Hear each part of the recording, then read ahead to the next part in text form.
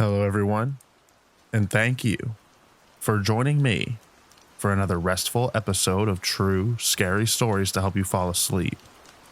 I know it's a little bit late in the month, but I still want to do the compilation of all of the stories that we read in the month of April. I hope you enjoy the stories. So without further ado, lay back, relax, and enjoy these true scary stories.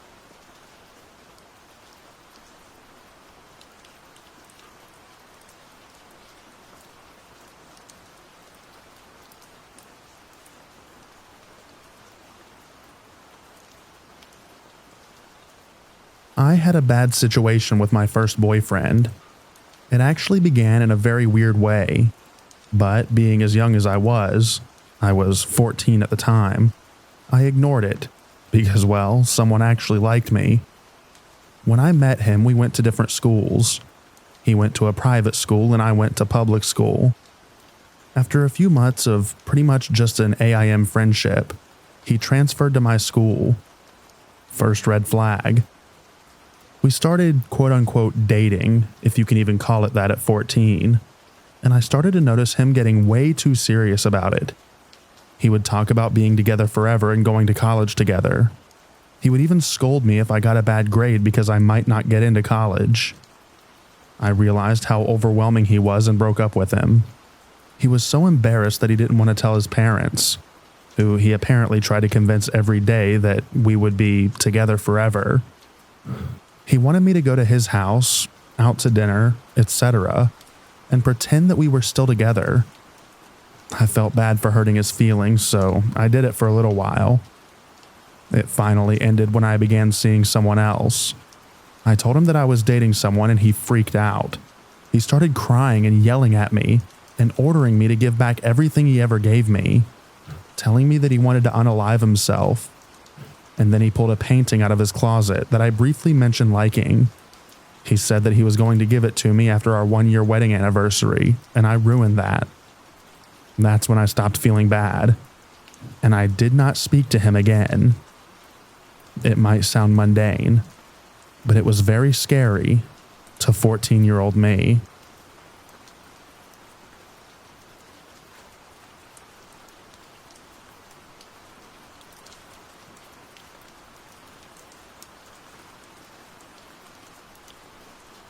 He ended up in the dryer at my apartment complex in the middle of the night, naked and crying. Yes, you read that correctly. And no, I'm not making this up. I wish I was. I found this guy on OkCupid, and he was a really nice guy, if a little strange. Good looking too. We dated for about several months, during which time he slowly revealed that he was hearing things that he couldn't possibly be hearing. His upstairs neighbor or my roommate were talking crap about him, even though I couldn't hear a thing, and he started to get paranoid. This all came to a climax one night when we were at a comedy club with some of my friends. He had been acting strange all night and thought that my friends hated him and were talking crap about him from a couple of feet away. They weren't. I was sitting between them.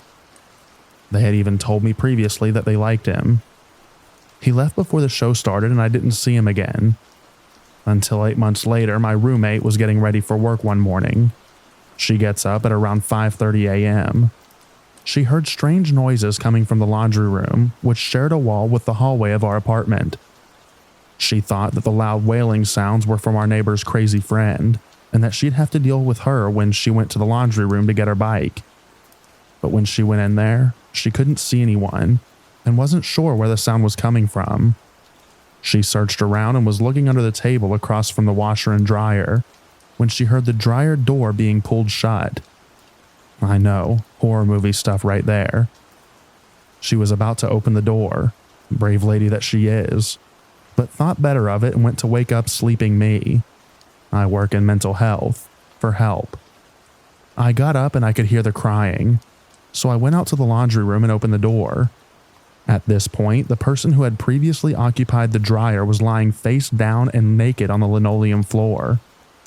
I asked if they were okay, not knowing who it was at that point, and there was no response. I told my roommate to call the police, and while she was on the phone, this person gets up. He was actually wearing mirrored aviator sunglasses and walks past us and into our apartment. He sat on one of our chairs and proceeded to give me a death stare while my roommate was outside speaking with the cops and her work explaining what was happening. He was in our apartment over the course of an hour, while the police and later the paramedics checked him out, and he did not say one word. The most he did was make a guttural growling noise while he gave whoever was speaking that hate-filled stare. Finally, the paramedics took him to the hospital, and I never saw him again. Some notes. The car we figured out was his was parked outside for about 5 days, and one day it just disappeared. All he had in his pockets, his clothes were on the floor of the laundry room, so I brought them into the apartment, was a boarding pass from around the time that he disappeared. His family was from another state, and car keys, and we could see that in the car were only a bunch of energy drinks and fast food wrappers that implied that he had driven up from other said state, about a 1 to 2 day drive, and taken up residence in our dryer. My neighbors and I tried to get in touch with his family, but they were unlisted and the hospital couldn't tell us any information. I wish him well and hope that he's doing better now. My former roommate and neighbors are all Redditors and can verify this story if necessary.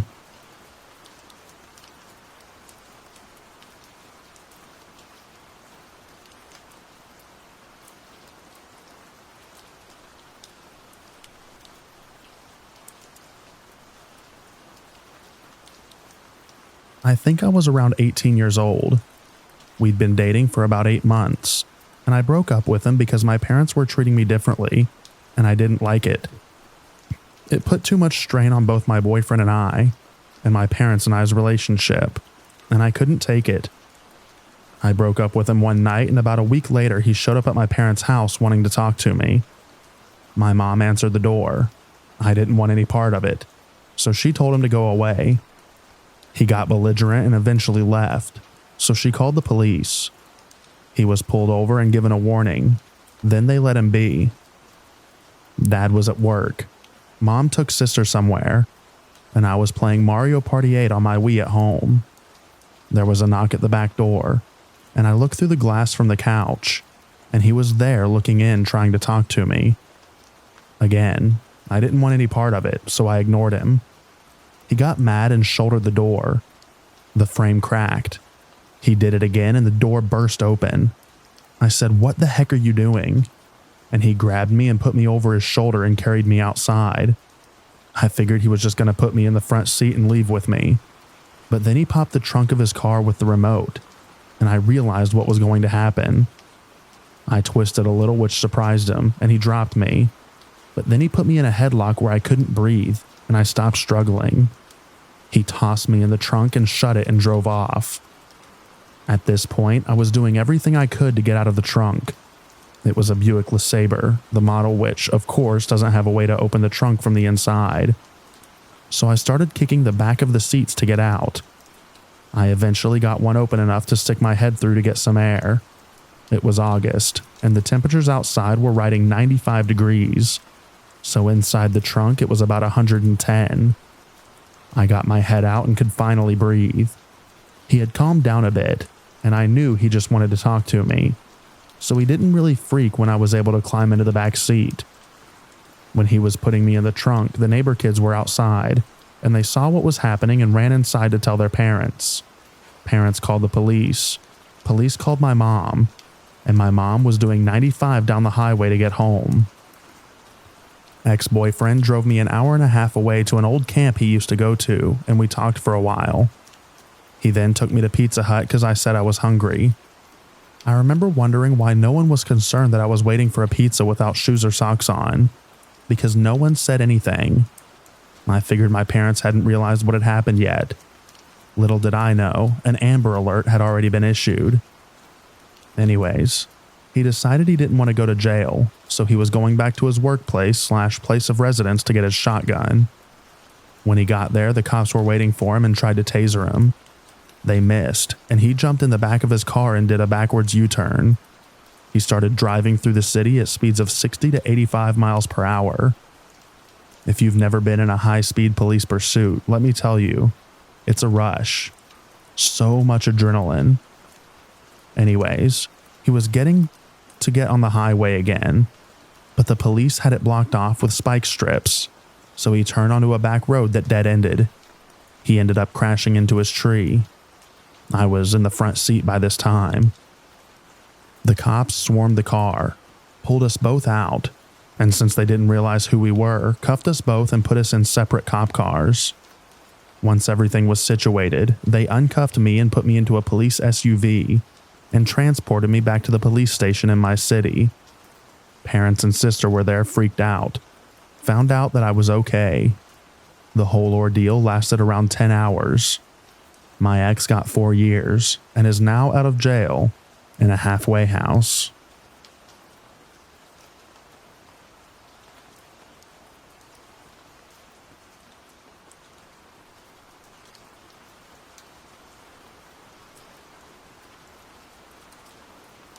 My ex and I dated in high school to my freshman year of college. It was more like a friendship to me. We never kissed or did anything physical other than holding hands, and we just hanged out a lot. He was always deeply in love with me, but it was more like an obsession that I didn't reciprocate. One day when he fell asleep while we were watching a movie on his laptop, I had a strange gut feeling to look around on it. On his desktop, there was a folder with my initials on it. I opened it, and there were 400 pictures and videos of me. They were all taken unbeknownst to me. They were all mostly of my legs area, but with clothes on. The pictures were taken everywhere. Public places like at restaurants under the table, in the car, at school, at our houses, etc. All while I had no clue. Like I mentioned earlier, we never did anything physical. We were both virgins. It hit me. He always had his iPod Touch on him, and it always seemed like he was on it playing games and other stuff. That's how he must have taken these pictures. At the bottom of the folder, there were new videos that were recent at the time. I play them, and somehow the footage came from inside my dorm closet. I always went in there to change right after I took a shower, and he knew my routine. I go into my dorm closet and find the hole where he would have put the camera or iPod. It was 4 a.m. when I found all of this, and I guess it hadn't hit me yet because I was so tired and just knocked out. Then I woke up, realizing what I had found and how serious it was. I called my best friend. She came over to my dorm and I showed her. Both of us cried on my bed for a while. I had never felt so violated in my life. Later that day, a group of my closest friends helped me confront him. I told him I found what was on his laptop. He looked at me like a deer in headlights. He started crying, saying, "I tried to stop, but I couldn't help myself." He then ran out the door and sat on a bench outside my dorm, crying with his head down for hours. I could see it from my window. After that, he stalked me. At my job, he would be outside when I got out at 10 p.m. and watch me from his car. I had a new boyfriend by then, my first real love, and he would be with me to protect me from my ex. He also tried to kill said new boyfriend with a bat when we all went to the same house party. My friends locked me and my new boyfriend in a room so that my ex couldn't get to us. I could hear him trying to break into the room and swinging the bat and breaking stuff in the house while others were holding him back. Then he disappeared at the party and everyone went to look for him. They found him outside on the porch in the fetal position, rocking back and forth and crying. A year later, even after losing his virginity to someone else, and me being with my new boyfriend for a while, he told some mutual friends that he didn't care about any girl and that he just loved me forever. To this day, everyone I'm close to knows that if I were murdered, they'd knew who the prime suspect would be.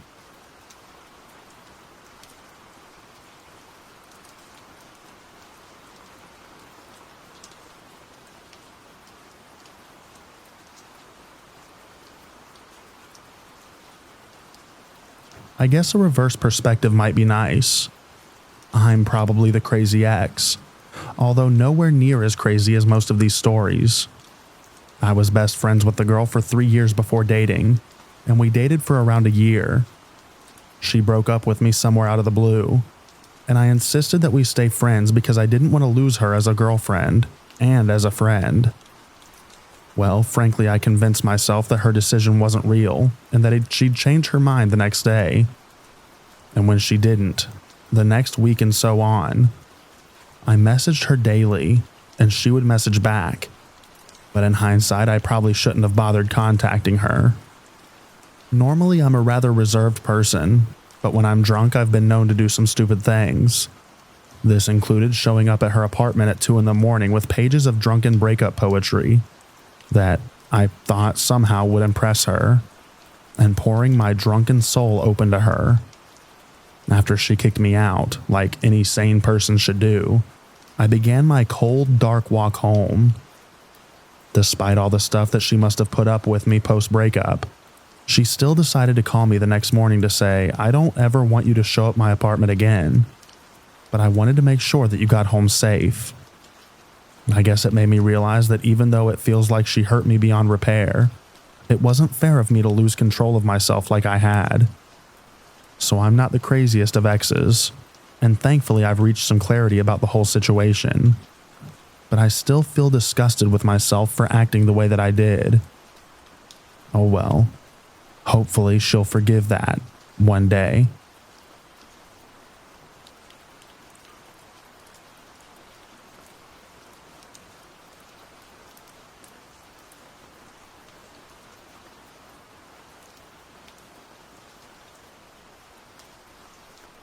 I dated a stripper for about 6 months. Yeah, I know.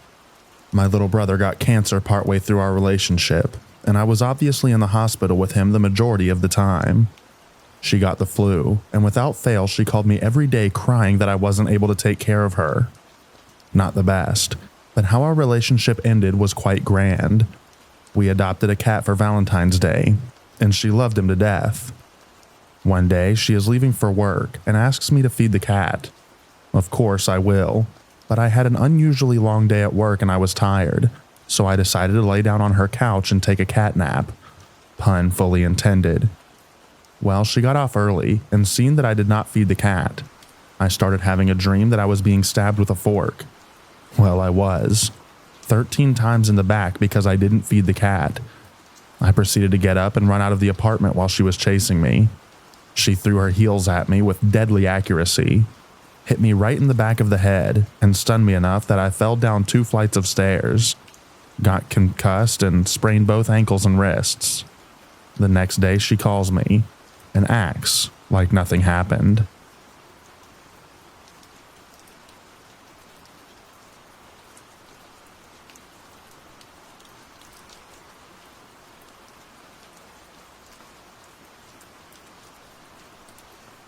While I was in class, I was receiving a ton of calls, texts, and voicemails from my then ex.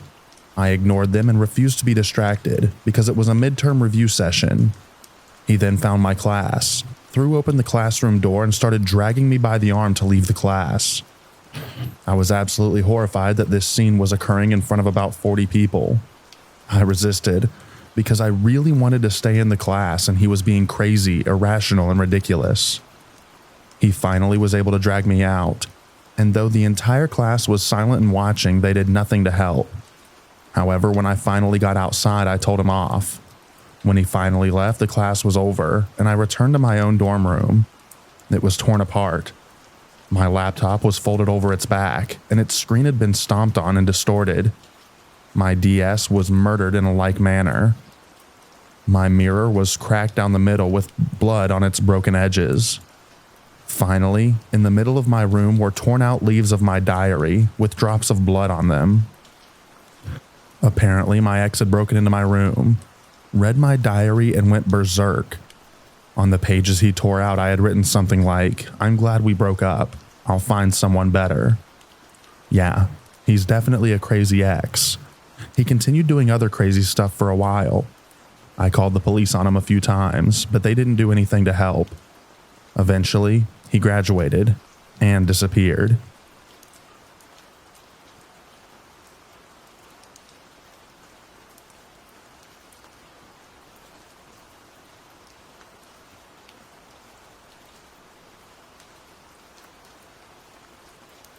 I was engaged to my high school sweetheart, who I pretty much allowed to treat me like dirt for years. After high school, while we were living together, it was apparent that the relationship wasn't going anywhere, and I finally found the courage to end it. I was the one with the job and the money, so I was keeping the apartment and asked her to move out. I think I gave her like 2 weeks or something, but it was a long time ago. Eventually, she shacked up with some guy, I think, and was out of my hair. Every now and then, she would pop in because she left all of her stuff at my place while she was trying to find a new place. I kept hearing stories from everyone of her epic levels of sluttiness, and just tried to stay away from it as best as I could. At some point, though, out of anger, I went into her jewelry box and took back the engagement ring that I had given her. It was several weeks before she realized it was gone, and I'd already sold it by then, and told her so when she confronted me in my apartment. She lost her crap. She started demanding that I give it back to her, or at least its value in cash. I told her that's not how engagement rings work and she can leave. She started hitting me and trashing my place. I didn't have to take it. She was smaller than me and was at the time, a black belt, but I just let her take out her anger. She ripped my shirt, slapped me, punched, kicked, bit, everything. Finally, she hit me square in the face and drove my head into the door behind me. On the other side of that door was a calendar hanging on a nail that stuck through the door. Just a small amount, but enough to drive it into the back of my skull, and it really hurt. I just grabbed her hands to stop her from flailing anymore and directed her over to the door. She could tell that I had lost my patience, so she just stormed out. About an hour later, she shows back up, this time with her mom, and the police. The cop took my statement, took one look at me and asked if I wanted to press charges, or if I needed an ambulance. I declined both, and then he escorted her and her mom off the property and advised that they take it up with small claims court if they wanted to proceed any further.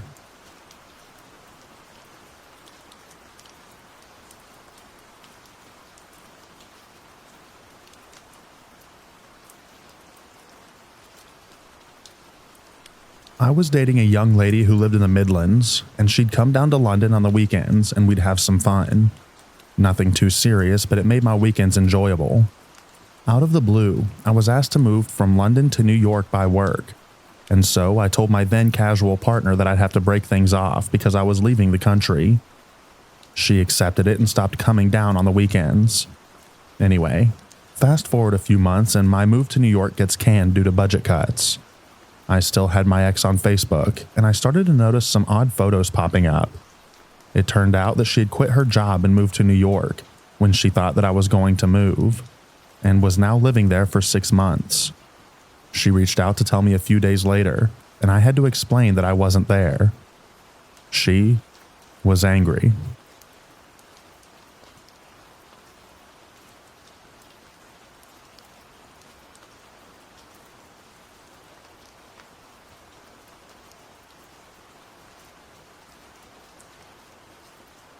About 2 years ago, my ex and I went through a really nasty breakup. Lots of crying and nasty words said. It became apparent that she had a lot of emotional problems and really wasn't the person that I thought she was. Lots of anger and lots of lying, as I discovered. And to make things stranger, she is the one who dumped me multiple times and was absolutely furious when I finally accepted it and told her that it was time for her to go. I wasn't exactly perfect either, but that's what happens.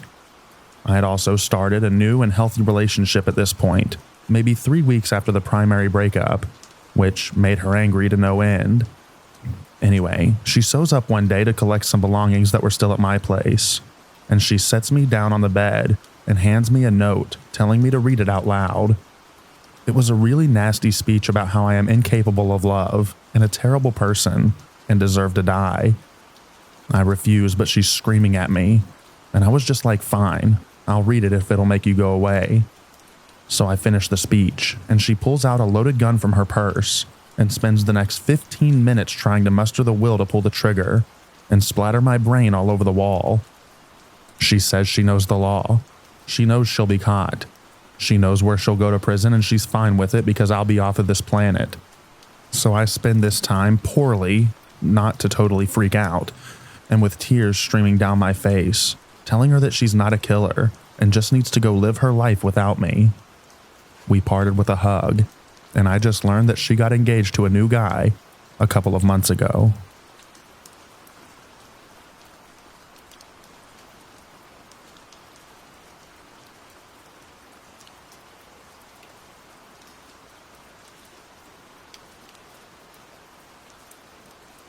One day, I was on the phone with my best friend and told her that I was thinking about leaving my ex because he's too much. Next thing I know, my phone is going off, and he's asking me if I plan on leaving him. I was flabbergasted, and I got freaked out so he could tell. So then he told me that he set up a camera in the living room so he could see if I'm bringing anyone home. He said I could unplug it because he realized that it was irrational, and as long as I promised not to leave him. Fast forward a week later, I noticed my tapestry was moved from behind the bed. When I looked behind there, sure enough, I saw the cord to another camera. I immediately unplug it, and there goes my phone blowing up with calls and messages. Our relationship only lasted a total of 8 months with him. Funny thing is, he was the one cheating and making Tinder accounts of us looking for another female to join us without my permission. To this day, I have to block accounts that he makes just to stalk my social medias. And I am a really private person now.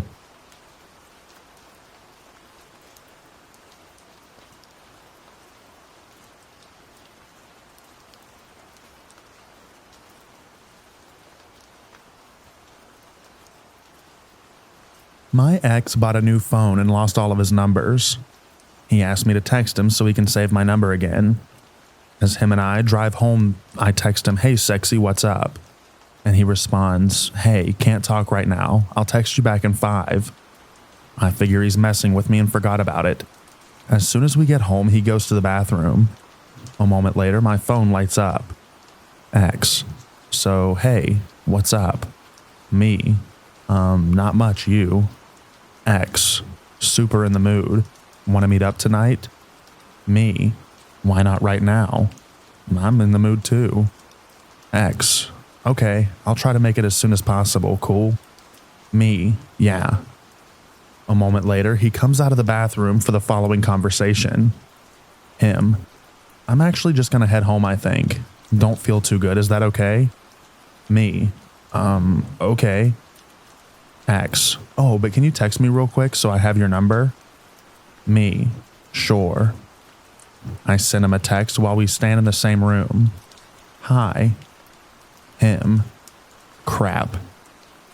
I forgot what exactly happened afterwards, but I vaguely remember removing him forcefully from my apartment.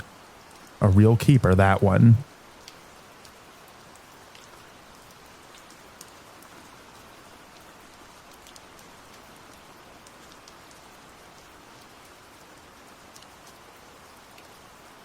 She asked me to do a triathlon that her brother was doing, and she was going to watch his son. I've never done one before, but she told me that she really thought that it would be good for me, and would be really proud of me if I did it. So I did. It was a whole weekend camping trip. It rained the whole time. We got there on Friday. I unpacked my setup, cooked, cleaned, and did everything the whole trip. Her brother apparently forgot to register, so it was just me doing the triathlon, which was on Sunday. Woke up at 5 a.m., jumped in the coldest water I have ever been in to start, but finished it. It was a mini triathlon, so like swim half a mile, 13-mile bike ride, and 5K run. But still, that's a lot for me. Anyway, when it ended, I went back to camp.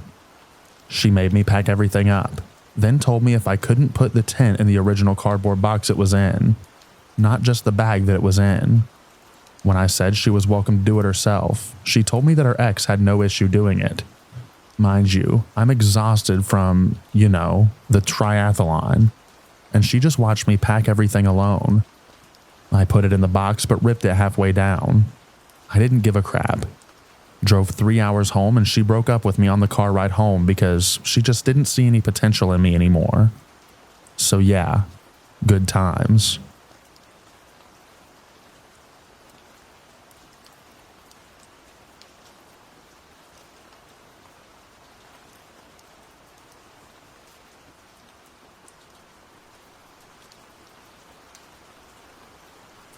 My ex proposed to me publicly at a bar, in front of all of our friends.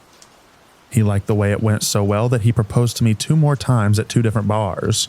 We were bar hopping, in our hometown, in front of everyone we know. I said yes 3 times. So we set a date and I planned this whole wedding. Buy the dress, set up the hall and the catering, flowers, everything. The only jobs that he had were to buy and rent tuxedos for himself and his groomsmen, and to find someone to marry us on the date that we had chosen. It was getting really close to our date, and he hadn't done any of the things that he agreed to do. I finally confronted him about it, about a month before this whole event that I had planned, at which time he told me that he was not going to marry me, and that he didn't think that I was going to take his proposals so seriously and actually plan a wedding. 3 times. Shaking my head. I am happily married to someone else now.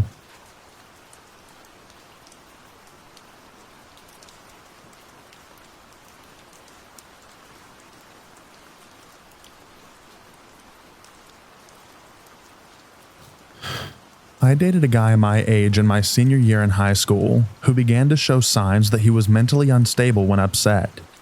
I decided to break up with him one day when he picked me up in his car. When I tried to get out of the car, he started driving. I told him to please let me out and he would not. Instead, we ended up at his house. I would like to mention that I didn't call the police because I didn't suspect any danger from him. I just thought that he was being a jerk. I did call a close friend during the drive to let her know where I was and where I was going. Once we arrived, he told me to come inside his house, and I refused and was getting my phone to call a cab. I couldn't walk home since I didn't know the area too well. It was absolutely ridiculous to see this guy ball up his fist and make this childlike tantrum face and swear at me that he was going to shout at the top of his lungs if I refused him. Fast forward a week or so, the guy would send me nasty text messages, talking to me like I murdered his family or something. He began to message my Facebook friends asking for me. It was really embarrassing, and showed up at my doorstep asking for me. It was horrifying, and I never thought that people like that existed and that it would ever happen to me. He stopped when I told him that I would call the cops and the school, as well as his parents.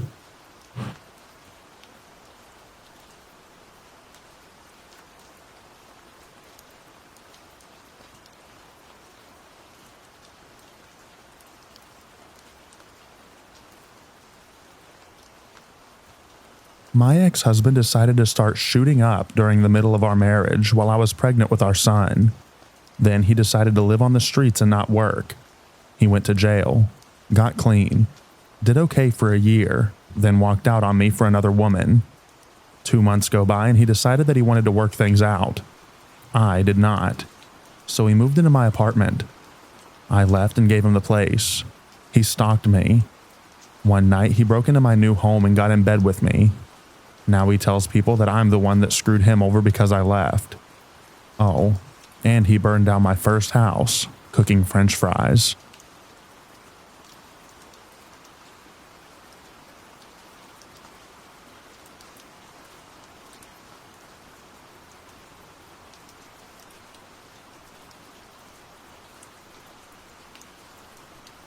This girl that I knew asked me out, and we seemed to get along quite well. So I thought. I knew her mom wasn't a fan of me, so we kept it quiet for a while, hoping that maybe her mom would warm up to me. Well, her mom found out and crap hit the fan. I thought maybe my girlfriend would try and calm her down, but boy was I wrong. A couple of days after her mom found out, my girlfriend suddenly sided with her mom, and they both really started abusing me. I noped out, but then they both started stalking me everywhere I went. I couldn't get away from them. Neither of them drove, so they would catch public transport from their side of the city to mine just to abuse me. They would wait at places that they knew that I frequented. I thought that they may have gotten tired and over it, but it kept going on for a couple of months. Every time I came across them, all I got was screaming and shouting. Absolute crap from both of them. I finally decided to take action and get a restraining order. They tried a couple of more times, but they eventually gave up. I had very little trust in women and people in general for a long time after that, It was one of the most traumatic things I've been through. Oh, and I don't think we were even dating for 3 whole weeks before her mom found out.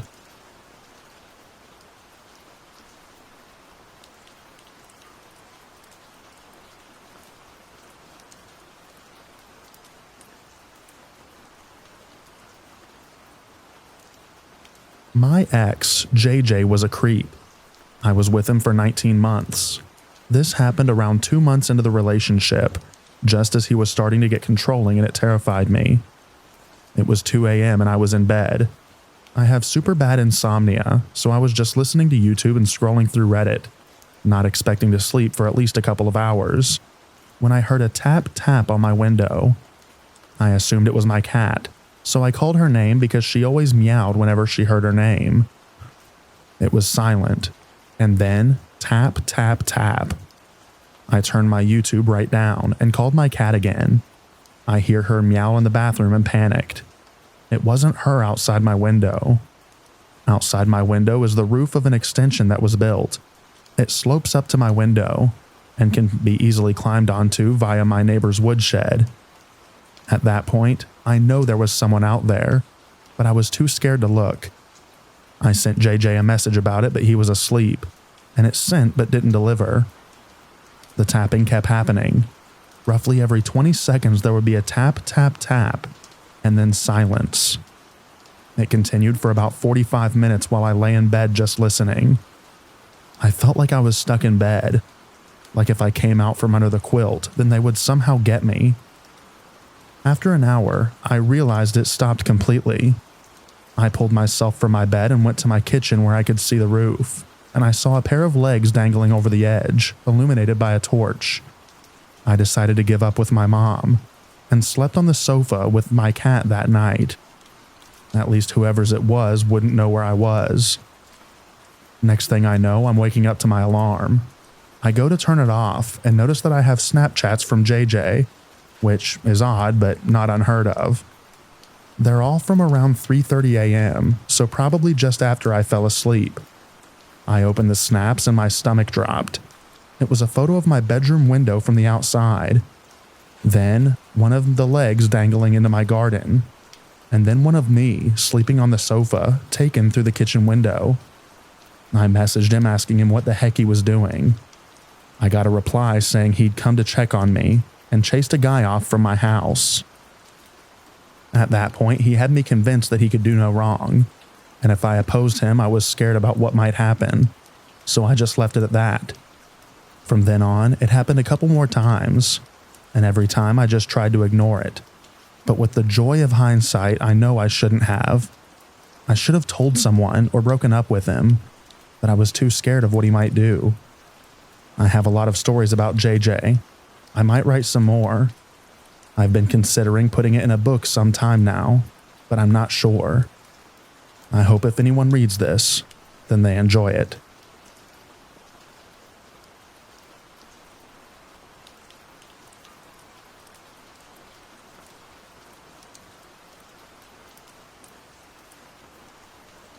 So for starters, I've been dating this girl for a while now.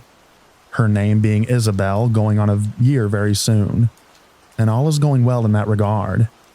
However, when we first met, she told me about a less than ideal ex-boyfriend that she had a couple of years before she had met me. They still went to the same school, and he ended up going to the same university as us after we graduated high school as well. Apart from that, all 3 of us went to the same church, meaning there was a lot of opportunity for him to meet us. The creepy encounters with him, Jose being his name, started a little before he graduated high school.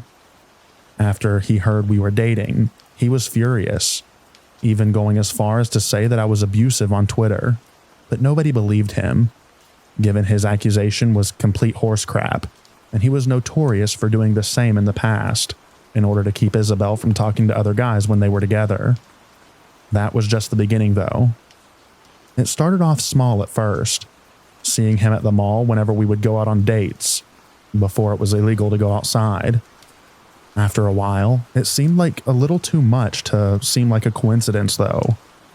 He started showing up to our church, which, although wouldn't ever really be abnormal, he all of a sudden joined the same youth ministry as well. It seemed as if he was trying to get as close to us as possible at all times. There was one instance that I remember very specifically. At a grad party everyone was invited to. Everyone was in the backyard, and I remember looking across the patio and just seeing him staring at me and Isabel from the other side. His eyes didn't move, and his breathing was very heavy, as if he was angry, anxious, or both. He didn't try anything that night though, probably because of the other people there that night. After I left the party and dropped off my girlfriend at her house for the night, I saw a black car following me for a majority of the way home, which I didn't really think much of, and not to sound like that guy or anything, but I wasn't too worried about it either. I'm fairly well built, and I've done martial arts for a little over 6 years. The next day, that same car was tailing me almost the whole day while I was running errands. Things got a little heated in the afternoon though. I was sitting in my car outside of a store, waiting for a curbside pickup, when he parked a few spaces down from me, got out of his car, and came up to my window. He started yelling at me, saying that I would never be good enough for Isabel, that she still loved him no matter what I thought, and that he was going to make sure that she and I weren't together. I just tried to ignore him. Starting anything probably would have been a bad move, given that he hadn't even touched me or my car, but I was still a little heated. After heading home, it was already pretty late, so I just played video games for a while till I was tired enough to go to sleep. When I was walking back to my room, I saw him from my window, just standing there on the sidewalk looking right at me. The only reason that I knew it was him was because of the light from one of the street lamps. My parents had also seen him and asked me to go check it out since they aren't the youngest of people and wouldn't be able to do much other than yell at him to go away. But as soon as I walked out, he just got in his car and left. This happened every night for about 3 days straight. The last night I ever saw him was not like the others, except this time he didn't leave when I went outside. In fact, he started walking closer to me. I didn't notice until he was a lot closer, but he had something in his hand. I couldn't tell what it was, but it looked like a fairly large knife that you would use in the kitchen. Adrenaline kicked in, and I ran back into the house and told my mom to call 911, after which I went back outside. He was just there in the front yard waiting. When I stepped outside, he said, "Isabel belongs to me, and I'm going to make that happen, no matter what." He ran at me with a knife, but muscle memory kicked in, and I had him pinned down after that. The cops came shortly after, and I explained the situation to them, after which he was arrested with a couple of different charges that I don't really remember. One other thing I do remember, however, was what was inside of his car. When the police came, they also searched his car to see if he had anything else that I should have been worried about. They found a bunch of tape, some rope, another large knife, a handgun, and a camera. I don't know what was going through his head, but I could at least guess from that kit he had in his back seat that he planned on hurting me in some way and recording it. I hate to think what would have happened if he had tried to come into the house while everyone was asleep, but I'm glad that he was arrested for what he did, or planned to do, anyways.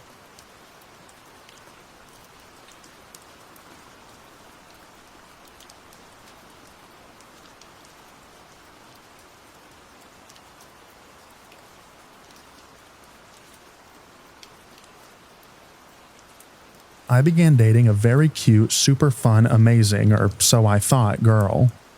I'm 29. She is 24. She was so easy to get along with. We had fun, took awesome road trips. We moved in together, got engaged, got married.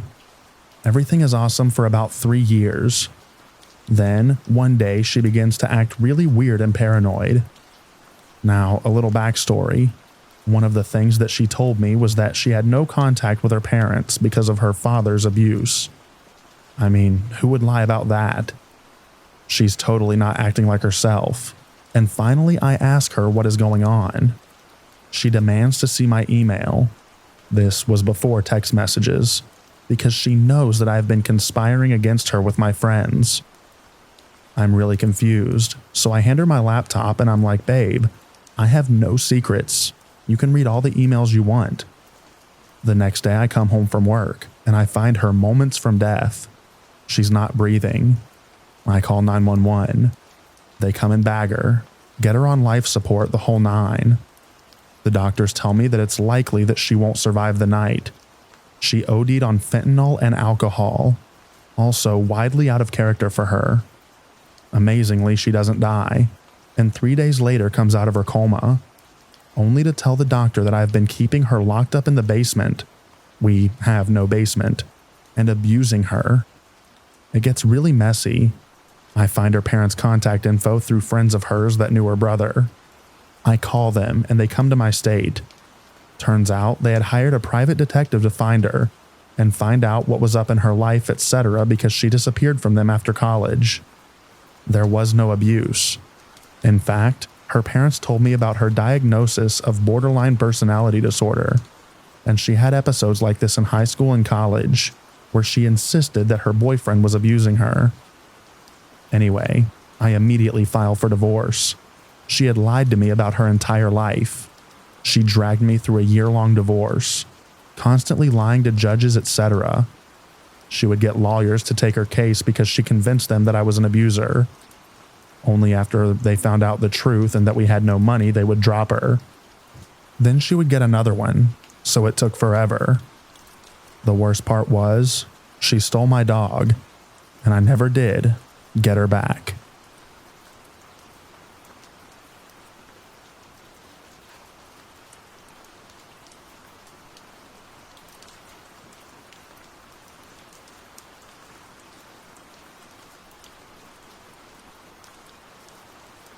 My sister and her husband have been married for a very long time. When they met, they were both married to other people and started cheating on their spouses. In 2008, when my sister came to visit me and my mom, she confessed that she was cheating on my brother-in-law. Before I found out my brother-in-law was an idiot, I had a lot of respect for him. So when my sister told me about the affair, I was furious. I had known my brother-in-law for years. I've always been able to tell my sister what I think, so that day I certainly told her off.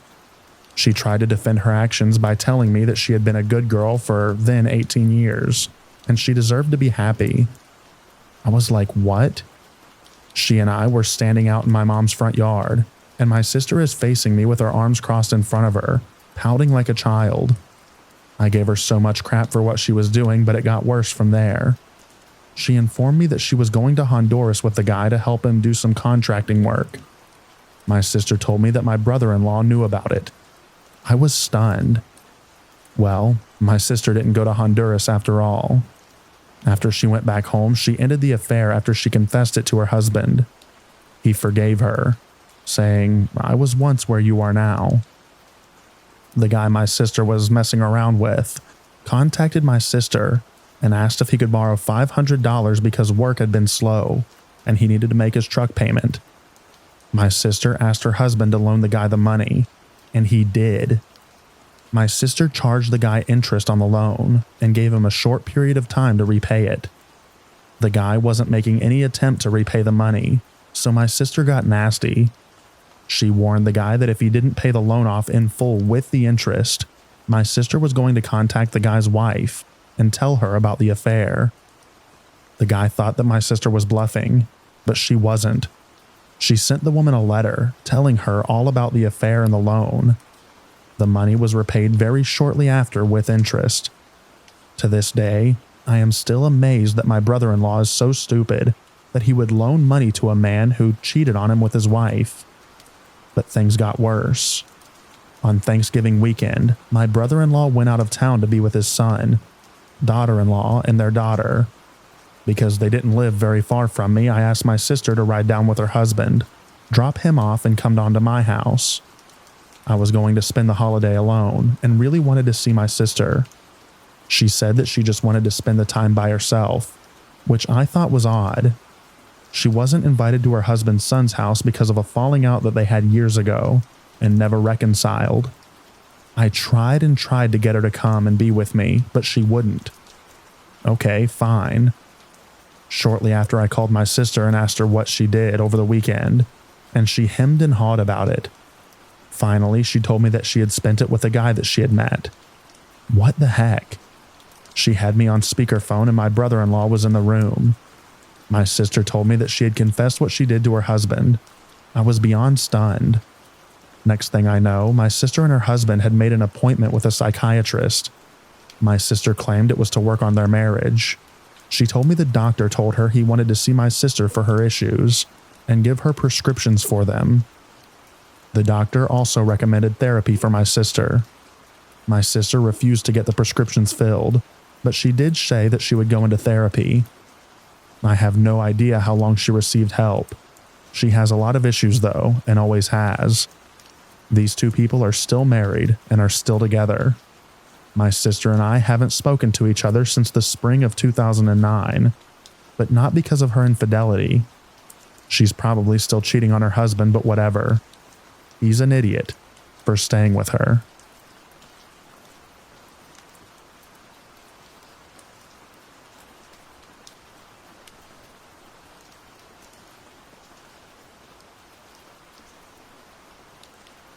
When I was 23, I was renting my first place when my ex-girlfriend reached out to me. We had dated for X amount of months in high school. It's been over 10 years since high school, and I can't remember how long it was.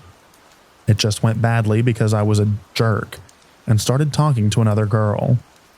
Anyway, my ex said that she was over what had happened when we were teenagers and was willing to give it another shot.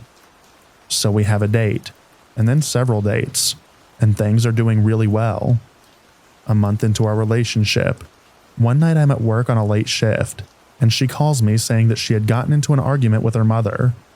They had gotten into some sort of domestic about something that she got slapped and needed to cool off at my place. I get home and turns out she was moving in. I'm pretty laid back and wanted to help with the rent anyways, so I'm somewhat okay with it. I mean, I knew I was walking into a snake pit, but I didn't know that it was going to be a viper pit. So we lived together for a whopping 2 months when things take a turn.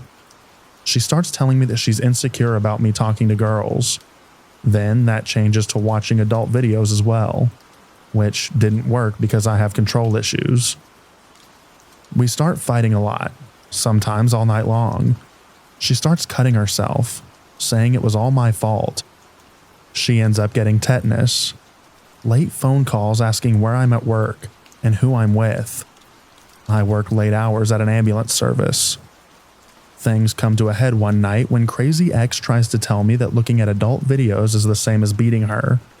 She starts screaming at me, bringing up all the cutting and the doctor visits, claiming that it's my fault. I get fed up and tell her to move out. This pushes her off the deep end. She grabs my handgun that I keep for self-defense, tells me that she's going to unalive herself then and there. I call the police.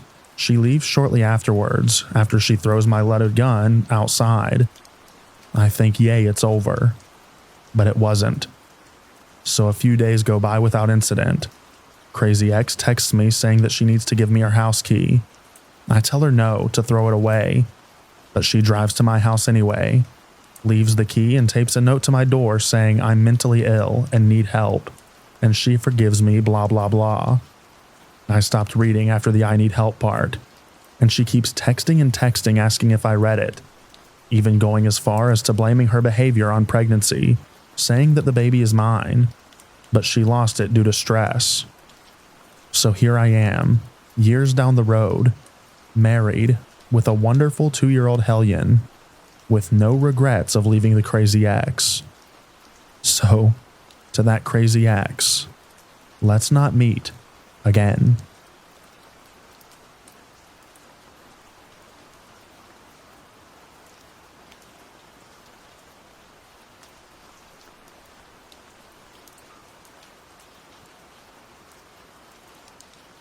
I've shared a not as creepy event that's happened to me, but this particular occurrence never put me in any jeopardy. It was more my neighbors, but creepy nonetheless. Keep in mind that I am unsure of the exact age that I was during this series of events, but it took place over a majority of my life thus far, and promptly ended in 2011 when I was about 11. I remember most of these things happening, and my mom has filled me in on some of the details since. I'm not sure if it belongs here, but I really don't ever want to meet this person again. I live in a good neighborhood in a good city. It was being built when we moved there, but I always remember these two being my neighbors. Their names were Betty and Jeff. The first interaction that I remember having with either of them was when Betty gave my sister and I a whole bunch of McDonald's toys. You know how they display every one of the toys inside? We got one of those displays. I was 5 and my sister was 2, and I remember being ecstatic as any younger child would be. My mom later informed me that Betty would tell her that we were the cutest kids in the world, and that she wished she had children like us. Flash forward a few years later, where I'm guessing that I was about 7 or 8. I was hanging out with another girl my age, and was also my neighbor down the street. We left my house, and we were walking to hers.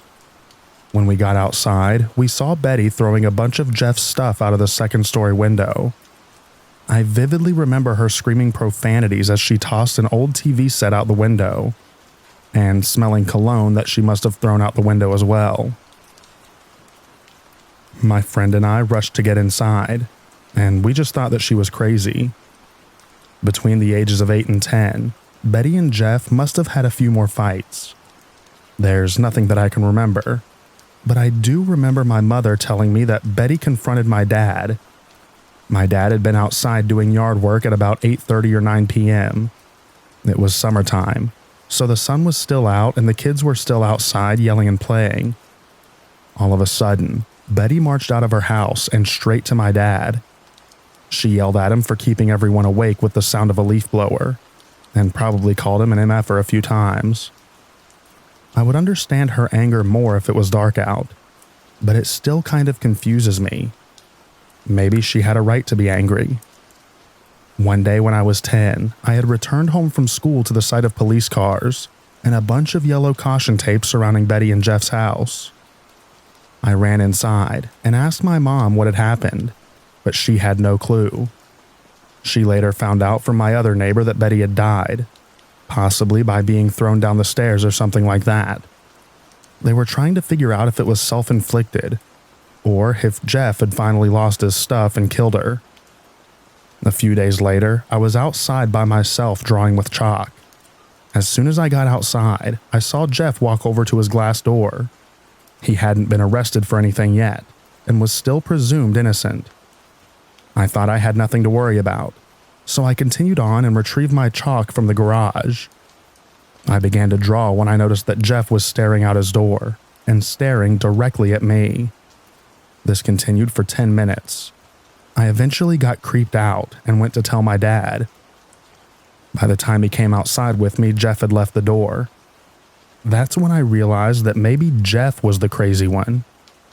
In April of 2011, Jeff was convicted of aggravated murder and sentenced to life in prison with no chance of parole for 30 years. He gave Betty a fatal dose of antifreeze, and I'm still unsure of whether he actually pushed her drugged and dead body down the stairs for good measure. After reading an article on it, Betty claimed that Jeff was very abusive and would not let her do anything without his permission. That would explain her behavior, but I'm still not completely convinced that she was entirely innocent either. A new couple has since moved into their house. They're completely normal from what I can tell. Knock on wood. And we haven't had any murderous events happen on my street since.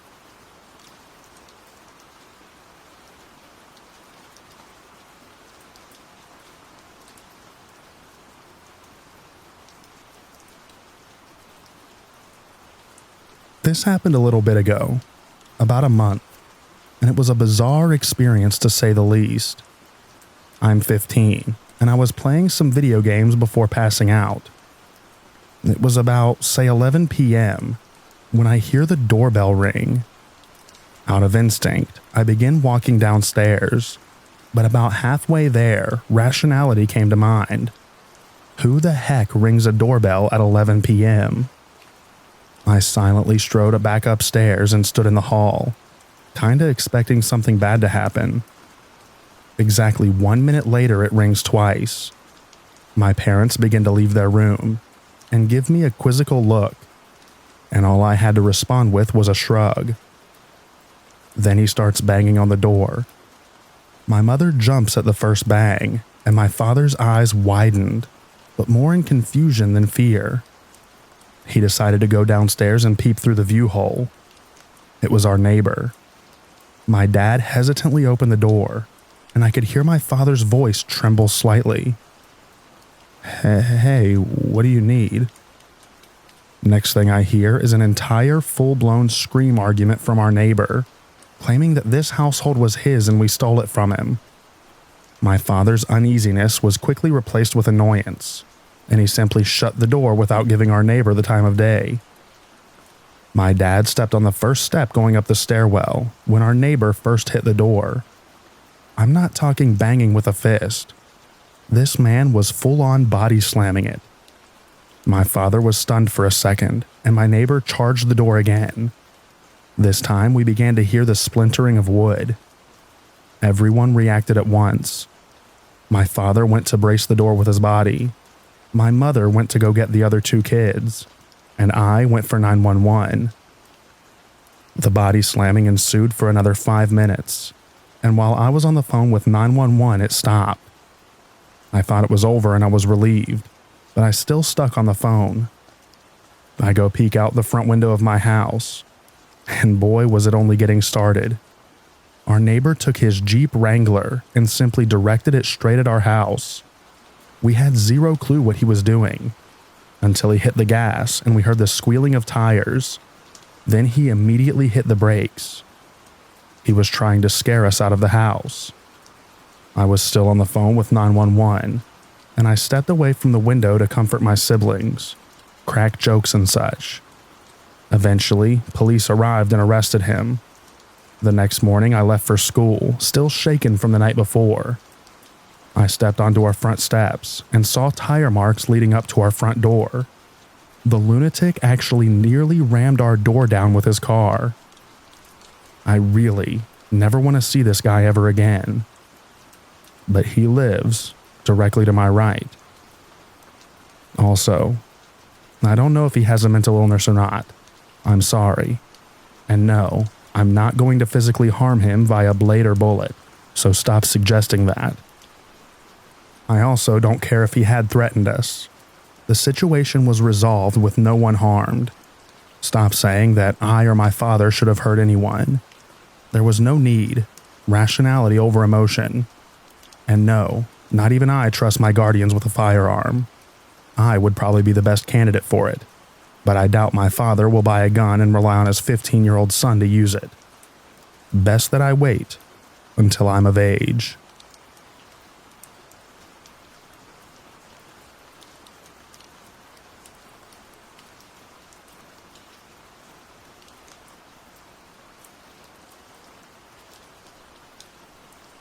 Hey everyone. This is a real story that has absolutely traumatized me and my boyfriend. 2 years ago, I moved to the UK for university, as I always wanted to go there and get away from my parents, as the situation at home was beginning to become a bit too toxic for me. In my first year at uni, I moved into a student accommodation and met some really great people. It was a good year, without meeting my boyfriend, who I'm still with and just enjoying my time away from my family and discovering what independence really meant. Anyhow, as second year came by, I decided with some friends to move into a house rented by student accommodations.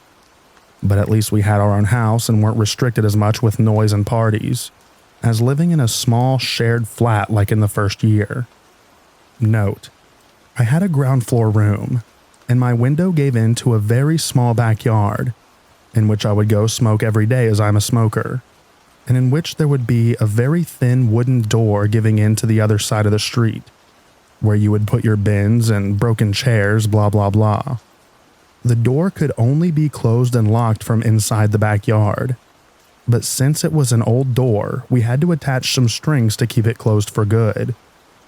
I had neighbors on each side of the house, so we were surrounded by families and some other student accommodations. The neighbors on the right of us were 5 boys, who looked way over the age of being in university. They were strange, so to say. I met one of them outside of our house one day because of a police intervention due to one of his flatmates attacking him, and the others with a kitchen knife, and burning their kitchen down. I heard some screams, and so I went outside with my flatmates, and saw one of them being covered in blood and cuts everywhere on his arm, and a wound on his head inflicted by a kitchen knife. Me and my flatmates didn't know what to do, so we offered him to help to clean himself, and to give him an old t-shirt to change out of his bloody clothes. We then saw the guy who hurt these flatmates being escorted out by the police, and into a van and driven off to be arrested. I don't know anything more about the story. The police didn't really tell us anything else. Anyway, the guy who we helped was quite weird. He said a lot of stuff and kept trying to grab me and flirt with me. And we noticed when helping him he smoked quite a lot of marijuana, but just didn't really care at the moment, as we just wanted to make sure that he was okay, as we didn't know him. Then, after some time had passed, I would go to uni and come back home and see him quite often in the street, and just never said a word to him again. But one day, he came up to me in the street while I went to the corner shop, and started talking to me weirdly, and I didn't feel comfortable at all with that for some reason, so I just didn't respond to him. He then just said, "Oh, that's okay. I'll just wait in front of your house then, and we can talk further." Needless to say, I was creeped out, and just thought that he was joking. So I bought my drink at the shop and headed back to my street. And as I turned into the street where my house was, I saw him with his flatmate sitting on my doorstep and waiting for me.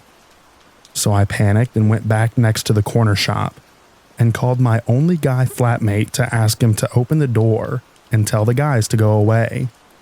But obviously he wasn't home and no one else was either. So I literally just waited it out until they left an hour later, and then sprinted back home and locked the front door.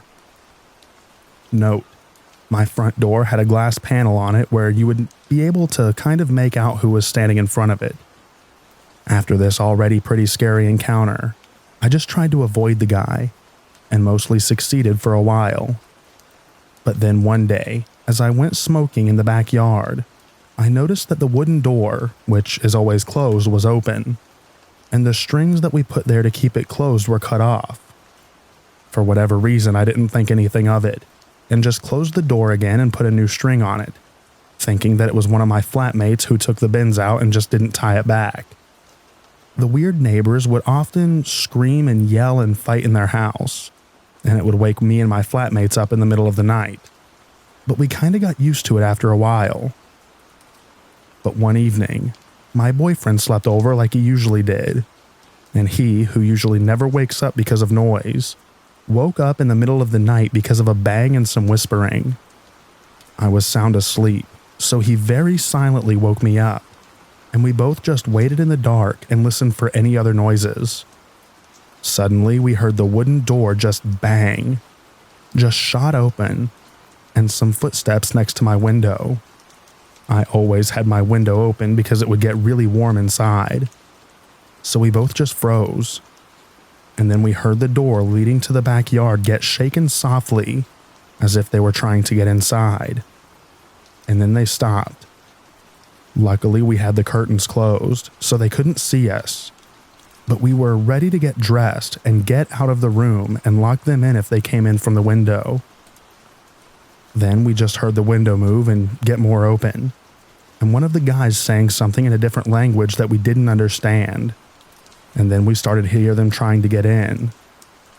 My boyfriend and I just shot up out of the bed, took my phone, put on clothes, and ran out of the room and out of the house.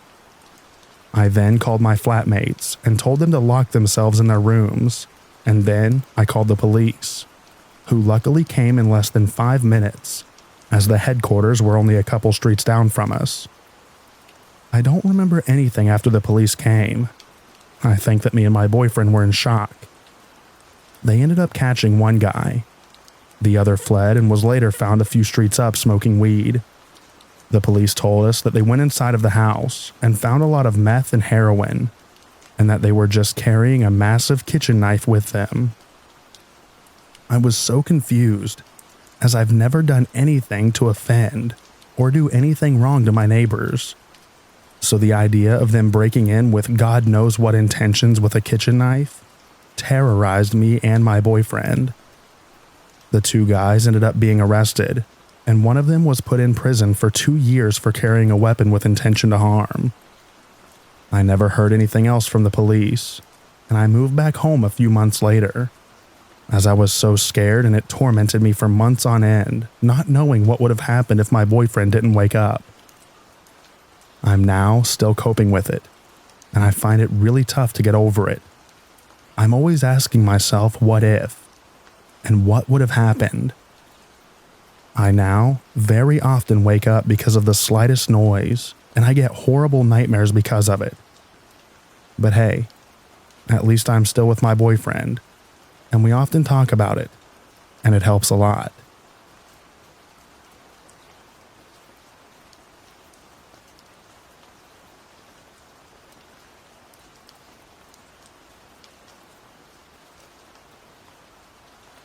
I am omitting identifying details for privacy's sake. If your world absolutely cannot go on without them, then I guess feel free to DM me. You've got a 50-50 shot of me answering or me telling you to leave me alone. But let's take it back to 2007 to 2008. I was 16 when this began, 18 or 19 when it finally went to court. Picture a Norman Rockwell-esque suburban family. Parents, 3 kids, a yard and a dog, and blink and you'll miss it, USA. One random day, a neighbor man has a mild dispute with his neighbor. As a totally warranted response, neighbor man takes every hose that he has and floods their yard. Solid decisions lead to solid consequences, so naturally he was fined for water waste. My parent runs the water in small-town USA, and because neighbor man lived a block from us, he decided to drive over to the water district, shouting that he is an acquaintance of my parent. Second solid decision of many to come from neighbor man. Absolutely no one takes kindly to name-dropper folks, so tuck that gem away under life facts. My parent comes in and tells him that even if his kids did this, they would still have the same repercussions, gracefully glossing over the fact that, other than maybe driving by one another, none of us actually have ever interacted with Neighbor Man. Neighbor Man repeats the name of the man working at the front desk, as well as my parents' name, and claims it's now personal, and storms out. My family members and I began to see Neighbor Man at random places constantly. The DMV, the grocery store, our respective jobs, etc. Apparently, when you're cuckoo for Cocoa Puffs and your parents pay for your house, you have all kinds of time to stalk. It went from random sightings while out and about to phone calls. The cliche 90s type of call, breathe, hang-ups, and the I can see you variety. At this point, Neighbor Man was more of an annoyance than scary. But as I've stated, when you underestimate crazy, you lose every time. Neighbor Man began parking across from our house, staying from 6 p.m. to 4 a.m., literally just sitting in his car, blasting music, staring at the house. Fool must have had the determination and bladder of a racehorse, because who sits there for 10-ish hours? His music was trash too. Maybe he was a masochist, seeing how long that he could suffer through crappy music and a full bladder. I doubt that anyone with a semi-rational concept of social interaction could fathom why. This went on from 3 to 4 times a week to a nightly occurrence. Imagine being a 16-year-old female that doesn't even feel comfortable to change in her room because of the prospect that he might see through the blinds somehow, trying to sleep knowing he's out there. We were prisoners in our own home. He began to get bolder. Neighbor man drove his car, speeding and up onto the sidewalk at my sibling and her partner while they were on the sidewalk, out front coming home from a date. They both had to physically jump out of the way to avoid being hit. He made lewd gestures at me when I brought my dog out for a walk and was waiting for my sibling to come out and join us on the walk. It was so bad that I ended up crying and going back inside. This had been going on for a year at this point. The cops always said the same thing. There's nothing we can do unless there is a threat made against you or someone is harmed. My parent confronted, meaning tired of his crap and asking him what he thinks he's doing, neighbor man in the street after my incident, to which neighbor man called the cops, and they came asking us why we were harassing and threatening neighbor man. I will never understand why the system waits until you're a victim rather than prevents someone from being victimized. Almost 2 years in and it's Christmas time. My parent has a brain aneurysm. Fortunately, they made it through without any lingering effects, which is extremely rare. I convinced my other parent, who had been living at the hospital with their sick partner, to come home and shower and eat. At about 9 p.m., we get a knock at the door. A random man in random clothes, holding a Christmas present, says that he's here to deliver it to family name. We ask who sent him, and he says he can't say. We ask who he works for, and he shoves the gift at my parent and leaves. We were obviously very uncomfortable opening it. Parent decides that they need to know what it is and opens the present. Inside is a 17-page document of the grounds on why neighbor man is suing my parent that was currently in the hospital. Even I could tell that it was fake with the grammatical errors and typos. Neighbor man took the time to set and type this up himself, thinking that it would scare us. The document and fake details that he put in did not. The fact that this 40-something-year-old man was so fixated on our family that he sat and typed a 17-page fake document did scare us, however. Things progress, and neighbor man began pacing in front of his car and pretending to have phone calls, and where he talked about pushing my parent down the stairs, or knowing where the kids went to school and worked, and how easy it would be to access us at any time. At the time, I worked a closing shift, and it let me off at about 1 a.m. He would be parked next to my car and follow me home. One time, I even tried to take random roads, and he still stayed right behind me. Pulling up to the house with neighbor man parked across the street. Think neighborhood street with maybe 5 feet between a car parked on one side and one on the other, and having to get out and run to the door was a nightmare. We were all exhausted from not only the aneurysm scare, but also living looking over our shoulders. My parents' friend told her friend, who is a DA, about the situation. She called and came over and took our case on pro bono. Testifying was a wild ride. We had to put in official statements prior to being called to the stand. We were not allowed to be in the room when a family member was testifying, nor were we allowed to talk in the halls as we waited for our turn. Imagine reliving 2+ years of traumatic experiences, being cross-examined where you're made out to be a liar, and then not able to have your family comfort or support you afterwards. Needless to say, it was not ideal. There was enough to put him away for a 1.5 years, as well as a grant of felony restraining order.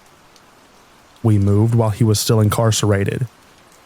My sister passed while he was in prison, and he immediately tried to sue her estate.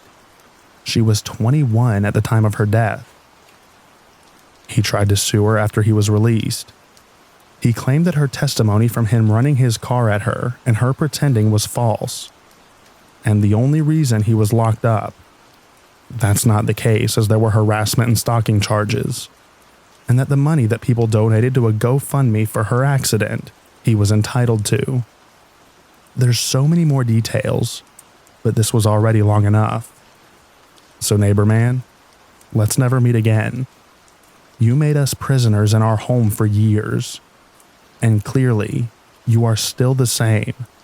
and have not learned a thing from your time locked up.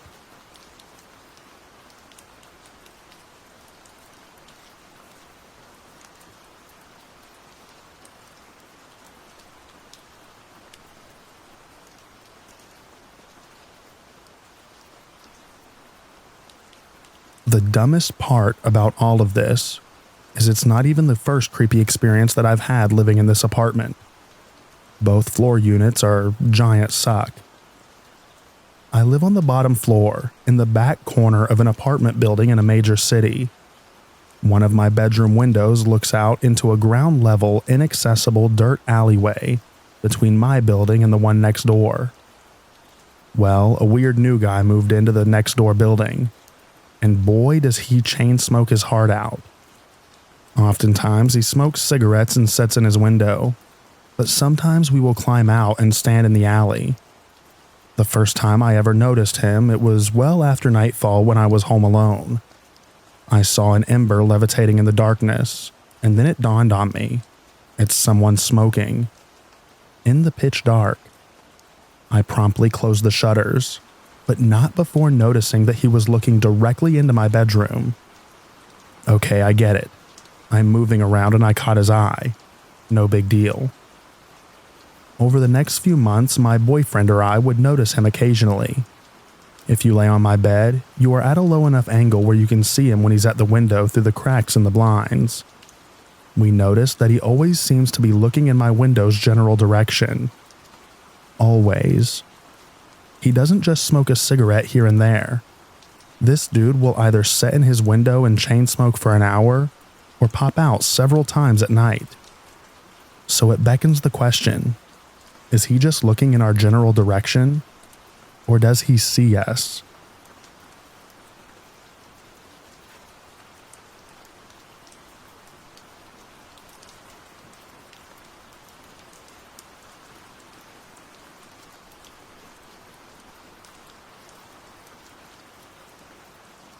I've been having some creepy things happening with a new neighbor in my apartment complex recently. Sometimes I wonder if I'm just overreacting, but I would love a second opinion. I'm a 24-year-old female college student living 2 blocks from school. I've lived in the same spot for 2 years, and I've never had any issues. I have a small emotional support dog that lives with me too. This will be important later. Things just got weird this last month. A guy moved into the apartment below me. His apartment is to the right of the only stairwell leading up to my house. I always have to walk by his door to walk to class, check my mail, or get into my car. To describe him, he honestly reminds me a lot of Norman Bates. Quiet, strange, small build, pale skin and bright blue eyes. Something about him just seems off. I first met him when I was trying to leave my apartment. I was about to back up when some jerk pulled his car, blocking me from exiting. I was getting out of my car to ask him to pull forward, when my new neighbor was also getting into his car. Instead of letting me speak to this guy, he told him to move and I politely said thank you and left. The next day, he was waiting outside by his bike to go to class. He instead follows me up the hill to make small talk. He asks me a lot of questions which made me feel a little interrogated. Some of the questions were like, where are you from? How old are you? Are you single? How long have you been here? 2 days later on a Saturday, he knocks on my door forcefully at 8 a.m. I jump up out of my sleep and look through the peephole to see him standing there rocking back and forth. Mind you, I've only seen him twice, and we've never had a real conversation other than him trying to pry into my life like he knows me. He knocks on my door 3 more times, and finally just slips something underneath it and leaves. I wait about 10 minutes and open the door to find a note. It said, "Hello there, neighbor. I just have a few questions about your dog. How do you get away with having her? I want to get one but don't know how. I'd love to hear more. Cheers and kindest regards, Jimmy. P.S. Here's my number. Please text me." I decided to not text him because I don't like telling every person about why I have my dog. It's no one's business but mine and my realtor's. I also was uncomfortable with the fact that he came to my door with no knowledge that I lived in that specific unit. That's when things started to happen. He waits till I leave for school and rides his bike behind me. 2 weeks ago, I had to make several trips to my car because I brought groceries, and he stood by his window and watched me the entire time. Every time I go outside now, he watches me with the blinds open. He knows that I've noticed him too, but he doesn't seem to care. He just stares with a blank, lustful, or sinister look in his eyes. Yesterday, I took my dog outside, and he came outside of his house and stood at the back of the building to watch us play in the grass. He just stared at me. When I wanted to come back inside, he just watched me walk upstairs and pass him while he just had a cold look on his face. I've never been a woman who scares easily. I can take care of my own. But he is making me feel very, very uneasy.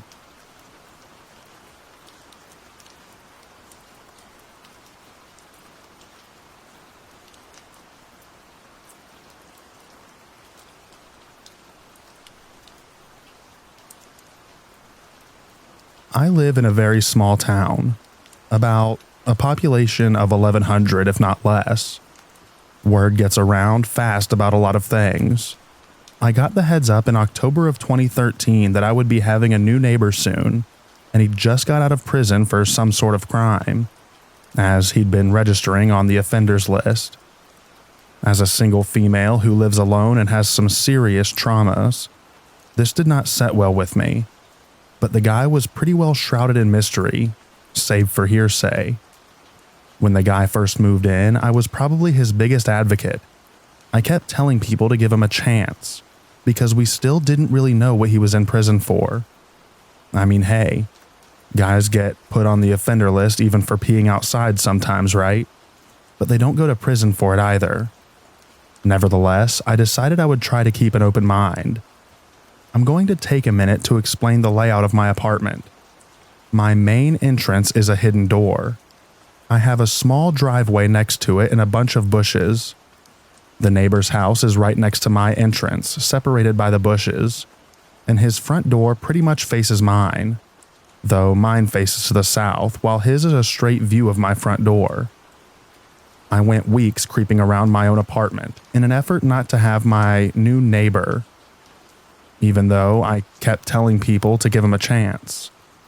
Admittedly, I was pretty weirded out by the situation, until one day while I was trying to get back into my car to go to work, and suddenly the neighbor popped out from behind that row of bushes. It startled me to be sure, but he introduced himself, and I introduced myself. He offered to trim the bushes.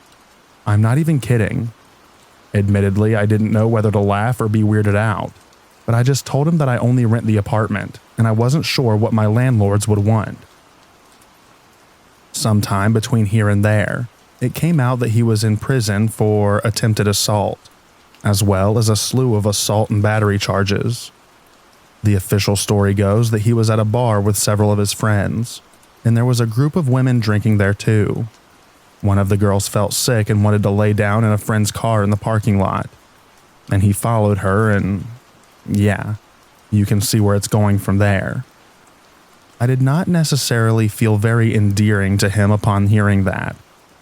I also felt the need to mention that we live within the school district. Elementary, middle, and high school are literally just up the street, and lots of parents were in an uproar about him living there, though I believe our state law indicates that there's no problem with it as long as no crimes were committed against a child. His parents were here with him for a bit, but I got the very distinct and accurate feeling that they were going to get him established here and then dump him on the community at large. In early November, I had a car accident. The neighbor came into my workplace, literally a block away. It's a small town, like I said. He came that afternoon. It was my day off, and started to ask my boss about me, starting with if I worked there. He almost had to have known since I walked to work pretty frequently, and at that point I wasn't trying to hide it. I was there first. No reason to go out of my way yet to avoid him. She said that his eyes were all over the place. like he was casing the joint, and he was rather possessive in speech. My neighbor. I met her, mine, me, mine, my, and asked if I'd been in a wreck. She confirmed, and he said that he'd have to bring me over a care package. That was the last thing that I wanted. The whole exchange left her with a rather sour feeling in her stomach, and she called me immediately to let me know what had just transpired. I'm still relieved to say that the care package never came, but it definitely put me on edge. Even more so when he came into my work that following Monday to get breakfast and told me that he didn't know that I worked there. All right, at that point in time, I was definitely sketched out. His parents left the day before Thanksgiving. Yep, they left their son all alone the day before Thanksgiving. While I don't really like the guy, I think that was pretty screwed up. Somewhere between this time period, I started noticing him watching me. Not too frequently when his parents were there, but just enough for me to notice that he was watching, and for my hackles to be raised. After his parents dumped him there, the watching became pretty constant, all the time. I would leave in the morning. He's at the front door watching. I would leave in the middle of the day, conveniently outside waving. Come home at night in the pitch darkness, still waiting and watching.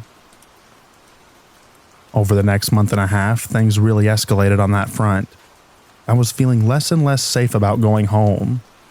Several friends and family members witnessed him watching me. He seemed to skulk around at weird times.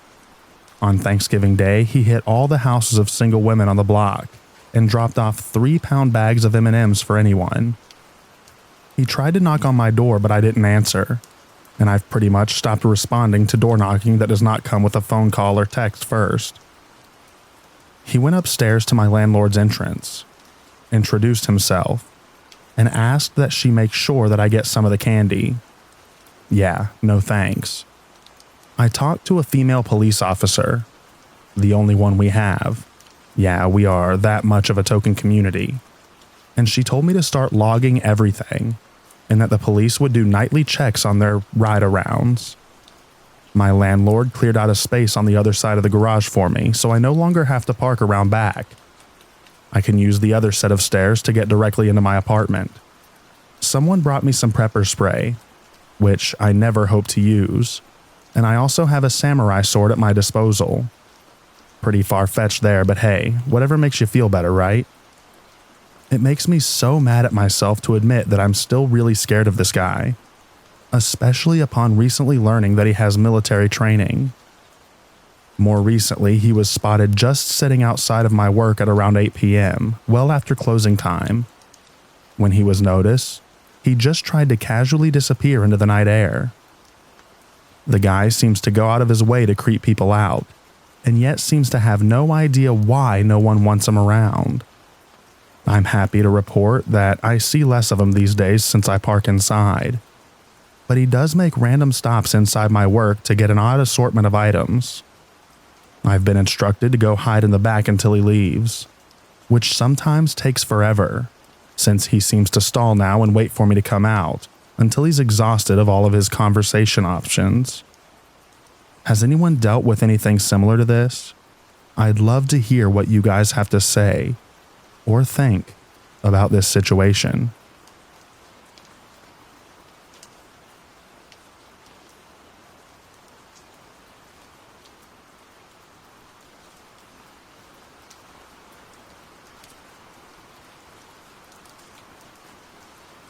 This is less of a creepy one-person encounter, and more a whole community creeped out by one man. The neighbor in question is somewhat famous for his lawn, an impossibly thick green landscape that he had tended by a company. I've vaguely been aware of him losing it on the landscapers, screaming at them outside. Enough that I knew he had a temper.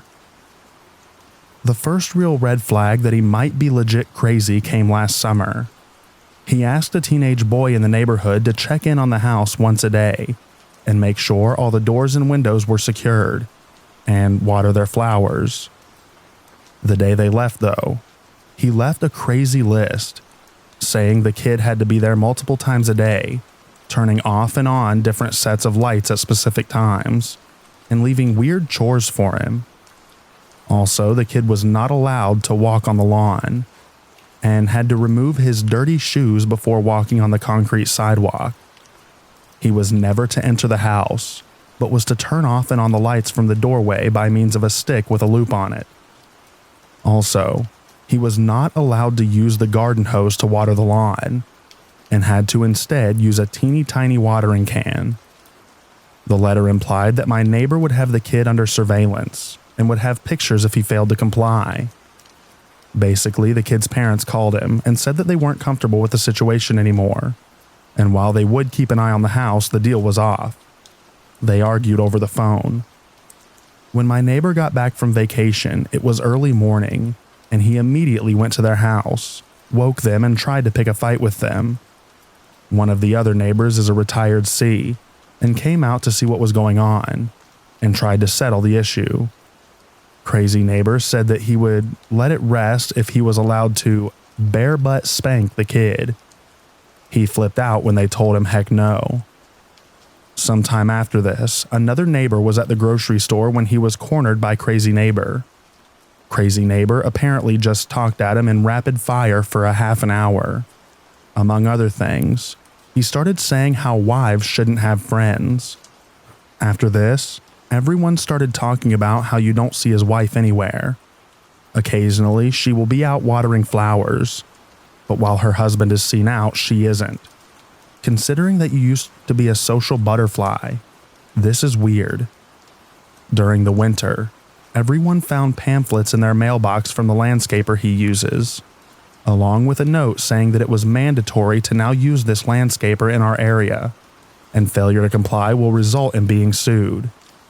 We are private, single-family homes with no HOA, so this is patently untrue. During the winter, someone saw his wife, and her arm was in a sling and she had a black eye. When they went to ask her about it, he wouldn't let her speak and said that she had slid on ice. Since then, there have been a few attempts to talk to her alone, and all have failed. They've gone so far as to get their church involved and to call a welfare check by the cops when he was out of the house. But if she was being assaulted, she has been refusing help. Snow was bad this year, and he blew a fit about the snowplows piling snow on his property. So he scattered screws on the roadway outside before they came by one morning. Then someone in the neighborhood got a puppy. It's quiet and has a fenced-in backyard. Its owners wake up in the middle of the night to the doorbell ringing. When they come out, Crazy Neighbor is standing on the road at the edge of the property. He tells them that the first time the dog gets out, they won't have a dog anymore, and pulls out a gun and waves it around before pointing it towards the backyard and saying bang. Obviously, they go back inside and call the cops. When confronted, Crazy Neighbor claims that he was out for a walk, thought they were awake and stopped by. He says he didn't get the gun out, but it had been on his belt and that he didn't mean his statement as a threat. He got some sort of citation from the police. Come spring, he has taken to sitting outside and writing something every time someone walks or drives by. We don't know what, but I have taken to driving differently home to avoid going by him. Most recently, someone put up a swing in the backyard.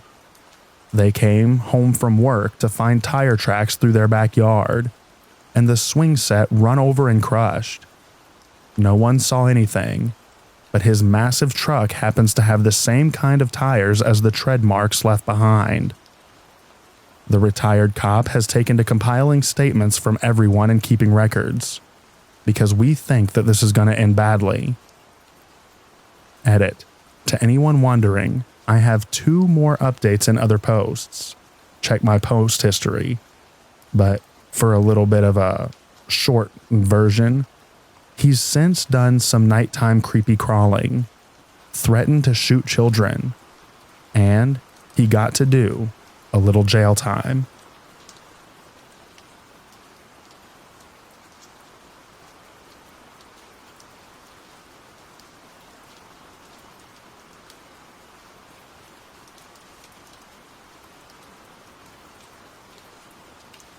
To keep it brief, when I was 17, my family and I lived in a rural town in Australia. We moved into a relatively isolated neighborhood, but about 50 to 100 meters next door lived a single old lady. When moving in, she seemed nice enough and introduced herself, etc. Always seemed a tad nosy and asking a lot of questions, but I put it down as what lonely people do. She seemed sweet, or so I thought. One day, on school holidays, I was home alone and making a sandwich in the kitchen. I look out the window over to her property and through her bedroom window. I thought I saw her figure in the distance, but it was hard to tell. For some creepy reason, I got my binoculars. I was bored, okay? I looked over, focused them, and my heart sank into my chest. Mouth dried and legs shook with shock as I realized that she was staring directly at me. After a few seconds, she made a massive grin on her face. I shut the blinds, told my parents, but they played it off, saying that I must have not looked properly. But that's not even the creepy part. The night before we were set to move, my father was in the Air Force. I finished playing around on my PC before going to bed. I awoke to rustling sounds outside. I got freaked out when I realized that it wasn't merely creaking sounds in the house. With frozen courage, I peeked out the blinds ever so slightly. And bam! I made eye contact with the old lady directly out my window. My body froze and she started quietly laughing, not moving her gaze at all. I shut the blinds, panicked, and shouted for my parents. The three of us searched outside, but nothing. My dad confronted her and she acted like the phony, sweet old lady with dementia again. Thank God we moved the next day. As we packed, something in the back of my mind told me that she was watching from afar. Still sends shivers down my spine. I still have paranoia, trouble sleeping at night, and bad dreams. I try to justify it as mental illness or dementia, but it still scares me even though I'm 22. I just imagine one day the same lady out my window, even though I've moved across the country.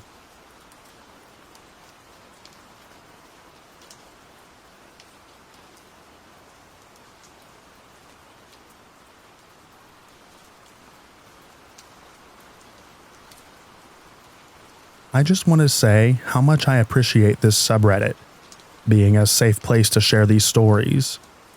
I've shared a few stories in a previous post, but reading what others have shared has jogged my memory, and also made me realize how messed up some of these situations really were.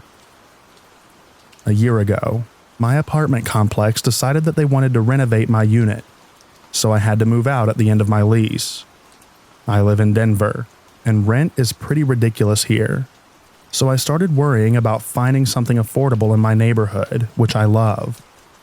I posted on the Nextdoor app to see if anyone in my neighborhood knew of any affordable rentals in the area. I immediately got a message from someone named Joe, who said that one of the condos in his complex was going to be up for rent soon, and he knew the owner. He offered to get me in touch with the owner.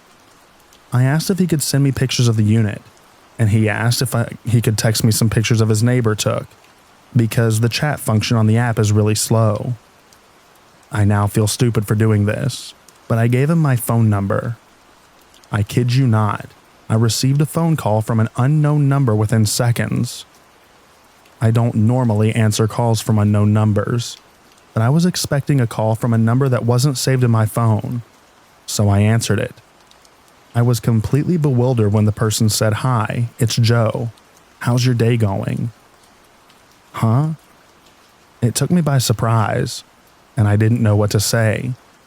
He started to shoot the crap on the phone, talking about how he works nights, and how tired he is, and how he takes care of his daughter while his girlfriend works during the day. I finally interrupted and said, "So, about the condo?" He pretty much disregarded that and said, "I don't think my girlfriend would appreciate me talking to you, but I don't have to tell her, right?" I said I have to go and immediately hung up the phone. As soon as I did, he started texting me. It was really bizarre and alarming to me. I blocked his number, and moments later he found me on Facebook and sent me a friend request. I'm 32 years old, but it was so disturbing to me that I called my parents to tell them about it, and how unnerved it made me. And the worst part is that on Nextdoor, even if your exact address isn't listed, your complex is. I was pretty certain that I didn't have my address visible in my profile, but I checked and sure enough, my address and unit number were public. Unable to contact me any other way, he started messaging me again on Nextdoor, asking if I wanted to go on a walk with him. You can't block or report people on the app, so I deleted it. One night, a month or so later, I had a knock at my door at around 10 o'clock on a weeknight.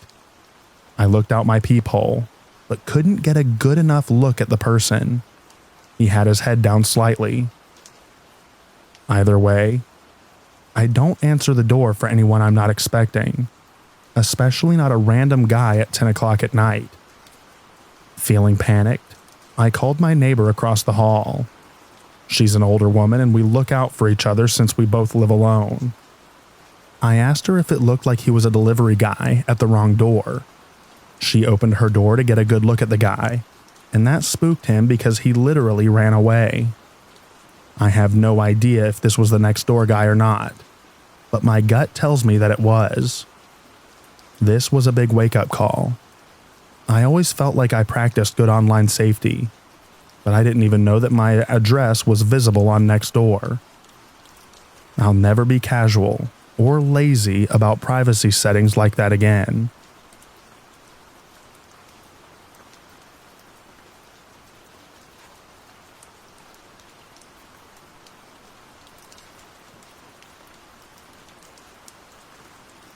For a bit of context, I grew up in the middle of farmland in a large 1800s Victorian home. Given its history, there has always been several shacks and barns that once belonged to the builder of this house. There's a highway that sees maybe 3 cars on it during the night, and directly across from said highway, about 200 feet inward of a cornfield, is a shack that I have always found creepy. As kids, myself and my friends would dare each other to go inside and look, which always ended up with us going as a team. Nothing scary was ever found. Maybe a few broken glasses, metal piles, and miscellaneous items. There was no electricity or any sort of utility that made it homely. Years go by, and the existence of the shack becomes a part of my daily life. However, one particular night as I was watching TV, I noticed a light going off and on outside of my window. After getting startled, I dismissed it as passing cars, simply more frequent than they typically are. An hour passes. It's nearing midnight and the light stays on. This time, I know for sure it's coming from outside. My family was asleep, but being my pansy 16-year-old self, I needed confirmation. Too bad for me, no one wants to go check it out. So I go alone. I grabbed my pocket knife and a flashlight, the best I could think of with my shaken thoughts, and I take off into the night. As I neared the highway, the light turns off, almost making me choke on air. But I had to figure out what the heck was going on. I make it to the entrance of the shack, which has no door, and slowly begin to enter, my flashlight scanning the room for any sign of life. What happened next, I'll never forget. 5 feet away from me, there's an old tattered recliner, facing away, that my father had tossed in there for future disposal. I shine my light on it, because I knew I'd seen it rock ever so slightly. As I did that, a man stands up from the recliner, saying absolutely nothing. All I could tell was that he was middle-aged and wearing a jacket of sorts. Before I could process what was happening, I was already sprinting across the road and praying that he wasn't behind me. It felt like years before I could make it to my door, but as I'm about to make it into safety, I decide to look back. He was standing in the road completely still. No words whatsoever. It's been 7 years since then. The shack still stands. The recliner remains in place. My dad never believed me.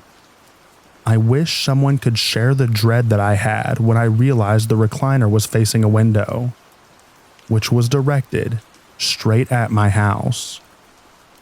To the guy that was staying in that shack, please, let's not meet again.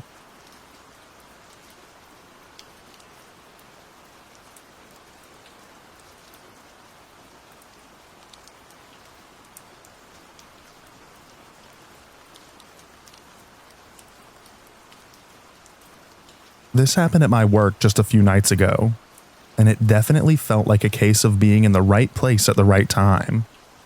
I had just gotten back from my break and was on my way back to my workstation when a middle-aged woman stopped me and asked me for help getting into the store's Wi-Fi. After a few minutes of trying to fiddle with it and troubleshoot, we found that her phone was almost completely without service. She reacted to this with a level of distress that seemed to go above and beyond mere frustration over not being able to use an app. I sensed that something serious was going on, so I asked her, "If you don't mind me asking, what exactly are you trying to do? Maybe I can help you figure out an alternative." She then informed me that she was in an unsafe situation. She mentioned a psycho who had been trying to follow her, and said that she was trying to call a friend of hers for help. Despite the fact that I'm technically only supposed to use it for work-related purposes on the clock, I immediately offered to let her use my phone, and she gratefully accepted. Her friend luckily picked up the call from my phone, and in her conversation with them, I heard her say things like, "I accepted help from someone whose intentions turned out to be no good, and now he's after me. I'm at Walmart. I'm scared he's gonna come into the store and find me. Please come pick me up as soon as possible." After she hung up, I asked her if her friend was on the way and if she was going to be okay. She said yes, so I made my way back to my workstation after wishing her well. Around 10 minutes later, I saw the woman again passing by my work area, this time with a man. I hoped and prayed that the man was her friend and not her harasser. About another 15 minutes later, the two of them came through my line to check out. I looked for an opportunity to pull the woman aside and discreetly ask her who the man with her was. But before I could do so, an old bald man in a grimy corduroy jumpsuit approached both of them and began very insistently trying to get the woman to go to his car. The man, who I now realized was indeed the woman's friend, stood between the woman and the creep and firmly told him that she would not be going anywhere with him. The creep was persistent, and the friend basically had to tell him to screw off before he got the hint and fled. I turned to the woman and spoke up. "I take it that that was the guy who was bothering you." "Man, he even looked like a creep. Are you okay now?" The woman nodded me and thanked me for my help in getting her in touch with her friend. She then turned to her friend and explained, "She's the one who helped me by letting me use her phone."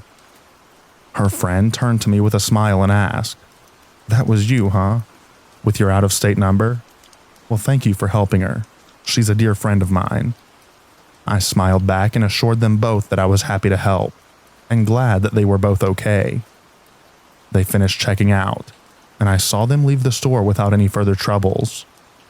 I'm glad that I was able to play a part in ensuring her safety.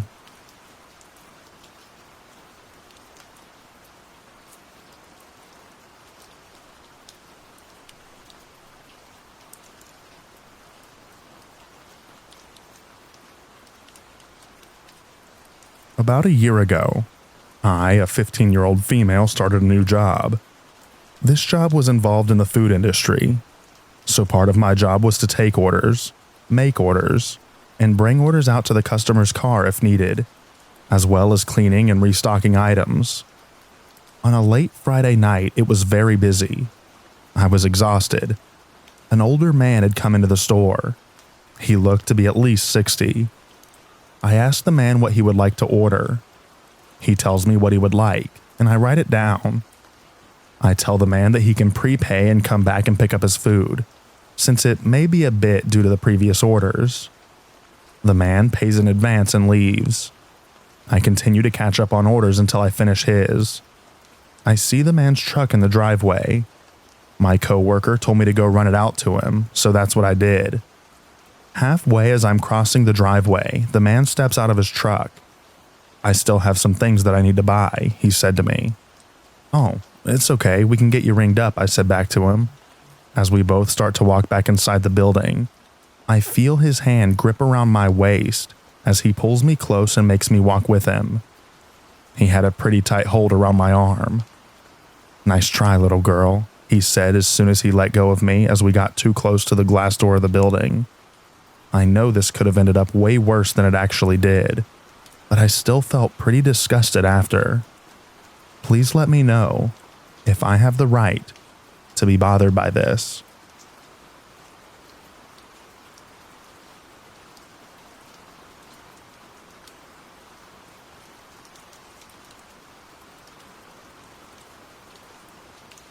Around 2007, I, a female in my late 20s at the time, was walking on Canal Street in New York on a Saturday for some reason. It's very crowded on Saturdays. It wasn't so crowded that you were touching people as you walked, but if you lifted your arm out straight in any direction, you would definitely be touching someone. As I walked, two older Asian women walked in front of me, speaking intensely and quickly in another language, followed closely by a boy, also Asian, who looked about 11. He seemed to be with the women, but they were so engrossed in their conversation that they barely noticed him. He slid directly in front of me, behind and sort of between the two women. The kid was almost running to keep up, and he looked nervous. The weird part was there was a short white man with his hand on the kid's mid-back the whole time. The kid kept looking nervously behind him at the guy, and the guy's eyes were locked onto this kid. I looked at the guy who was beside me on my left, and without thinking I said, "What are you doing?" The second I said this, the guy took off, expressionless but almost running. The kid wedged himself further between the two women, and that was that. I got awful vibes from the guy to the point that I always think about it and wonder what was going on. I got the strong impression that he and the kid didn't know each other at all. My guess is that he was trying to kidnap the kid, but who knows?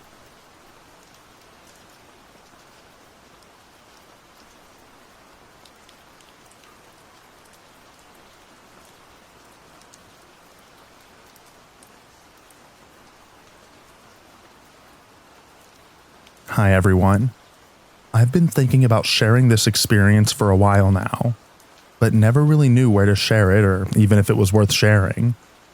I think on the surface of it, it's probably not that creepy, but it was the first time in my life where I got that, "Oh, this doesn't feel right" feeling in my gut. I was about 5 years old when this happened, and I'm 31 now, but I remember it as clear as day. For some background, I lived at the time in a small cul-de-sac in England. At the end of our road was a row of shops, and often people would park at the end of the road when there was no parking outside the shops.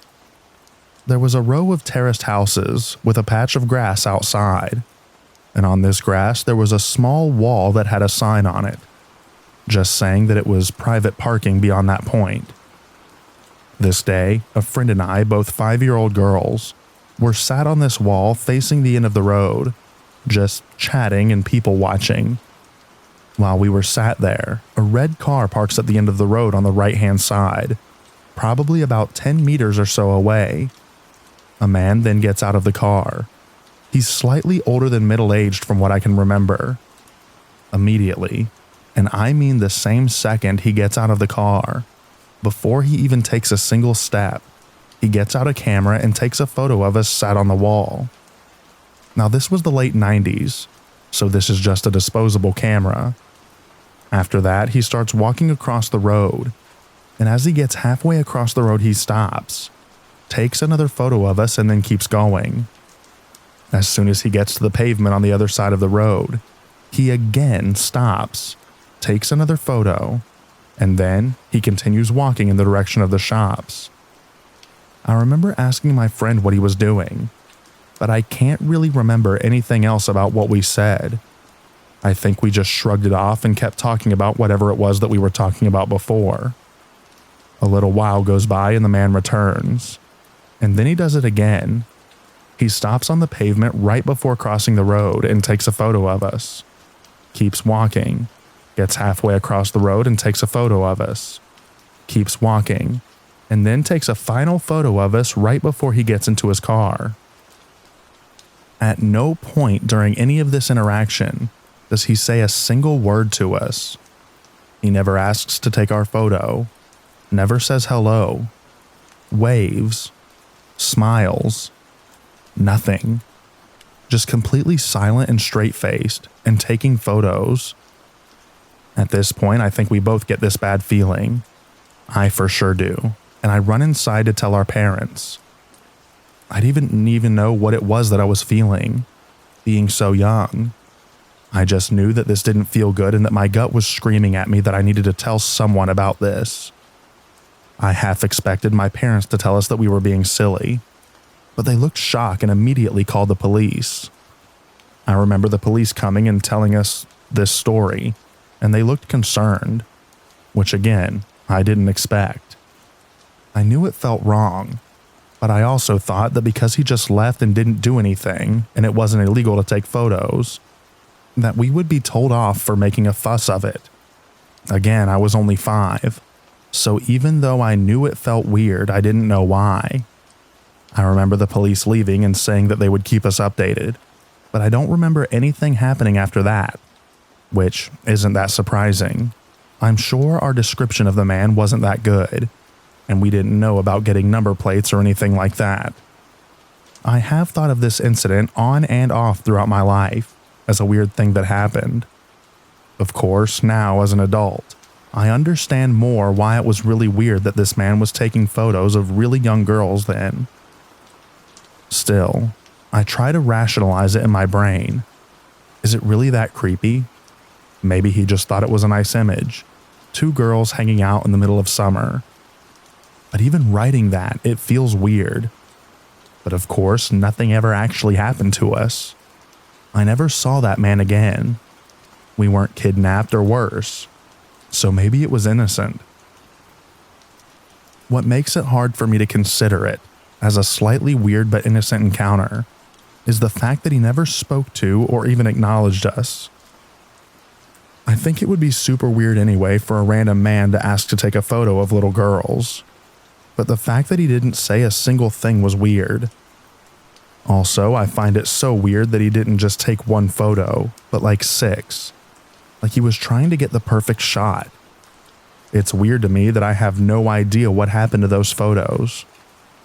I'd love your opinion on this. Is it creepy? Or am I just over-exaggerating the situation? Like I said, it ended up perfectly fine. Nobody got hurt. Why do you think this man took the photos? It is the first time I've shared this story outside of family and friends.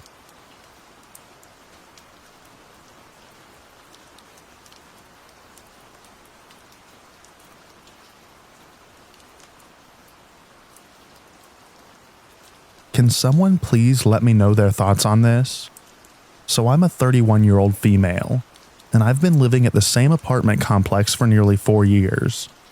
There's a guy who is about 45 or so who lives on the same floor as me, and has for the past year or so. He is so awful. I usually don't notice or recognize a lot of people who live there, but I quickly started noticing this guy because of how rude he was.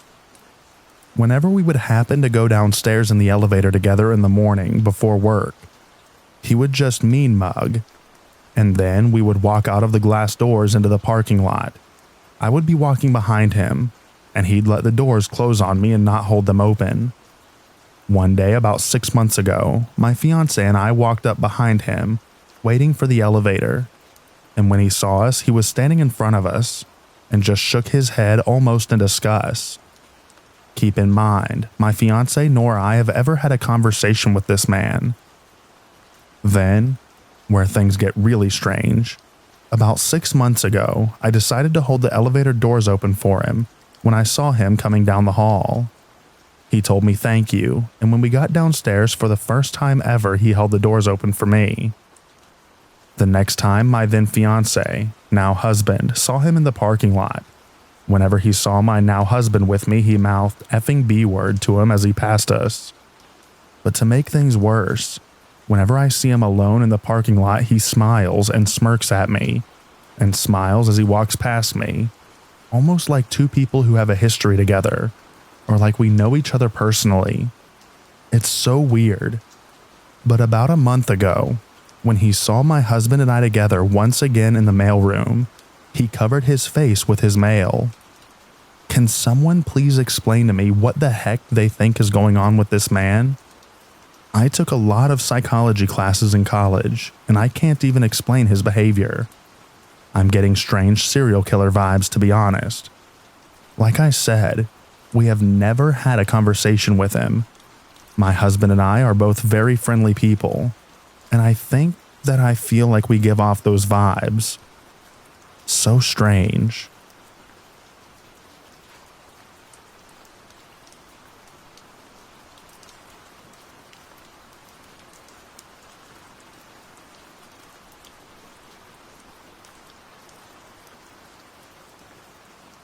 Okay.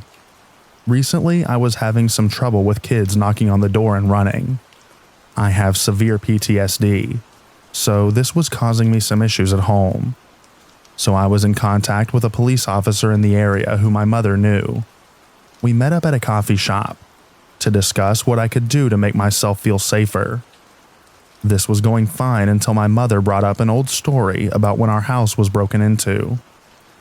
My memory of this is waking up on Christmas and only having one thing because everything else was taken. I was too young to really remember it, but I'm 35 and not one person has spoken to me about it since I was a child. So I always thought that my version was correct. Except, it really wasn't.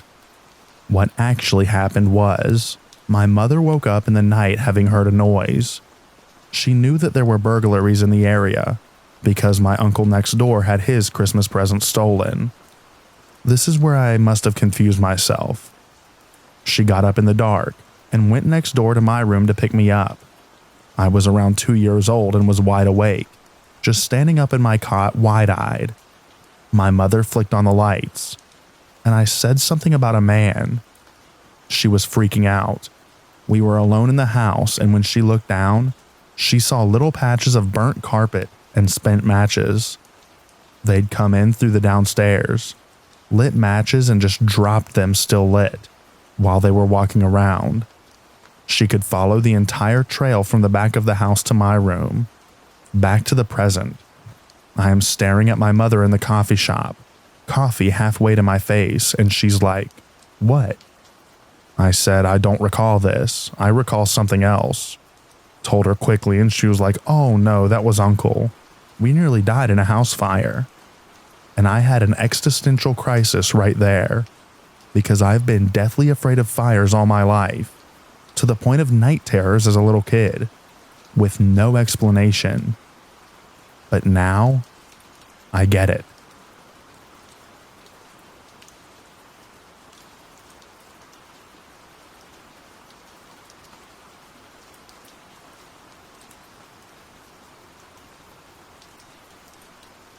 This happened to me almost 10 years ago. I was 19, I believe, and I'm a female if that matters. I took the city bus with my boyfriend at the time to drop him off at a job at the end of town. I believe it was 6 a.m. We live in a small town, 40,000 citizens, so bus stops and streets are mostly empty at 6 a.m. He walked in his job and I went back to the bus stop, which I'd have to wait for a while. Small town problems. I was glad that there was a bench in the glass room area to wait. At least the cold breeze wouldn't hit my face. There's a man approaching. Not too old, but a few years older than I was. He entered the waiting area. I start to panic because there's only one entry/exit. I was cornered. He comes in and asks to use my phone. I tell him that it doesn't work. I use it as an iPod. He tries to reach for it, explaining that he needs to reach a friend, and I put it away, and my main focus is to exit the glass shelter, but he stands in my way. The bus arrived and I was so thankful. I get in and he runs across the street and enters a building under construction. I mean, breaks in by climbing a balcony and entering by a patio sliding door. I guess I'll add another one from this time frame as well. I had just graduated, and back then there was no marketplace on Facebook. We used Kijiji.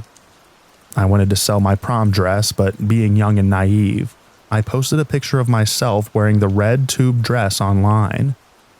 I didn't get very many replies, so when someone reached out to me about possibly buying it, I was happy that I'd make extra bucks.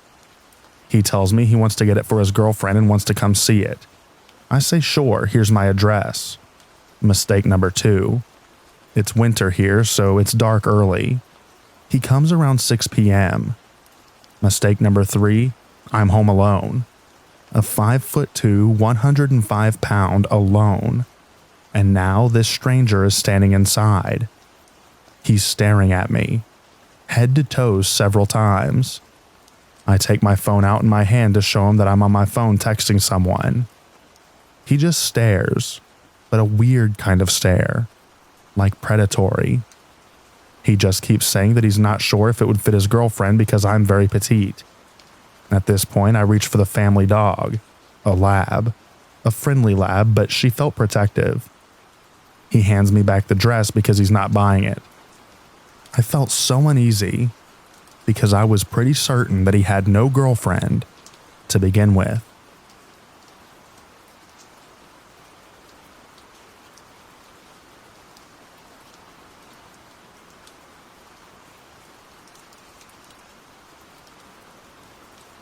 Last 4th of July, my boyfriend and I went to the river with his friend's family.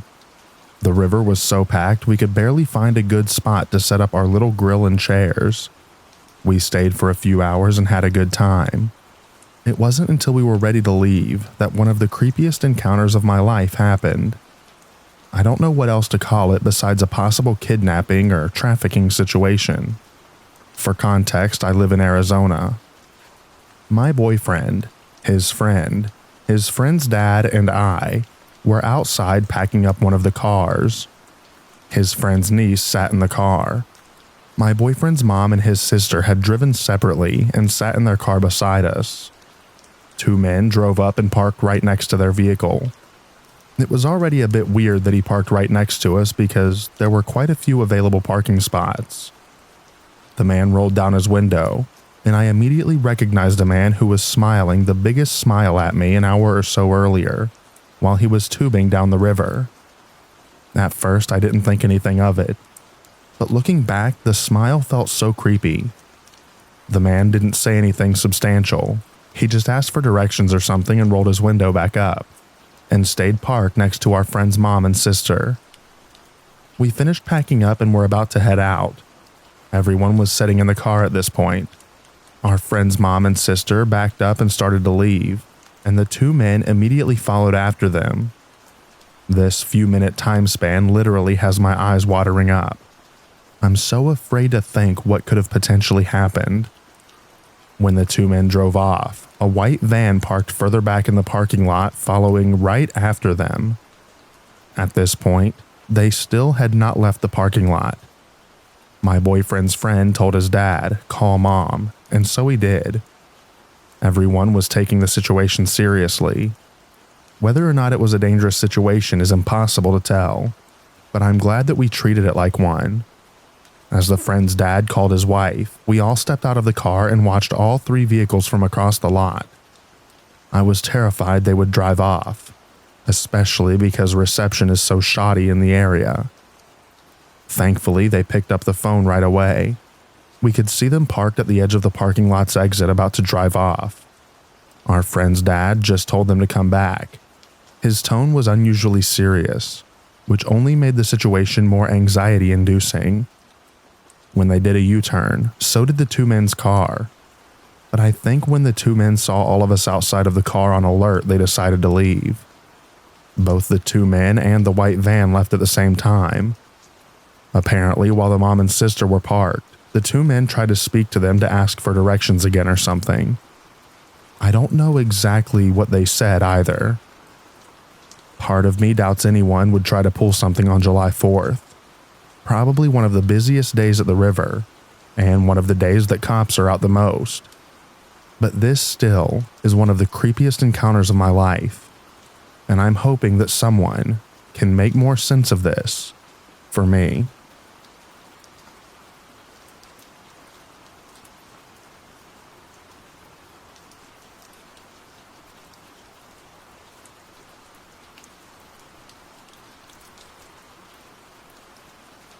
For context, my teacher was in his late 50s or 60s and was highly respected in the small central California community that I lived in. He was the AP economics teacher at my school. This took place about 15 years ago when I was a senior. I remember several weird experiences with this teacher. One day in class, and I don't know how it was brought up, I'll call him Mr. Smith. But Mr. Smith decided that he was going to give our class a mental exercise. I didn't think anything of it, but then again, I was a pretty innocent and naive teenager at the time. The class went along with it and didn't see an issue with this. I remember him saying that he was also a psychology professor at the local university. So anyways, he told the class to close our eyes and meditate for a few minutes, and begin thinking about immersing ourselves in a body of water. He said it's okay if we envision a river, a creek, an ocean, or whatever, but he stressed that it had to be a water that we were imagining ourselves in. So I began letting the thoughts come, and I imagined myself next to a creek bed, throwing rocks into the river. You can stop now. Open your eyes. The exercise was done. He told us to remember our visions, and he said he was going to ask each of us what we imagined. Mind you, this class was split between girls and boys, so each of us goes around, one by one, and tells the class out loud what we thought about. I remember a boy in my class said that he imagined himself in a rushing waterfall. There were girls that mentioned that they were swimming in a lake, fishing at the pond, and so on. My turn came and I told Mr. Smith in our class that I imagined myself next to a small creek. I specifically remember he has this weird grin the entire time each of us were telling him what was on our minds during this exercise. Mr. Smith finally told us why he had the class do the exercise. He said the exercise was to measure our sexuality and our sexual awakening. He said the people who envisioned themselves in large bodies of water had a high drive, while the students who were in a calmer and smaller environments of water hadn't really tapped into themselves yet. The boy who had the vision of being in a waterfall made a joke, and the whole class laughed. I just remember thinking it was weird. I looked around at the class, and it didn't seem like anyone was uncomfortable. If they were, they didn't voice it or express it. Mr. Creepy also did this thing where he would pick on a student and ask them a very specific question from our economics textbook. If the student didn't give the answer that he liked, he would stare them down for literally what felt like a minute without saying anything.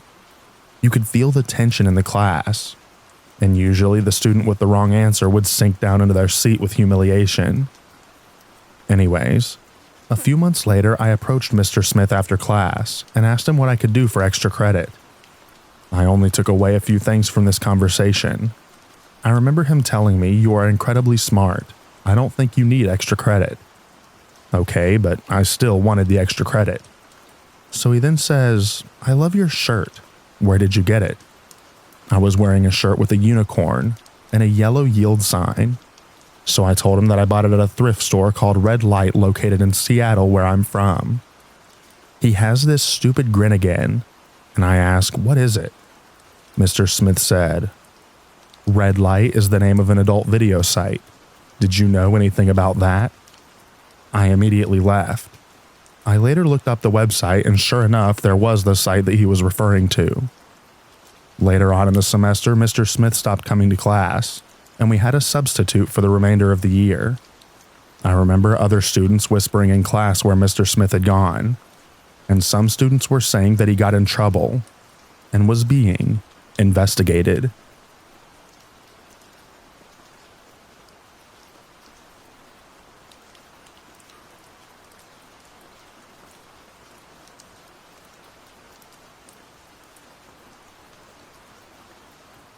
I want to preface this by saying that I almost completely forgot about this person and all of these events until I read a comment on this sub where someone had a similar encounter as me, and it all came rushing back. Also, this is long, and a lot of it is me giving context, so I'm sorry about that. I'm a 23-year-old female, and I'm from the UK. From the ages of 9 to 11, I was best friends with this girl that we'll call Sarah. She and I formed a little group at primary school with two other girls that we'll call Lauren and Ellen, but we were each other's best friends first, as we lived so close. Sarah lived one street over from me, so I would always sleep over at her house, but she never came over to my house as we were very poor, and I was embarrassed about the state of my house. The sleepovers became a weekly thing, and it was just her and her mom who worked every weekend, so we spent a lot of time in the house alone. It started off odd. She would show me her mom's videos from like the 80s that all included vampires. As a 9-year-old, I had no idea what was going on, and I'd just sit there blankly. She'd always say, "Doesn't it make you want to do it?" and things like that.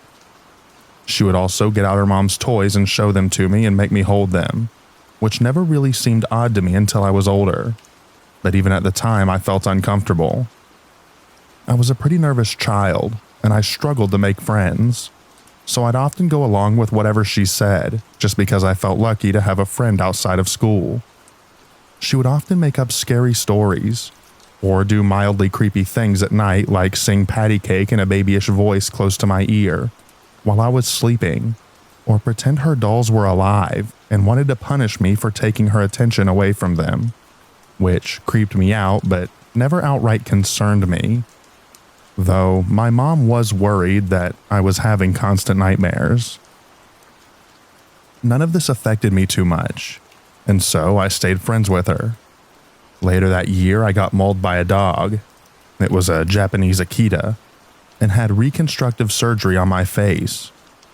Due to this, I had to take medication at certain times, and would be escorted to and from the school office every day by my other friend, Lauren. Because of this, we became best friends, and I started sleeping over at hers instead of Sarah's. Sarah didn't like that I was getting a lot of attention due to my fresh scar, or that I had replaced her with another friend, so she said that she was pregnant. At 10. Complete with tears and plans and everything, including Ellen telling her mom at the end. This went on for months, and as kids, we didn't even question the validity of her claim.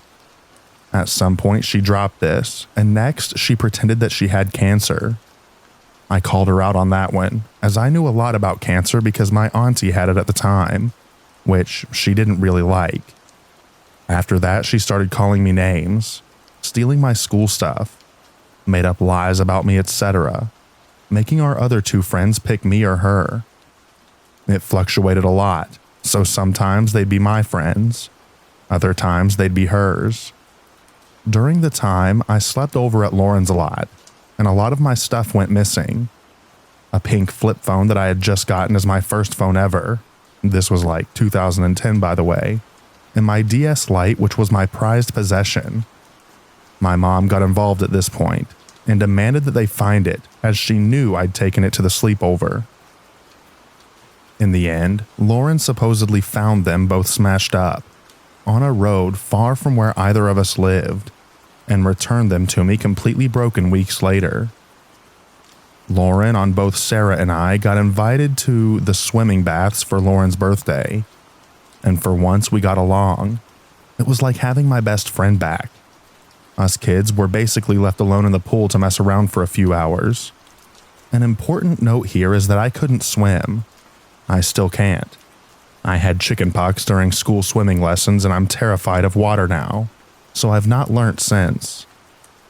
Anyway, at one point I was so sick of being stuck in the shallow end like a baby at the age of 11, when all of my friends were swimming in the deep end. Sarah noticed this and came over to me. She offered to piggyback me and swim to the deep end so that I could play with everyone else. I was so happy to be included. I didn't even think about the fact that she didn't regularly like me, or that if she left me I couldn't swim back. I just hopped right on and she swam us out. She started mock tipping sideways like she was going to drop me, and I cried and begged her to take me back. I was terrified of getting water in my face or going underwater. I still can't go underwater to this day. She just laughed at me and dropped me, dunking me under the water and holding my head there, where I struggled and couldn't breathe. I remember struggling and being unable to breathe, but the next thing I knew, a lifeguard had pulled me to the side of the pool, and I was choking on air and shaking. I also have horrible reactions to the smell of chlorine, and it makes me sneeze and my eyes swell. So I had to be picked up, but everyone told me that it was an accident and just kids messing around. She later told me that it was just a joke. I should learn to swim and stop being a baby, which I guess is true. But still, after that day, I didn't want to be around her anymore. Our friends still flip-flopped between us, some days being her friends and other days being mine. But that was fine. I didn't care anymore. I was sick of her. I avoided her like the plague. Primary school was almost over, and I never had to see her again. Eventually, we all went to secondary school, ages 11 to 16, and we all went to the same one, but my school was categorized into classes, the top being the smartest, and I, Lauren, and Ellen were all in the top classes, and Sarah wasn't. It was a nice buffer, and I got my best friends back as well as making more friends for the first time ever. I completely forgot about her in all honesty. Then one day, as I walked home from school, I passed the corner shop on my way home, and she was there blocking the path, waiting for me. Her school tie was tied around her head like a headband and she was crying. I tried to go around her, and she growled at me and launched herself at me. I was like 4'7" and 80 pounds if that, and she was much larger than me, and I'd never been in a fight ever. I had no idea what to do to get her off of me while she clawed at my neck and alternated kneeling on me and elbowing me. I just wanted her off of me. I grabbed the tie wrapped around her head and pulled as hard as I could until she fell to the ground, and with that, she just ran away crying. I remember walking the rest of the way home so confused. What had I even done to her to deserve that? I hadn't even spoken to her in like 8 months at that point, and she and our other friends were in the same tutor group, and they hadn't mentioned anything to me. I eventually forgot about that. I turned 12 a couple of months later, and the day after my birthday I walked into school having spent all of my birthday money on new pens I was excited to show off. I know, I was a weird kid. First lesson of the day begins, and Ellen runs up to me and says, "Sarah's brought a knife to school. She showed me in tutor. She said she brought it for you." I kinda laughed out loud at that, assuming that it was a joke of some kind since any sort of weapon brought to our school was grounds for immediate expulsion, and nobody was stupid enough to try that, especially at 12 years old. I think I even made a joke about it probably being a butter knife. She repeated that she was serious, that she'd told the teachers about it and that they had called the police. Again, I didn't believe her. To me, it seemed crazy that they would call the police over a 12-year-old bringing a knife to school.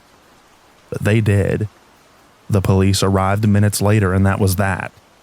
I never saw the knife, but she was immediately expelled.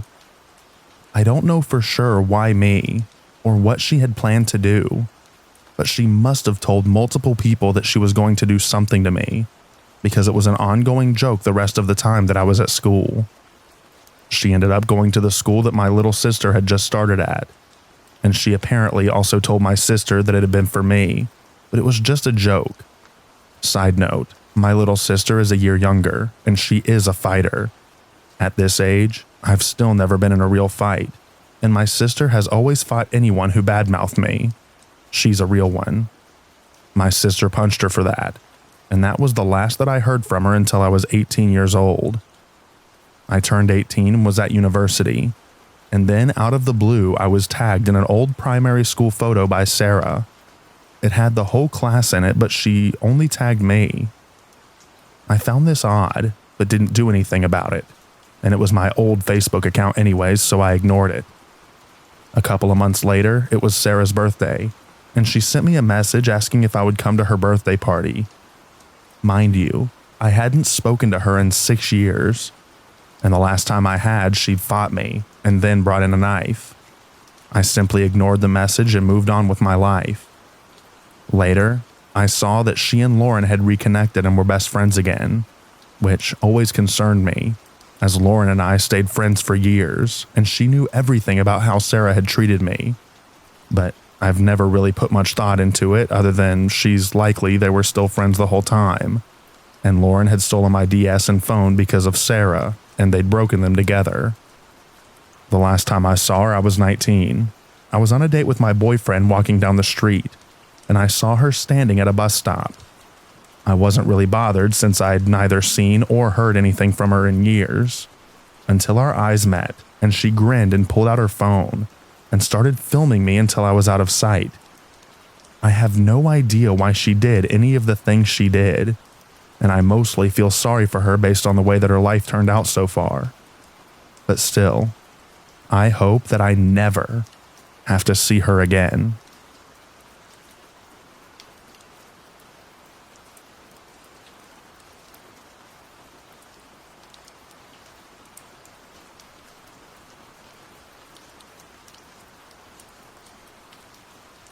This is my first post ever, so apologies in advance if it doesn't align with the proper format. I stumbled across this subreddit and just felt like I had to share this story after so many years. Almost everyone has a first memory. Mine was the time that I was almost kidnapped in plain sight from a grocery store around age 4. For background, I am an only child who was raised by 2 working parents. Occasionally, a stay-at-home mom down the street would take care of me when I didn't have preschool. Her oldest daughter was my friend and about the same age as me. Her youngest daughter was 2 years younger than us. We'll call the mom Linda and her daughters Ava, 4, and Carla, 2. All fake names, by the way. This story takes place around 1999 or 2000 in North Carolina. One day, while I was under Linda's care, we all loaded up in their van to take Ava to dance class. After walking into the dance studio and getting her checked in, Linda told Carla and I that we would be able to go to the grocery store. The grocery store was in the same shopping center as the dance studio, literally 2 doors down. Linda put Carla in the child's seat in the shopping cart, while I climbed into the part that normally holds your groceries. Upon entering the grocery store, we were stopped by an elderly couple, one male and one female, that kept saying how cute Carla and I were. At first, Linda just nodded and agreed and began to make friendly conversation. She told them that Carla was her daughter and I was just a friend. After this, things became much more sinister. The old lady suddenly started to try and pull me out of the cart, telling Linda that she already had enough children and they wanted a child so badly. Thankfully, I was big for a 4-year-old and squirmed around in the cart until she let go of my shirt. Linda was stunned and just tried to pull the cart away from them. I just remember Linda rushing away into the grocery store as the old lady kept shouting, "Please, we just want a child." I don't entirely remember what the older man was doing during this interaction, but I remember him being there. I also don't remember Linda ever telling a grocery store staff about what happened. I'm sure that she was in shock. I mentioned this incident to my mom within the last few years. She was never told by Linda that anything happened. Anyway, there is a very small chance that I completely misremembered this event. I'm not naive to the plasticity of human memory. However, the overwhelming emotion associated with this event is fear. Also, no one in my family even knew that this happened. Feedback is appreciated. Do you think that I was almost snatched up? Or did I just have a bad case of early 2000s stranger danger?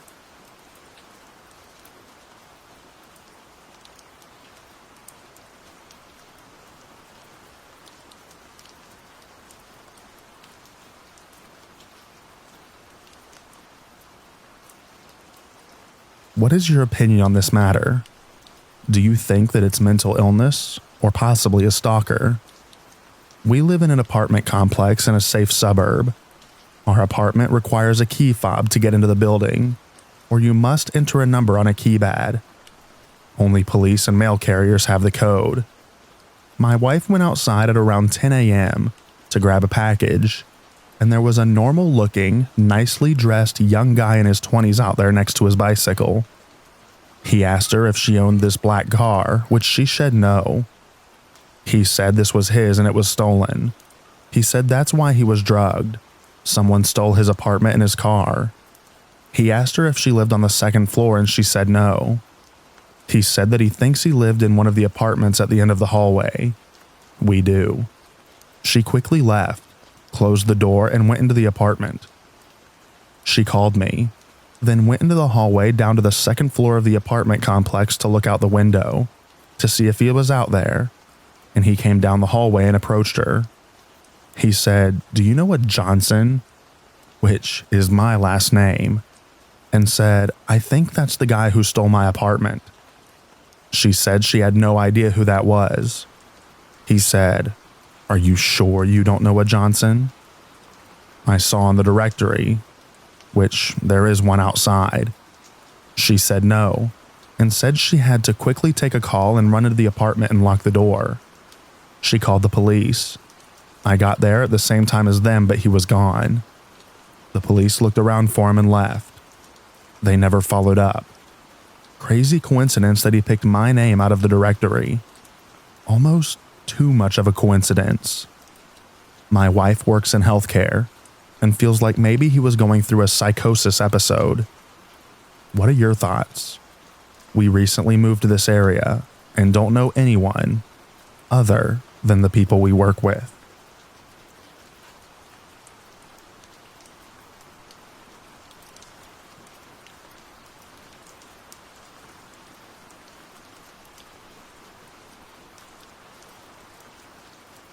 This happened a couple of months ago. I was at a friend's house one night and didn't realize how late it was, around 2 a.m. I love sleeping in my own bed, so I decided to call an Uber home instead of staying over. My friend lives in a more rural area of town, so it took a while to get an Uber, and it was around a 40-minute drive back to my house. Upon getting into the Uber, the first comment he made was telling me how pretty I was. Immediately, red flags started going off in my head.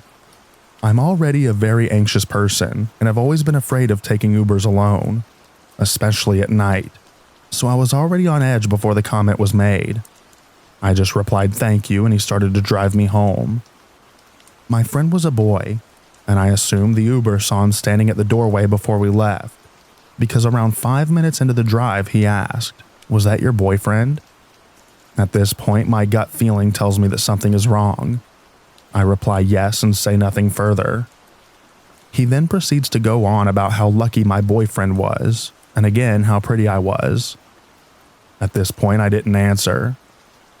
Around 10 minutes into the drive, the Uber driver tells me that he knows a quicker way to get to my house, and that we're going to take a detour. I immediately start to panic inside because as an anxious Uber rider, I consistently watch the Uber app on the driver's phone and need to be following the map.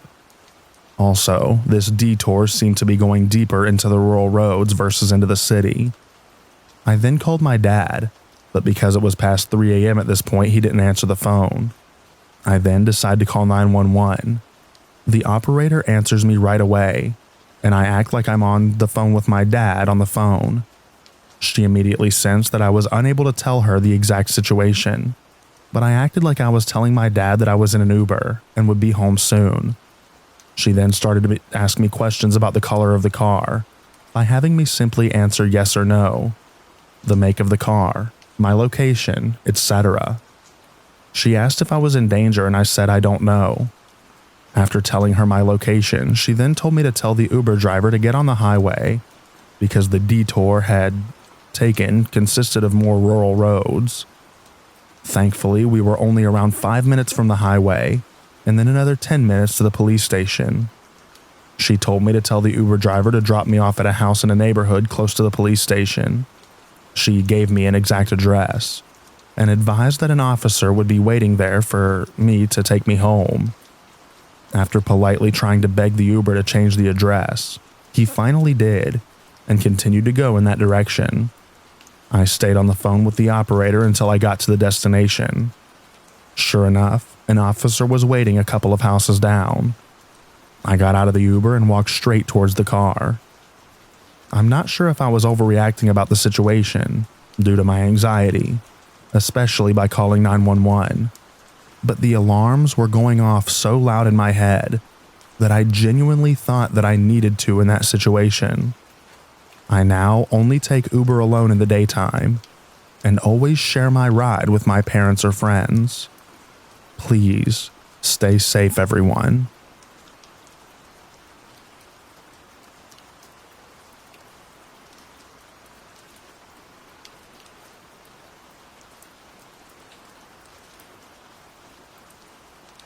I, a 27-year-old female, work remotely, and I only go into the office once a month and I take the train.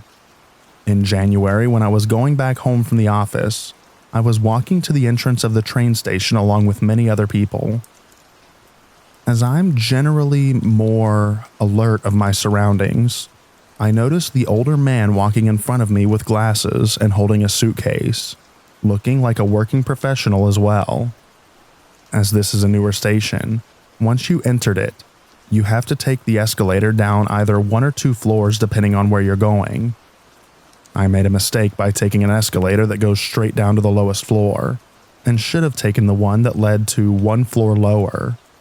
So I just waited to reach the platform to take another escalator up a floor. While still going down, I turned around out of habit to check my surroundings, and noticed the same older man just 2 steps behind me. Keep in mind, this is a long escalator with no one else on it. Why is he so close to me? And previously he was in front of me when going to the entrance. I was immediately on high alert, and once I reached the bottom, I noticed this platform has literally 0 people. The train must have just left. I fast walked to the escalator to go up, and I saw the man also fast walking behind me.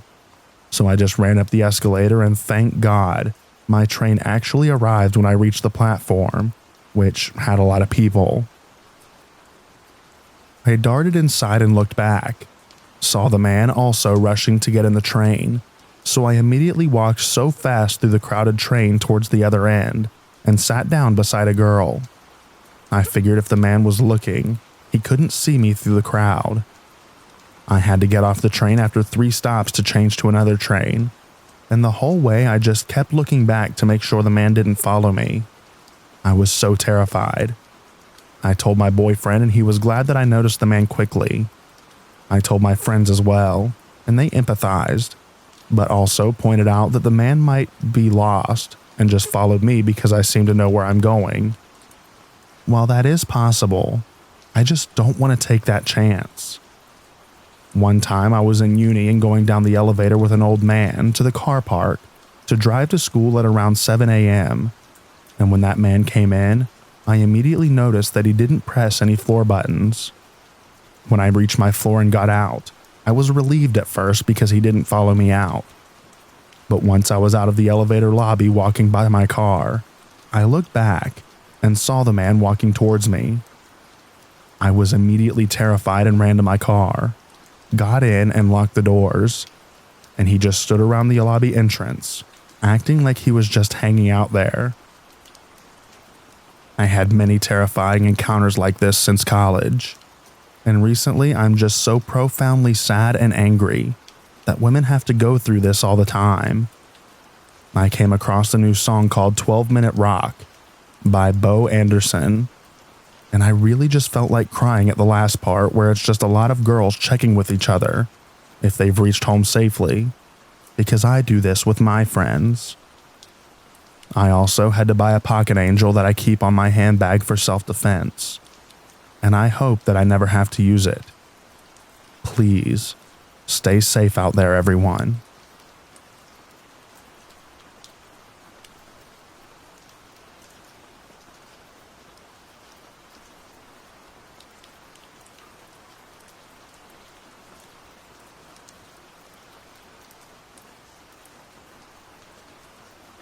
Hello, everyone, and thank you for joining me for another restful episode of true, scary stories to help you fall asleep. Today, we're going to be reading true deep woods horror stories. I hope you enjoy them. So without further ado, lay back, relax, and enjoy these true, scary stories.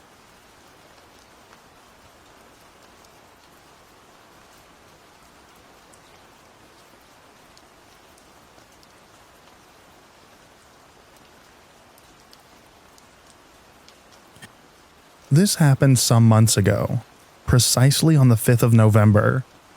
I live in northern Italy, so that was the evening in which the red aurora borealis appeared visible for us. I was chilling at home after a long day when one of my friends calls me and asks me if I wanted to try to go see the aurora with him. I said sure, because I'm always up for an adventure. And from where I live in the top mountain is circa 1 hour in the car. At 21:30-ish, he comes and gets me and up we go. We even see a cute chunky fox while ascending. We arrive at the top of the mountain. There's a big parking lot there, and we get out of the car. Pretty freezing winds and howling winds. We encountered only one car on the road, and one is parked at a distance from us, apparently empty or just dark. We take some pictures. Can't really see the aurora, but some reddish specks of light here and there. Still magical. We can, however, see a beautiful Milky Way. So despite the cold, we just stand there in admiration of the universe above us, chatting lightly. After 40 minutes to an hour, I start to feel uneasy. Not really with a reason. Then my friend goes to use the restroom. He only goes a short distance and remains in sight, and I concentrate on the surroundings, as I'm used to giving credit to my internal voice. So I suddenly start picking up on something. I hear footsteps. Every time the wind goes down, they go silent, but a bit delayed. I can clearly distinguish them as the iced snow crunched under the weight. When the wind picks up in strength, I tell my friend when he comes back. We listen, and he confirms it as they're getting progressively closer. We made eye contact, decided we saw enough of the stars and didn't want to stay around to find out, and calmly walked back to the car, locked the doors, and booked it swiftly out of there. We kept check the next day about robberies or anything else, but we didn't hear anything. I'm still amazed and spooked in how sudden.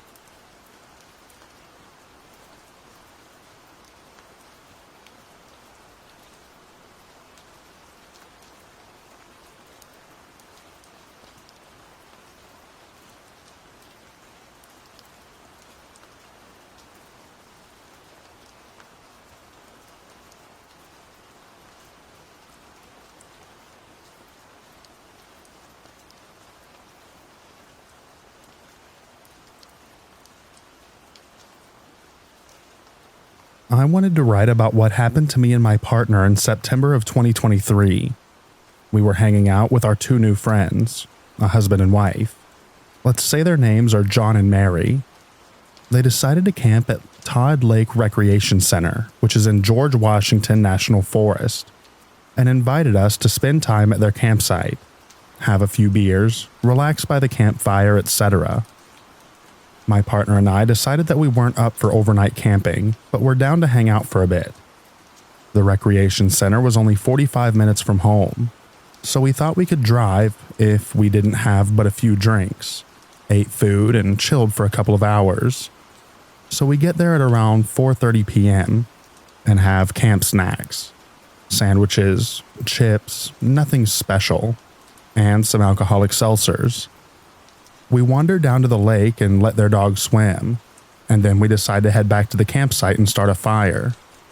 I knew we weren't staying the night, so I kept track of how many drinks I had and the food I ate to ensure that I was suitable for the drive later.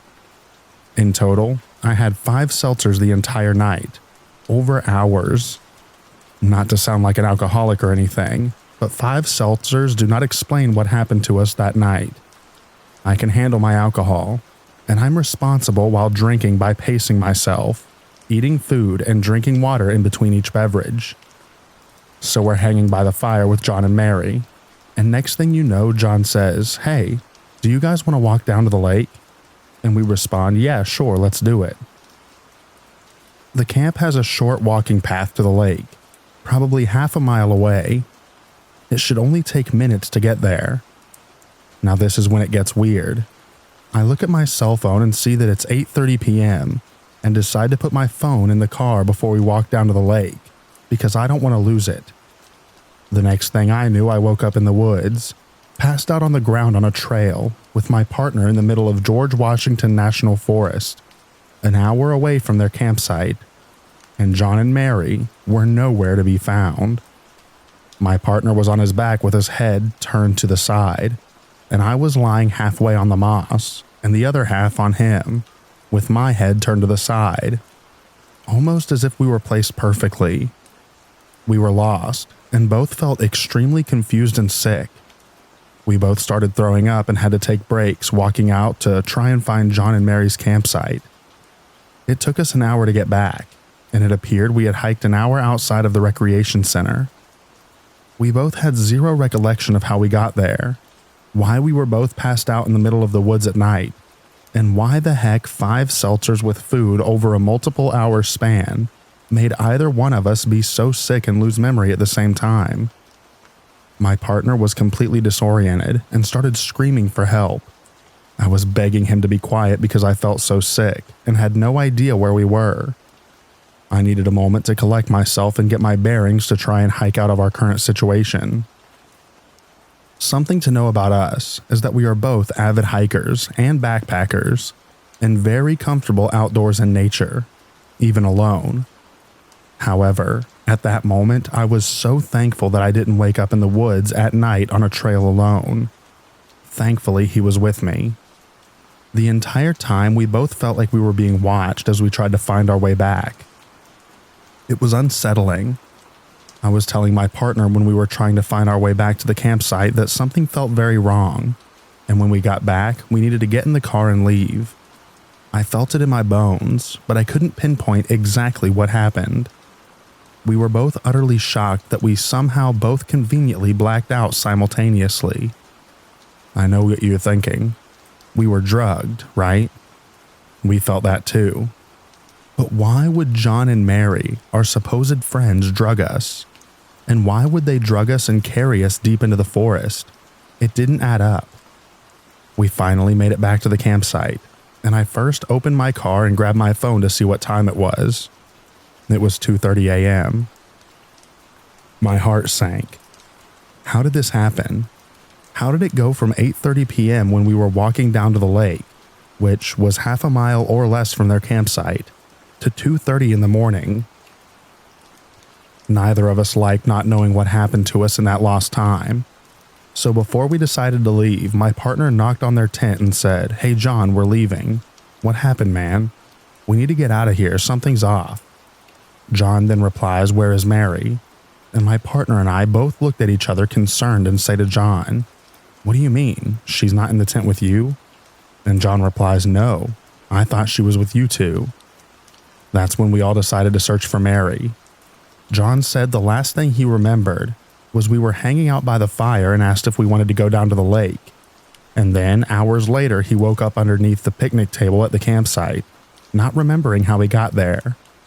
However, something seemed fishy, and he was far too relaxed. We found Mary down the trail to the lake, slumped over, asleep in the woods near the campsite. Neither remembered what happened and why we all ended up in these places. No one can remember what happened for those few hours.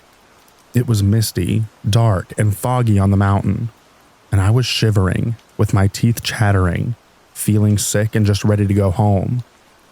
We got in the car and returned to our house, but it took a while to settle enough to sleep. When we spoke to John the next morning, they laughed it off and said, "Maybe we just shouldn't drink so much next time we hang out." I remember all of us hanging by the fire, and then mentioning us going down to the lake. but I stayed back to deal with the dog and you three went down there." John changed his story from what he had said the night before. Something didn't set right with me. The Todd Lake Recreation Center was almost empty. We only saw one other family camping that night, and they weren't anywhere near our campsite, which was also odd. My partner and I don't feel like we drank enough to the point that it would cause us to black out, especially at the same time. So what did happen? We were so sore and a little cut up, but our only thoughts were this must have been something paranormal, or they did drug us. I started to get flashbacks of memory, and all I remember was John's face on the beach, then black. Did aliens abduct us? Was it something from Appalachian folklore like Mothman or some other bizarre creature? Did we all drink too much? Did we get drugged? My partner lost his phone that night, so I called the ranger the following Monday, and they said they found it in the woods busted up between campsites 5 and 6. But John and Mary were camping at campsite 1. The ranger mailed it back to us because I didn't want to drive back there and had a horrible pit in my stomach. The phone never cut back on, even though the front of the screen was perfectly intact. It was only the back of the phone that had been busted. A part of me doesn't want to know what's on that iPhone. The next day, my partner was violently ill, and I was shivering with teeth chattering and chill bumps all day. We honestly probably should have gone to the hospital. In my 30 years, I've never experienced anything like this. And to this day, we are skeptical about meeting new friends or having new people into our lives. Either way, we are both so grateful that we made it home safely that night, and we have each other. What do you all think? My partner doesn't have social media, but I blocked John and Mary on mine, and we haven't seen them since. We moved to another state in 2024, not because of this reason, but I've dealt with a lot of PTSD and night terrors since this occurred. I now worry if it was John or both of them. Are they doing this to other people? Thank you for reading.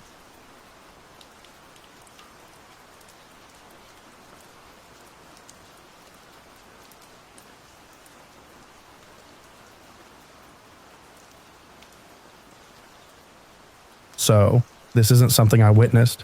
I was told this story by one of the men who allegedly saw it. For context, this guy had run with some questionable crowds and did what jobs he had to make money at times, if you get my drift. So, he has a lot of stories. I mostly consider this a tall tale, but there is still enough of it that makes me wonder what if. According to him, we'll call him Zed for the sake of the story.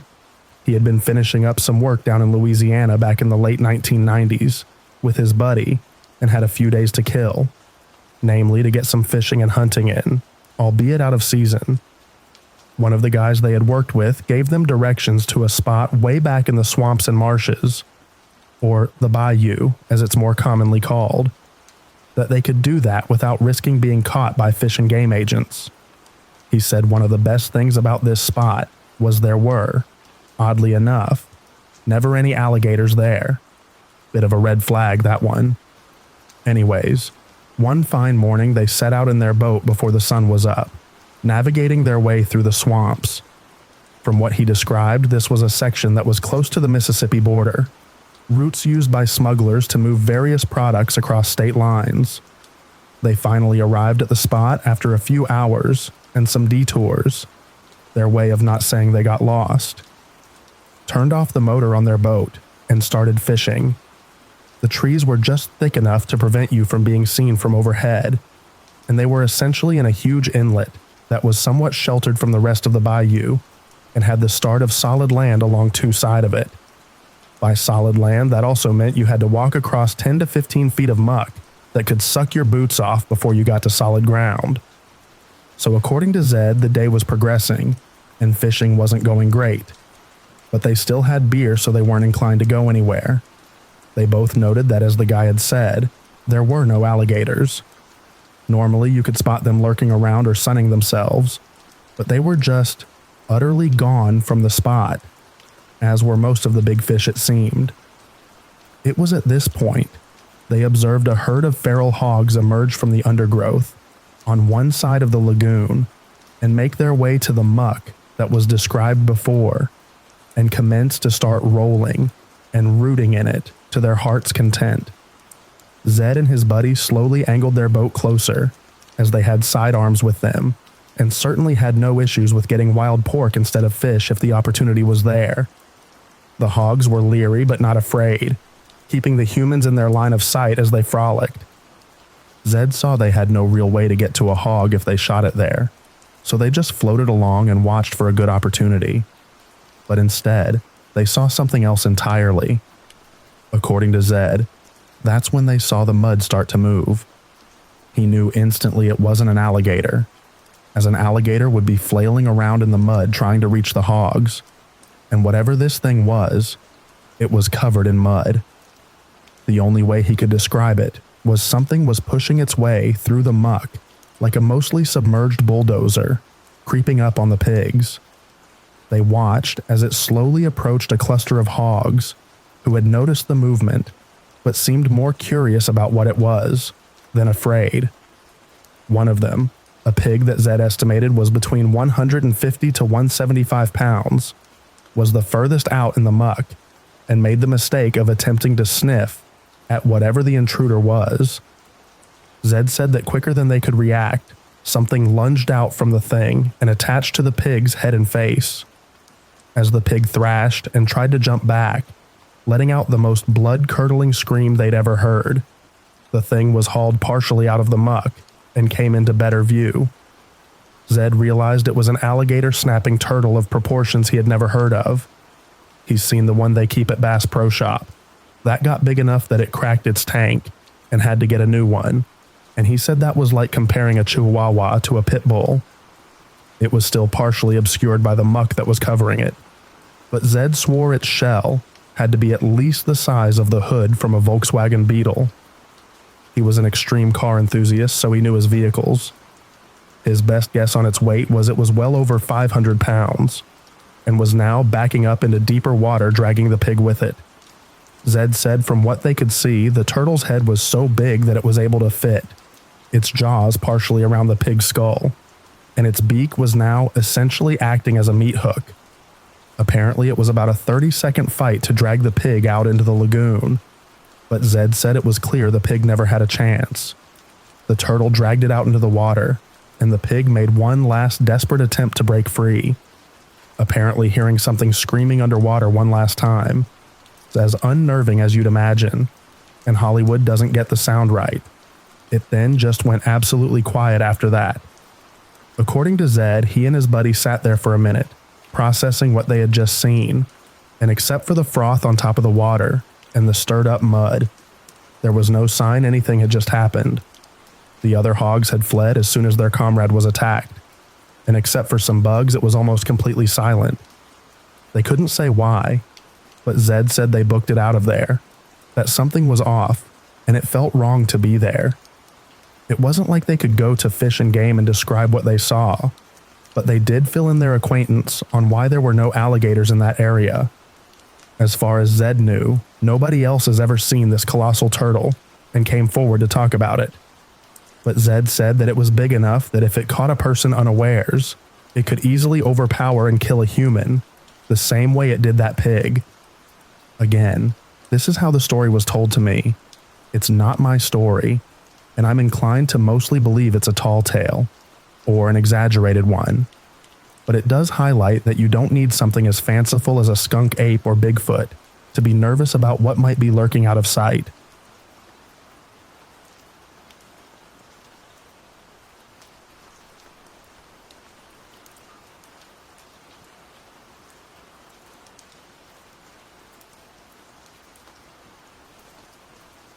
I live in the Midwest. I live on a small rural lot between a cornfield and a small forest, in a camper. I've lived in this country my entire life. I know the entire county like the back of my hand. This being said, I've come to the conclusion that my experiences around the rural and wooded parts of this country are crawlers. I'm 100% sure of it. I've had many encounters actually. None back to back, but they happen frequently. There is a forest/park in the middle of the town that I always hated at night since I was little. As I got older, my cousin and I thought being scared was really fun. We'd go there at night on purpose, but never lasted long. I always felt like I was being watched. This, on top of urban legends of people going missing here at night, made me feel really uneasy.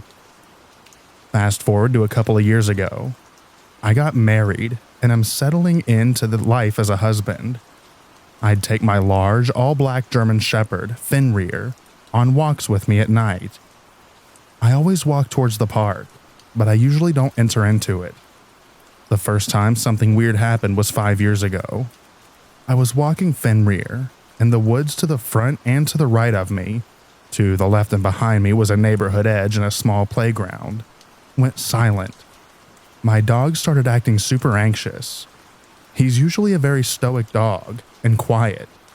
He's 120 pounds and built like a tank. Looks very intimidating and he knows it. I heard rustling in the woods following me, and I felt like I was being stalked. I ran home, and that's the end of the first encounter. I had a few more encounters like that, but last year, things really amped up. I was on a walk around 11:30 p.m. with Fenrir, my wife, and our little newer dog, Booger. He's a terrier Chi mix. We are walking down the same path, and about 3 blocks away from the woods, 4 or so deer are sprinting out of the trees into the street towards us, and they seem terrified. Then I hear what I can only describe as what sounded like a human trying to mimic the sounds of a monkey. I thought it was silly until recently, when I read that other guy's story who heard the same thing. We laughed it off as some kids playing around. Once we get up to the woods and are walking parallel, we can clearly see 2 reflective eyes and a silhouette staring at us from the tree line. We also heard a deep growl, and then like a hissing sound, but it wasn't super high-pitched or anything. Both of our dogs acknowledged this as well. Finn stared, and Booger growled a bit. I made a Facebook post on the community's Facebook group, and other people told similar stories around town. Around this time, I got a job as a tour guide/maintenance for rail explorers. I'm working there again this year as well. We start April 1st. Basically, they take unused or tour-specific railroad sections that aren't used federally, and they have these pedal carts with motor assist on them so you can use to explore the tracks. It's super cool and super fun. The one I work at is like 5 minutes from where I live, and it goes through the woods in an inaccessible part of the country, unless you float down the river and hike up steep, loose dirt hills. You go under one old car bridge, and you go over 2 multi-100-foot-length old train bridges. The first one is larger and taller, and it's about 150 feet off the ground above the forest. The second goes over the river. About 6 months into the job and it's fall. We work until midnight, sometimes with the last tour leaving around 9 p.m. That means the last tour for the last 2 months of the year are in complete darkness. The way that job operates is with 6 employees. 4 get on the lead bike, and 2 get on the rear bike. From the lead bike, we drop off one person at the busy intersection so they can flag traffic, and one person gets dropped off at the large train bridge that goes over the woods. The person at the bridge gives a short safety speech to the customers, who stop and go one at a time over the bridge. The employee carts are much faster than the customer ones. We all have walkie-talkies, and we usually have these battery-powered floodlights on stands that we use so the customers can see us, and light up safety vests. On one particular night, we were behind by 20 or so minutes. Instead of leaving the depot at sunset, we were leaving at dusk. I was stationed by the high bridge. By the time we reached the bridge, it was pitch black aside from the stars providing a little light. My coworkers dropped me off and waited with me until the first customer arrived. I gave the little speech to the first cart of 4. I chatted with them a little bit, and I was trying to buy some time and wait for the next customer cart, so there wasn't a massive gap for my coworkers who have to flip the bikes around. After a few minutes, I let those customers leave and I was alone. I was alone for 20 minutes. I used the radio so many times, but it was static for everybody. One of the only times we've ever had an issue like that as well. I kept seeing movement in the tree line. I kept hearing fast footsteps all around me in every direction. I had the floodlight on above my head, so everyone and everything could see me, but I couldn't see anything. I turned off the floodlight and used my personal flashlight. I kept seeing quick glimpses of pale skin moving quickly, but right when I started seeing stuff, I could hear the next customer cart coming close. So I turned the light back on and waited for them to come around the corner. When they pulled up, I noticed they had a little boy with him, and he's scared of the dark. I'm terrified at this point, but have to act appropriately. Even more so because of this boy. I don't want to scare him. As I'm finishing my speech, I hear movement right behind me, and I say, "Geez," and spin around with my flashlight on instinct. Poor kid. I told them that it was probably just a deer, and they're good to go across the bridge. That same night, the person stationed at the intersection. This isn't like an in-town intersection. It's very rural. It's right next to a massive cornfield. He's Native American and was very in tune with his culture. He told me privately a few weeks later that he heard rustling in the cornfield, and whatever was out there was whispering his name and trying to get him into the field. He was also without communication for those 20 minutes, but he wasn't in the woods and could see a lot better than me. Another time, me and that same coworker were headed back to the front car. We were way ahead, so we stopped the cart in the middle of the high bridge. It sounds scary. I'm a bit afraid of heights, and this bridge has massive gaps between the planks that you could fit through. But after doing it so often, you get used to it. It was a clear night, and we were watching the stars and having small talk. Then it goes silent. We are 100 or so feet in the air above the woods, and can hear for miles. The dogs barking across the river 2 miles away can be heard without even seeing the houses. We hear what sounds like a human mimicking a monkey noise, and we hear growling. He looks at me completely seriously and tells me in a stern tone that we need to get out of there right now. I drive out of there, and he moves states to Nevada shortly after this.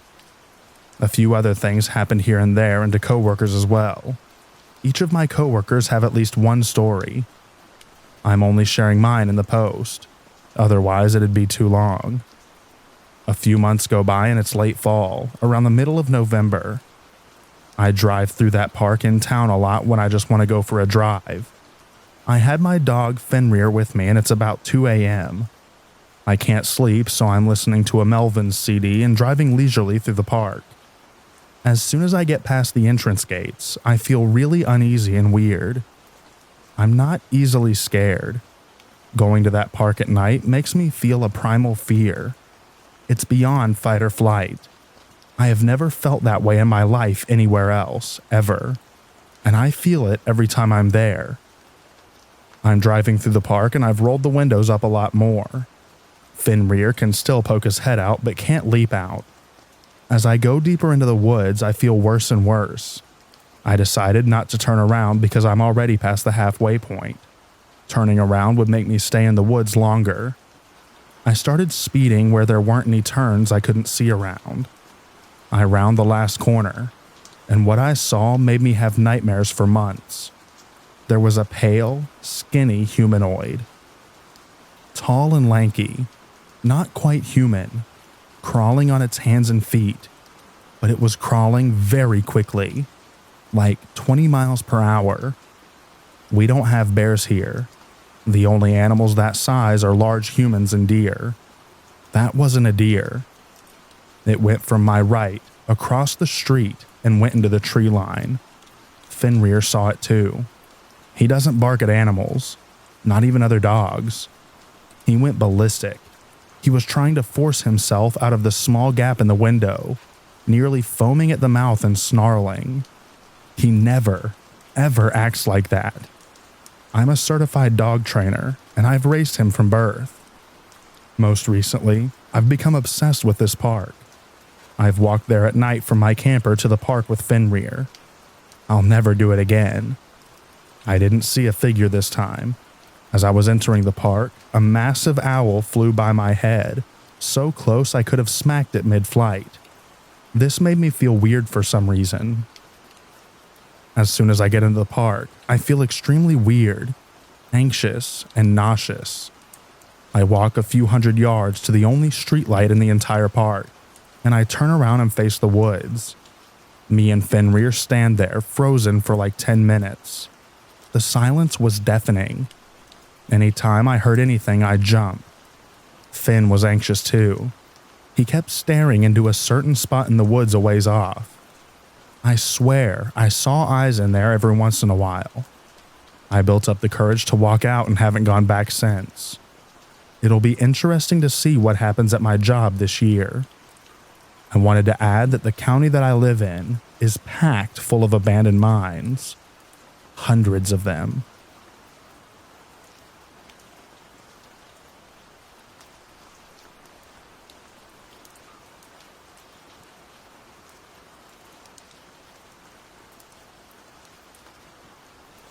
This happened Easter of last year. My husband's family owns an old farm with a large property with mountains, a lake, and woods. No one lives on the farm anymore, so we use it as a holiday residence.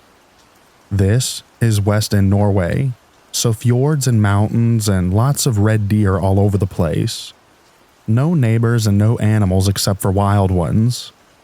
There are old ruins from the Viking Age about 500 meters from the house, nearby the lake. Much unknown history, and I find the forest very eerie. I'm Norwegian, and my ex, the father of my kids, are Canadian. He's not so much around anymore, and my daughter, who's 10 years old, is very fond of horror movies. My son, who's 9 years old, also likes a good scare. To help them not forget their Canadian culture, I told them about the Wendigo. This was in the car on our way to the west for the Easter holiday, since there's so much deer out there. I told them a story I've read, and on this sub I do believe, about Wendigo mimicking kitten sounds, and I told them that these Norwegian mountains are the same as the Appalachians before the continents split up. And that's maybe why they can be so eerie. The second day there, we cut down some small trees outside the house. The kids and I dragged the branches over a small field and tossed them down a hill. This hill is where the forest begins, and also the path down to the lake. My husband was in the garage, the other direction, fixing the chainsaw. As we took a break by the tree line, my son, with the Wendigo story in mind, starts to make a special cartoonish cat meow that he thinks is funny into the forest. He kept going maybe 6 to 9 times before I told him to knock it off and get back to help us with the branches. We turn around, and there was a very clear meow coming from the bottom of the hill. It sounded exactly like my son's meowing. It wasn't my son. He stood right beside me, and it was his voice and his characteristic meow. We shrugged it off as someone hiking answering the meowing, and I didn't want to scare the kids for real, and didn't remind them that it's private land, and nobody except for us goes down there, because the only walkable path is through the garden and small field. We got up to the garage, told my husband, and went inside for lunch. He was just like, well, lots of spirits in these woods. And then we didn't talk about it again. He's a man of few words and not easily scared. He grew up on the farm every vacation. He knows the land well and thinks it's mystical but not scary. My husband reminded me of the meowing in the car on our way there this Easter.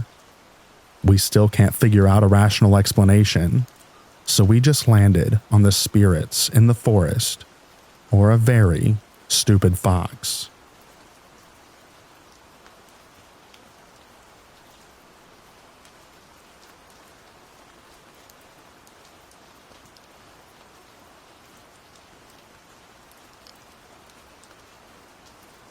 I've been getting more acclimated to camping as a solo female. I'm pretty comfortable in the woods for the most part. I feel safe and at home. This was my first time solo camping in the area I'm from, so it felt particularly special. Pretty rugged, remote part of WNC. I camped off a gravel road right by the creek. After having dinner by the fire, I settled in my tent, the air of early spring growing colder. As I'm trying to get cozy and drift off, I hear what I can only describe as a woman singing. I'm a skeptic and know our ears can play tricks on us. I've definitely heard things before when there's a monotonous sound like the river, so I tried to brush it off. But it had range. It wasn't consistent at all, as if there was a tune to it. At this point, I froze, holding my breath. The singing sound would stop and then start again. I was terrified, honestly. Eventually, I had to suck it up and go to the restroom. The moon was full so I could see. Nothing there at all. Just the beautiful creek in the night. I continued to hear it for a little while longer before a very poor sleep. That's all. Nothing crazy. But I just know what I heard. And I don't have an explanation. Spirit in the river, perhaps? I don't know. But whatever it was very spooky.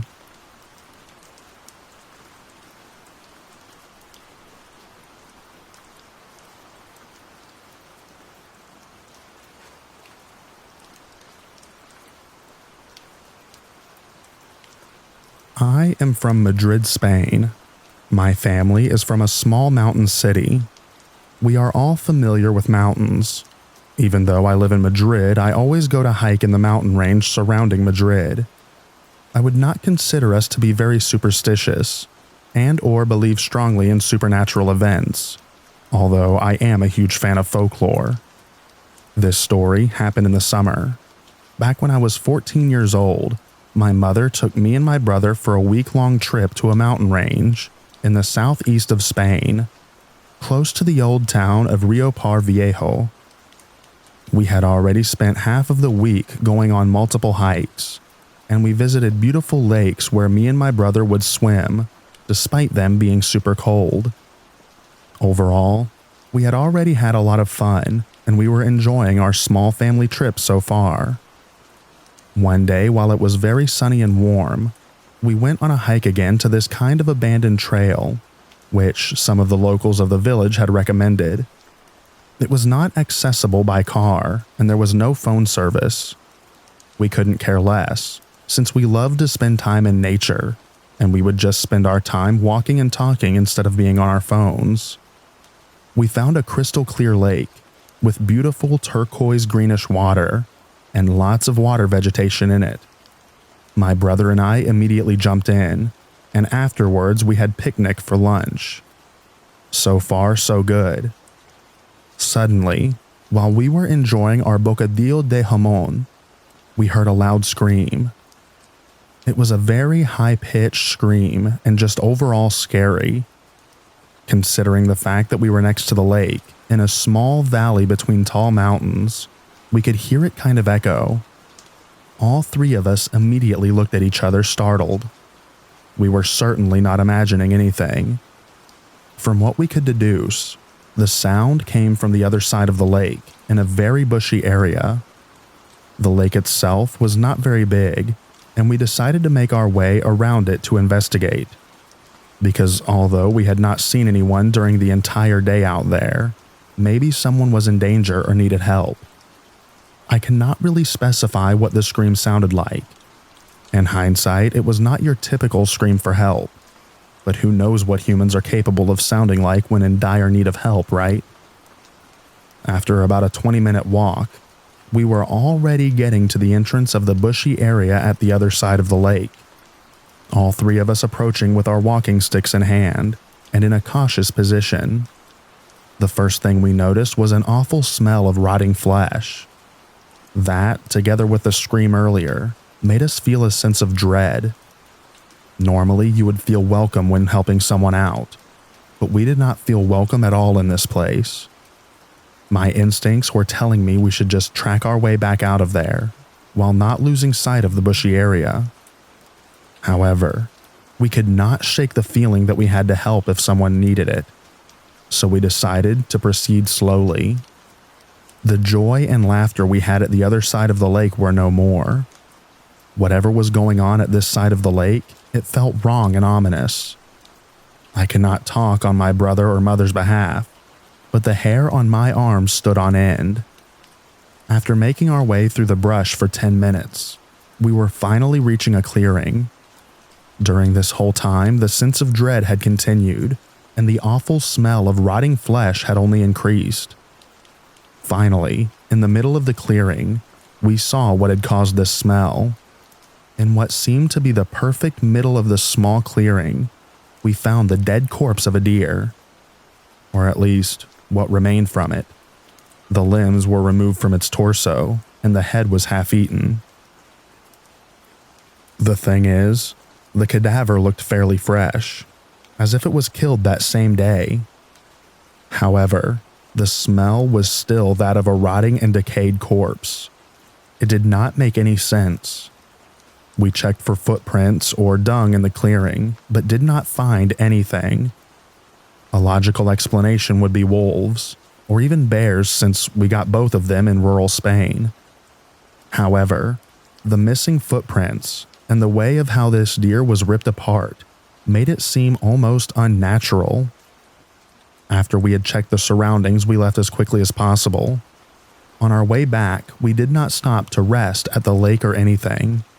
We just wanted to get out of there as quickly as possible.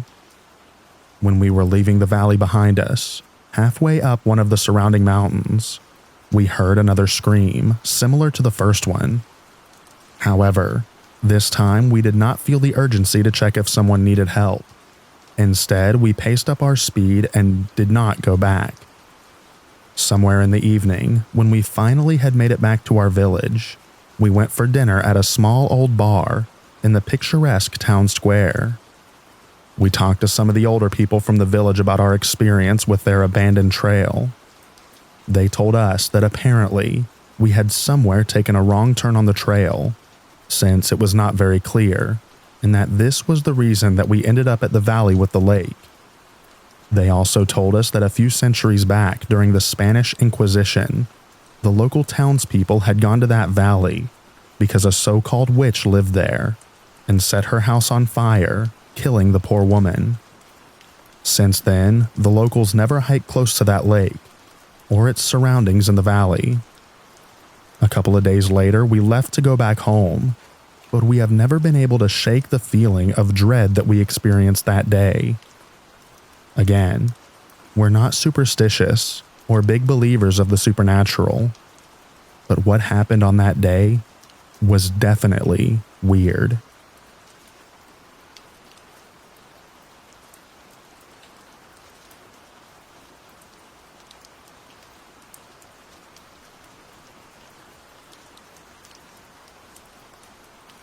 These events occurred 2 summers ago in the Grand Teton area.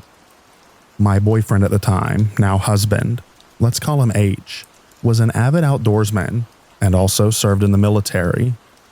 I was an ecology major and wanted to spend more time outdoors, so he decided to take me on my first backpack, just the 2 of us.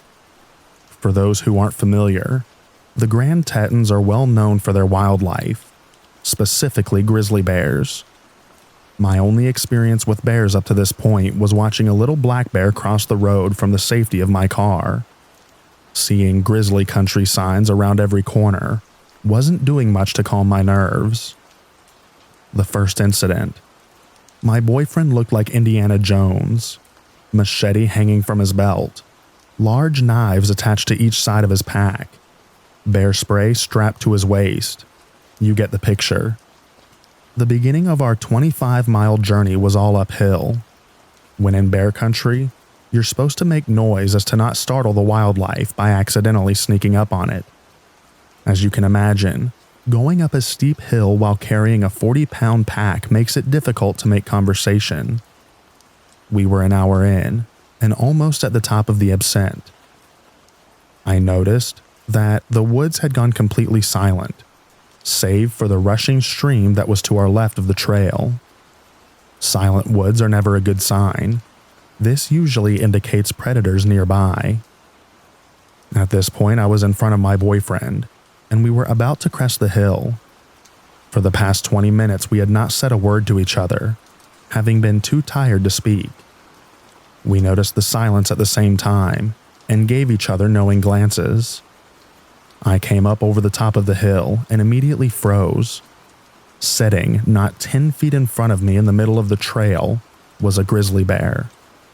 My husband wasn't aware yet as he was behind me, so I did the first thing that I could think of. While still in my frozen stance, I managed to take my arm and started flinging it wildly behind me, trying to get H's attention. I was too terrified to speak. The bear went from sitting on all fours, not looking away from us once. H quickly swung me around so that I was behind him, and he just started yelling. Being in the military, he knows how to yell. The grizzly quite wasn't fazed, as it started to walk slowly towards us. At this point, I was on the verge of passing out from terror. This bear was about 5 feet in front of us when we heard a loud crack coming from the woods to our right. The bear heard it too, and he bolted towards the stream. A second crack boomed again, this time much closer than before. H said, "It's probably just some falling branches." But we both knew that that wasn't the case. At this point, we were walking quickly up the trail in an attempt to create some distance from the grizzly and those strange noises. I felt the hairs on the back of my neck stand straight up, and at the same moment, H stopped moving in front of me. He turned around to look at me, and I turned to look behind me. To this day, we were not sure what we saw. Back where we were standing was a large black/brown mass. It looked to be 3 times bigger than the already large grizzly that we had just seen a few moments before. Its back was facing us, and then it stood on its back legs. It looked similar to a bear, but something about the shape was just off. At this point, it was probably stupid to run away, but that is exactly what we did. We were aware of the heavy footsteps behind us, but neither of us looked back. The footsteps eventually faded. At this point, I was a mess. H was doing his best to console me. "Honey, this is extremely unusual. The bears usually stay away from humans. We're going to be okay. I'm sure that that won't happen again." That was enough to convince me to continue on the backpack. Not another hour later, though, we reached a clearing where we decided to take a rest and eat a snack. About a minute after we had sat down, I noticed bushes moving in a line toward the clearing, toward us. Out of the brush comes this adolescent grizzly, who looks just as spooked as I'm sure we did. But he came straight for us. H, being the crazy nut that he is, decided to charge back at the bear while screaming, "Bear spray at the ready." That did the trick and the bear ran off. All I could think was just my luck. But that wasn't even close to what happened the second night. The second night, before we began our backpack, we had to let the ranger station know which trails/route we planned to take. With this information, they usually send a ranger on horseback at some point during the backpack to check on you and make sure that everything is okay. There were not many approved trails left for us to choose from, and it was just our luck that they were the most difficult. Apparently, over the 3 days we were on those trails, we had been the sole hikers.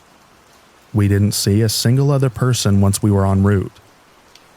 Anywho, I guess we missed the ranger who came to check on us.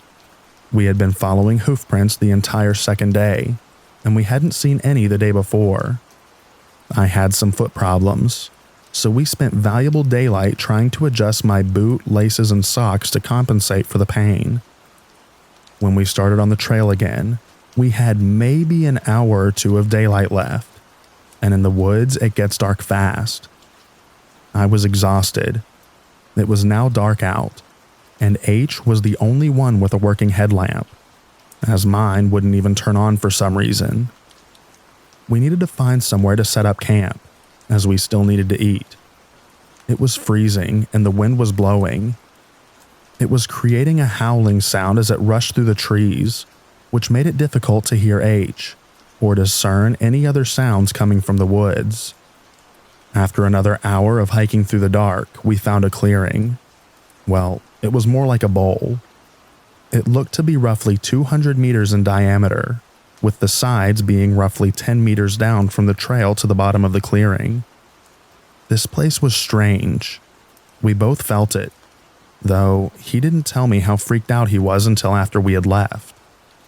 There was no moonlight, so all we had was the illumination from his headlamp, our small camp stove, and the flashlight that I fished from my pack. Half of the trees were dead and fallen, just in the bowl. The vegetation everywhere else was pretty dense. To help alleviate my anxiousness, he started playing Ninja Party out of his portable speaker. This didn't help much, as it just echoed off the trees, creating a dissonance of sounds. He also thought that it would ward off any predators nearby. This is when we knew that our anxiousness wasn't paranoia. The silence was back. There hadn't been a single bird chirp since we arrived at the clearing. It also may have had to do with the obnoxious music, but because of our previous experience, we decided to turn off the music and head into the tent. Also, it was freezing. As soon as we were situated in our sleeping bags, we heard deep cracks and thuds echoing from beyond the tree line. Falling trees? There had been a lot of wildfires and very little rain this season. Thud. We both froze. That sound wasn't an echo. It came from inside the clearing. Definitely not a falling tree. Thud. It came from right outside the tent. We both stopped breathing. H's hand found mine and we clung to each other paralyzed. Something dragged across the outside of our tent, making an indent as it went along. It was thin, almost like a finger. "What is it?" I whispered, shaking. "I don't know. Shouldn't be a person. We're the only ones on this side of the mountain." I was trying my hardest to stifle sobs, trying to listen to what was outside. I could hear steps, but couldn't decipher what it was. The steps stopped, and then the whole side of the tent was slowly pushed inwards. At this point, whatever was outside knew that we were inside, so I shined my flashlight at the side of the tent. What I saw made my blood run cold. It was the shape of a human face pressed into the tent wall. I could make out the nose and an open mouth. Each time they breathed, it made the tent around their mouth billow in and out. H said screw that, and pulled a Glock from his sleeping bag. He cocked it, and the sound shattered the silence. The face pulled back, and we heard fast footsteps heading towards the edge of the clearing.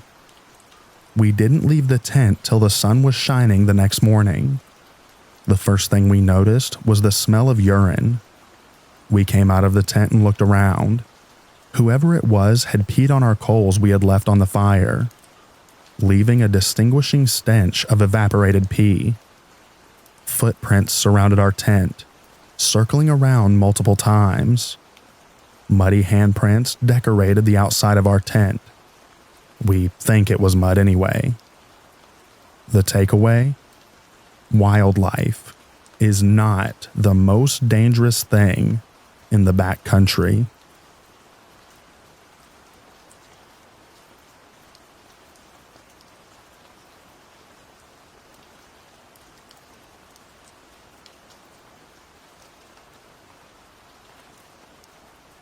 I could give you 1,000,000 times as a kid and young adult that I felt scared or paranoid playing in the woods. It's a beautiful place, and I spent my entire childhood getting lost, not literally, out there by myself or with friends. As kids, we never got too far out there, but you could actually see the progression of us venturing further and further out as we got older, because of forts and carvings that we would leave. This one particular time, like 1,000 times before, My friend and I had just graduated high school. It was our last summer of freedom, and we spent the entire summer camping and hiking out there. We had decided to try and find a new place to set up camp, and walked for what felt like miles before we came to a nice clearing.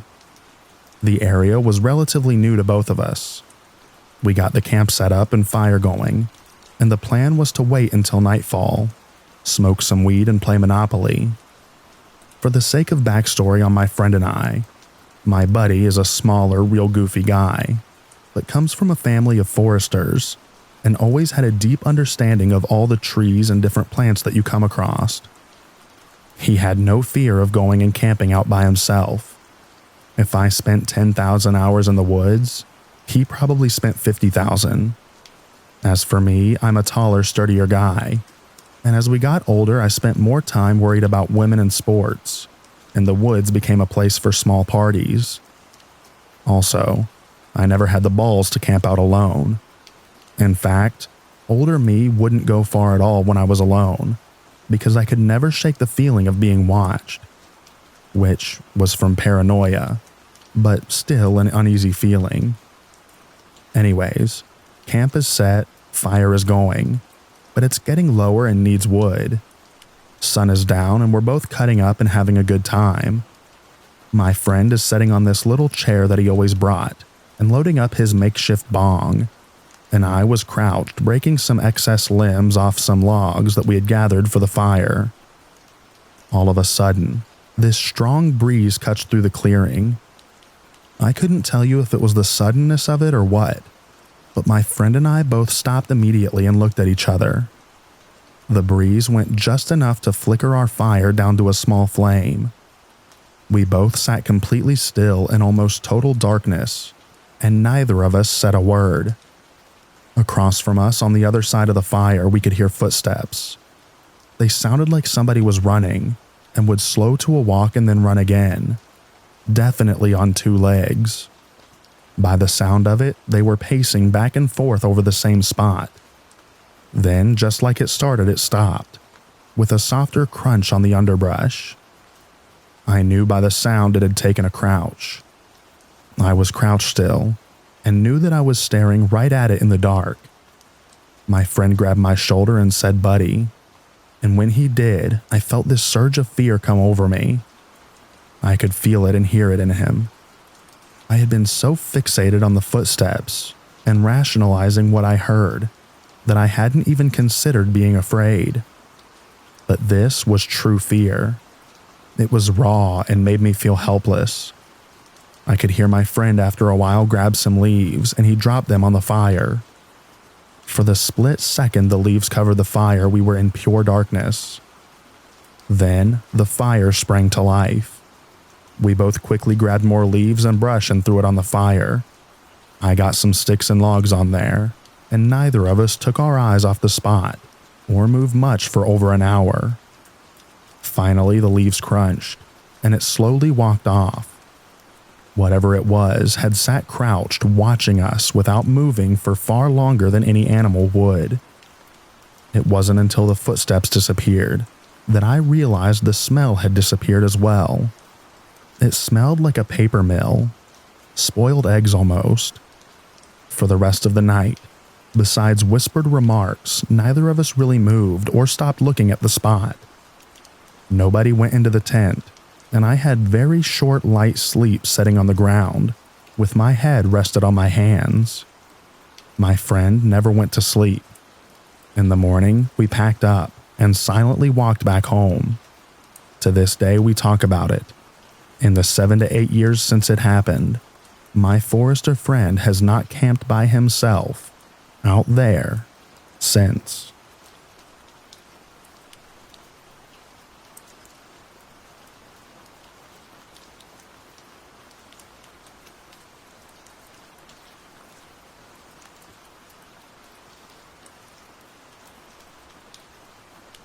My grandpa and his hunting buddy were out moose hunting years ago, when my mom was still a kid. They were about an hour into a hike, looking for a big bull, when they decided to split up to cover more ground. My grandpa, after about 15 to 20 of walking through dense bush, came into a small clearing of trees and a mama grizzly bear and her 2 cubs. Almost instinctively, my grandpa scrambled up the closest tree, just out of the angry mama bear's reach, even kicking at her snout a few times. After circling and scratching at the tree he's in, mama bear ambles off into the brush, her cubs right behind her. When he thinks he's in the clear, he starts climbing down, but a crashing from the same bushes mama bear walked into makes him go straight back up the tree. She must have seen him trying to climb down, because she charged right back at him, now furiously snapping at his feet and shaking the tree. Again, after circling the tree and growling up a storm, she leaves a second time. And again, my grandpa waits, but a little longer this time. He manages to carefully make his way down and sort of speed walks in the direction where he and his buddy parked their truck. Mama Bear had definitely been watching, because as soon as he was almost out of the clearing, she came charging out once more. He quickly shot up another tree, this time a little higher up than his previous safe spot. After a good long while of her snarling, shaking, and scratching the tree, and overall just terrorizing my grandpa, she left. This time a little faster. My grandpa was in that tree for what seemed like an hour, listening carefully for any movement. But after about half an hour, he slowly made his way down the tree, pausing every so often to make sure that Mama Bear wasn't peeking over the brush, waiting for him. After making it to the ground and checking to see if the coast was clear, my grandpa made a quick but quiet getaway back to the truck, where his hunting buddy was waiting, equally empty-handed. When questioned why he didn't bring anything back, my grandpa explained that he just had a run-in with the world's most persistent mother bear, and that was explanation enough.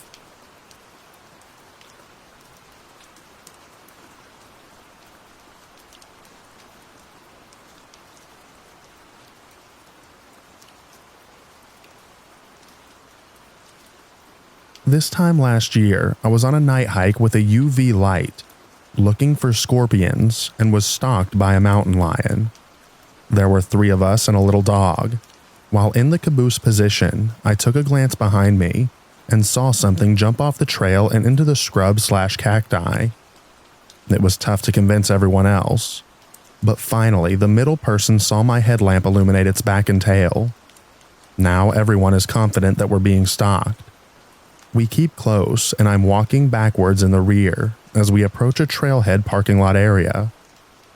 Person in front taps the only occupied car's window and requests that the driver reposition and turn on his headlights. He complies, and then we all saw a fully grown panther about 20 foot off the side of the trail. It knew it was spotted and ran. I'm pretty sure that it was going for the little dog, but it's concerning that he stalked us for like a quarter of a mile in the middle of the night. Been doing less scorpion hunts since then, but I still get out plenty. Things are just a little bit more tense and observant now.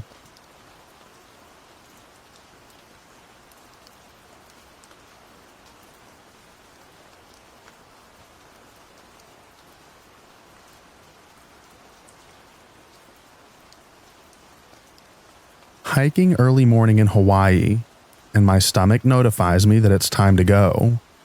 I find a porta potty near the trailhead and jump and do my business. Once complete, I flipped my headlamp on to find the toilet paper, but instead find a huge 5-inch in diameter banana spider hanging out in the corner of the porta potty.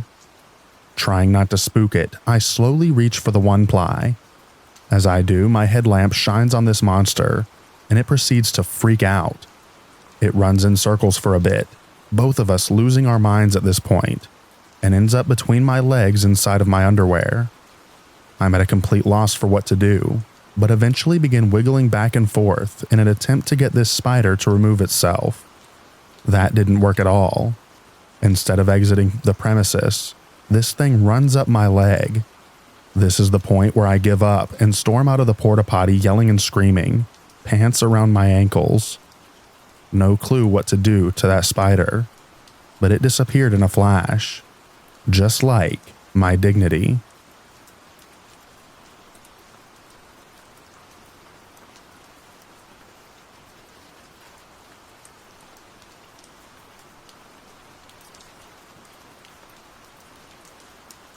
I'm not a hiker, but I trail rode horses for 15 years growing up.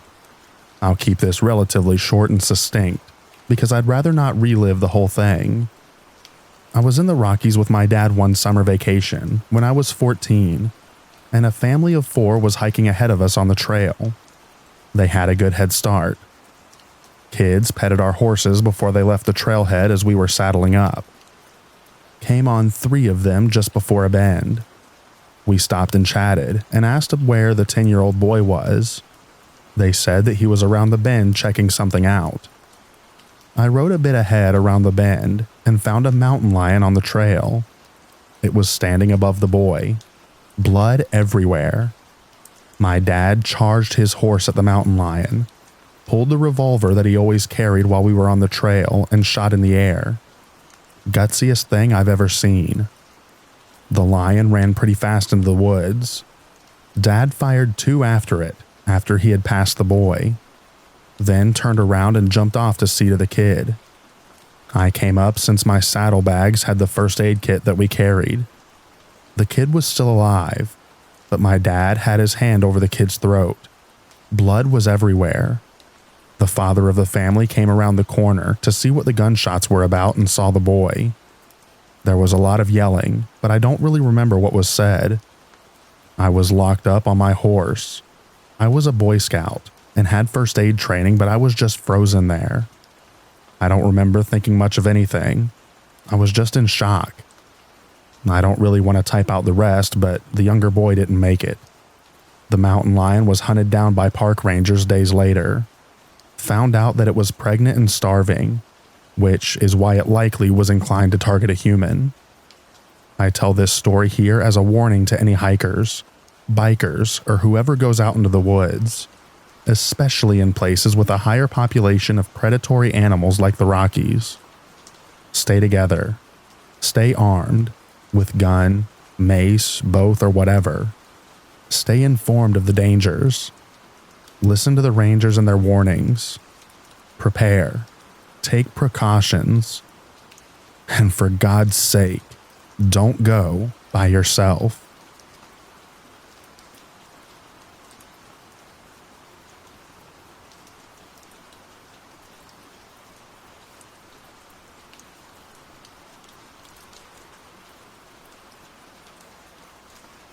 So me and a friend were out late one night, probably around 10 p.m. or so, and we were chasing the sound of coyotes on the back end of my property. We had a suppressed .22, and we were going to see if we could catch one with that and hopefully drive the pack away from my chickens. Well, we found a nesting spot for a group of deer when we were making our way to the back of the property. If you haven't seen this, it's basically just a flat spot and a patch of grass, or sometimes in the woods, and in this case a tall patch of grass. Well, anyway, we're coming up past this spot that we saw a nesting area, and we see this beautiful buck. It's not hunting season, and we're not equipped to deal with it even if it was, in addition to the fact that it was nighttime.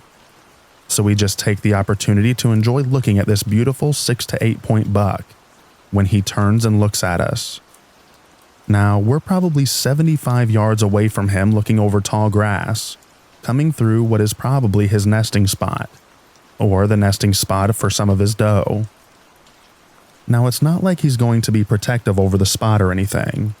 We actually expected him to take off and run as soon as he noticed us, but he hadn't.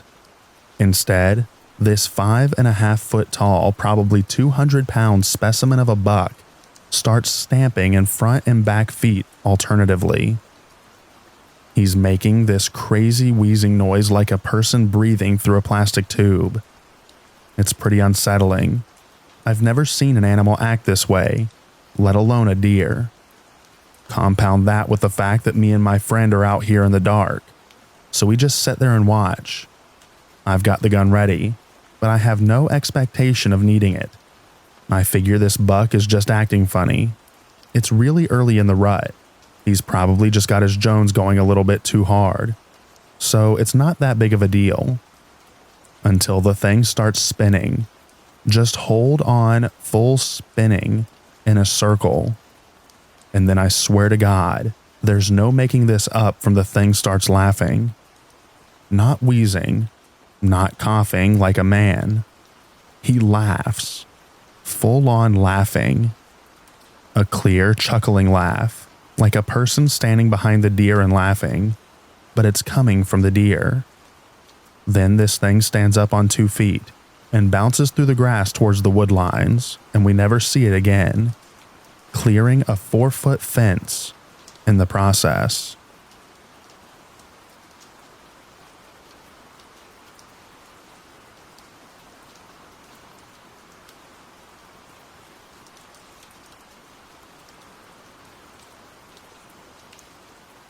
I'm from Florida, and I was volunteering at a local nature conservancy. One of our tasks was to remove fallen logs that were blocking up a creek after a big storm. The creek was about chest deep, 15 feet wide, and opaque brown.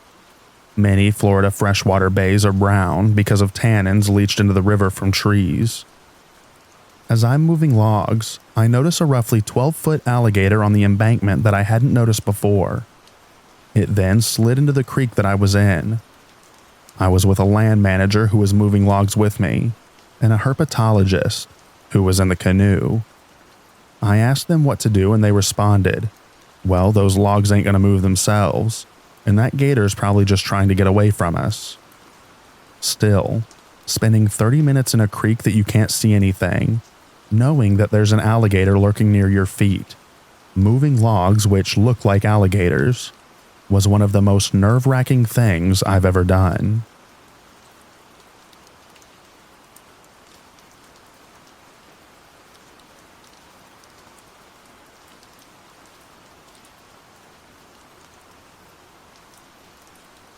I've been woken up by a bear sniffing my head once.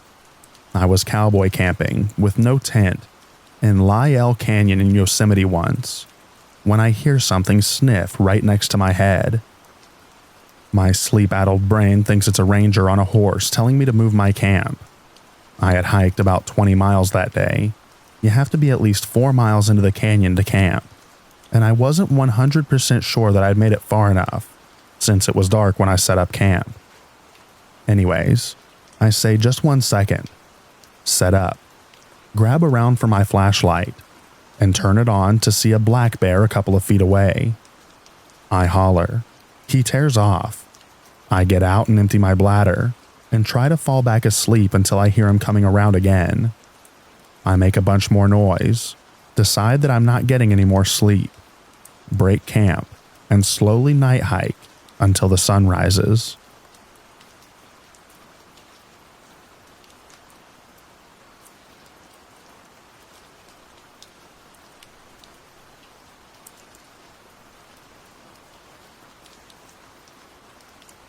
At the time of this story, I was working until 1 a.m., so I wouldn't get home until 2 or so. I opened the door to the house and felt what I thought was a breeze come by my leg. I don't really pay attention. Walk over to my desk, put my keys down and turn the light on. Right when I do so, there are 2 possums in the act of mating in the middle of my kitchen. They screamed. I screamed. And we began the 3-hour dance of getting them out of my house. I ended up trapping them in a dog cage and dumping them out in the middle of my backyard.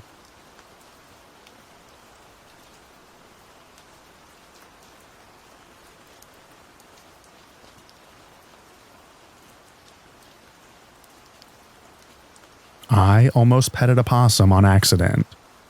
I stepped out onto the back porch one night to get some air. The lights were out, but I saw the distinctive white blob of fur that I assumed was my cat, Frank. I went down to pet him, and he looked up at me, at which point I noticed that his face got a lot longer, and his eyes got a lot beadier. Well, it wasn't Frank. I locked eyes with this possum, my hand about 3 inches away from its face. We both froze. Then it took off running into the yard and crashed into the back fence. I was so sure that I was about to lose a finger or two.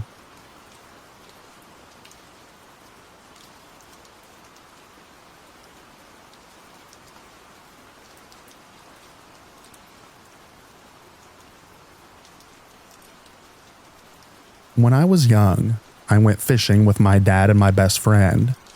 We waded out through some deeper water to reach the shallow sandbar, where we fished for quite a while. The tide came in, and the water that had been just above my ankles was now above my waist. Suddenly, a large shark about 7 to 8 feet long crashed through a school of mullet only a few feet away from me. My dad saw it. My best friend saw it.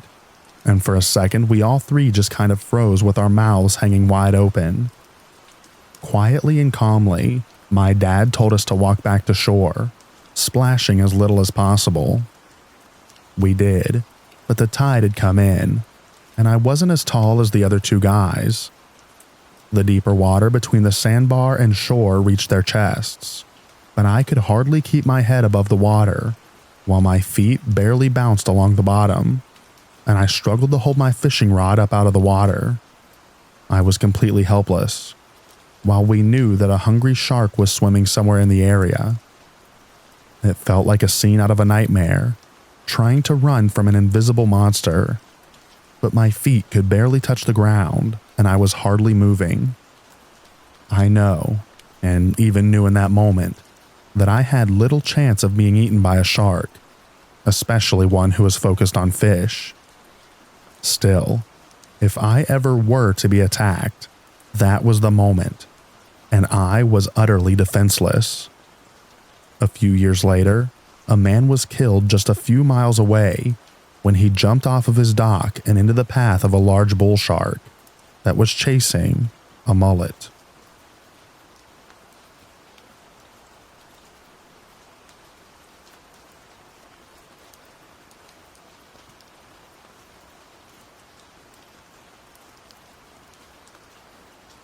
I was very drunk at a wedding on a large property in rural New South Wales.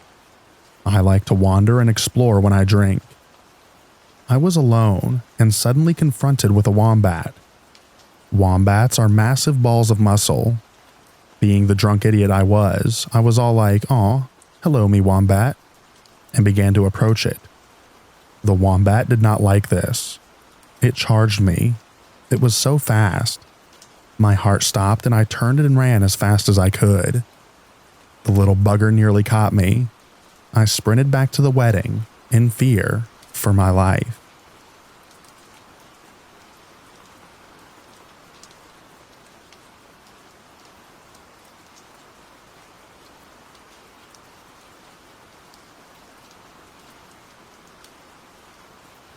I was stationed in Japan for 3 out of the 6 years that I was in the Navy. During that time, I leased a Japanese house, and the shower was its own room. Fully walk-in with a tub, bench, etc. It was amazing. So as the post says, I stumble into the shower one morning still half asleep, and out of my peripherals, I see a black flash from behind me and hear a thud. I look into the tub and there's a huntsman spider the size of my hand staring back at me. Holy cow. My best guess is it was on the wall behind me and got scared when I walked in. So I go into attack mode immediately. Grab the shower head which was on the hose. Take aim looking to drown this thing in the tub drain. And as soon as I turned the water on, it jumped out of the tub onto the wall and ran into the windowsill. The tactic then became opening the window fast and pinching to death in the sill.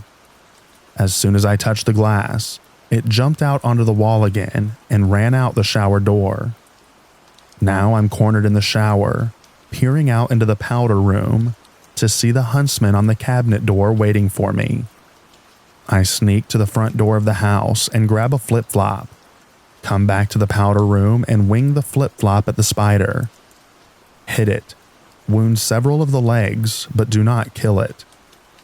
It runs out of the bathroom and underneath the stairs, much slower than it was moving prior. Feeling confident that spider is cornered under the stairs, I grab a can of bug spray and move in to finish it. Looking closely under the stairs, it was a hollow staircase where you could see through the gaps between the steps. I see a black tail curdled over the back lip of one of the stairs and assume that it's the spider hiding on the back of the step. I hit it with the spray. Enter Mukade Centipede. It dropped off the back of the stair and started charging at me. I immediately peed a little. The front half of its body was up off the floor, and its mouth was visibly biting. It backed me up all the way to the front door as I emptied the entire can of bug spray on it. By the time we got to the door, it was obviously overcome by the chemicals and just writhing around. So I grabbed the other flip-flop and smashed it. It didn't work. I hit it a few times and it would not die. So I turned the flip-flop on his edge and used it like a saw to cut the thing in half. Then I remembered the spider. It was still under the stairs. So I blew under there and it ran out wounded, and I smashed it with the flip-flop saw. Then I screamed at the top of my lungs for 30 seconds.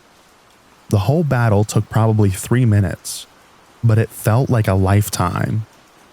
I think being naked caused an adrenaline rush 1,000 times greater than if I were fully clothed. When I got to work, I was frazzled enough for my coworkers to notice. Can't tell if it was the worst morning of my life or my biggest triumph, but man won that day.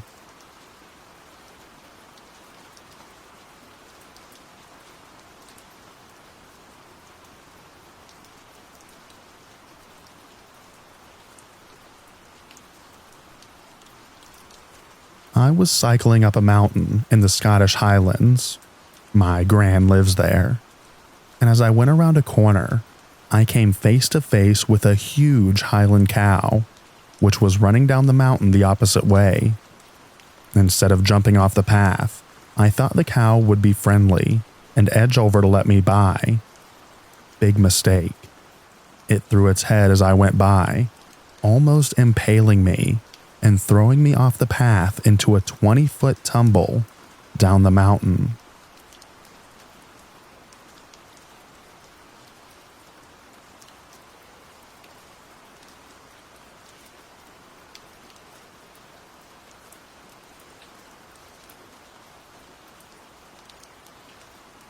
I outran a swarm of bees.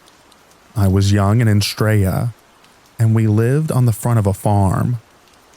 I went exploring a lot. It was really cool. I found a bee's nest in a huge fallen tree. I had watched a lot of cartoons and wanted to know if the bees would come out in an arrow and get me if I whacked it with a stick. So I did. They did not. I was disappointed and climbed around the fallen tree. The bees do attack, just not immediately, and not in an arrow, in a cloud. Suddenly, they were all around me. I sprinted home, about 2 kilometers, and if I slowed down, the bees caught up. I ran into our yard and shut the gate thinking I was safe. I obviously wasn't and got stung a few times. I deserved it though. Please, don't go beating up animal homes.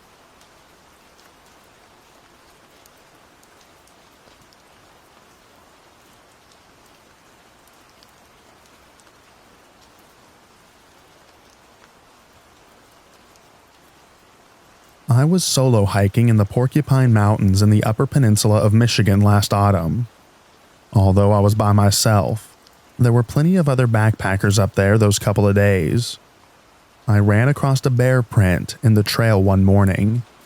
A few hours later, I rounded a corner of the trail, and about 70 foot up ahead, I saw the hindquarters of an animal with dark brown fur about 2 feet high. I got a surge of adrenaline, and everything started going in slow motion. I started to panic, and just as the poop was about to leave me, the animal lifted its head and it ended up being a black Labrador retriever. Right as I catch my breath, the dog's owner came rounding the corner from the opposite direction and sees me clutching my chest.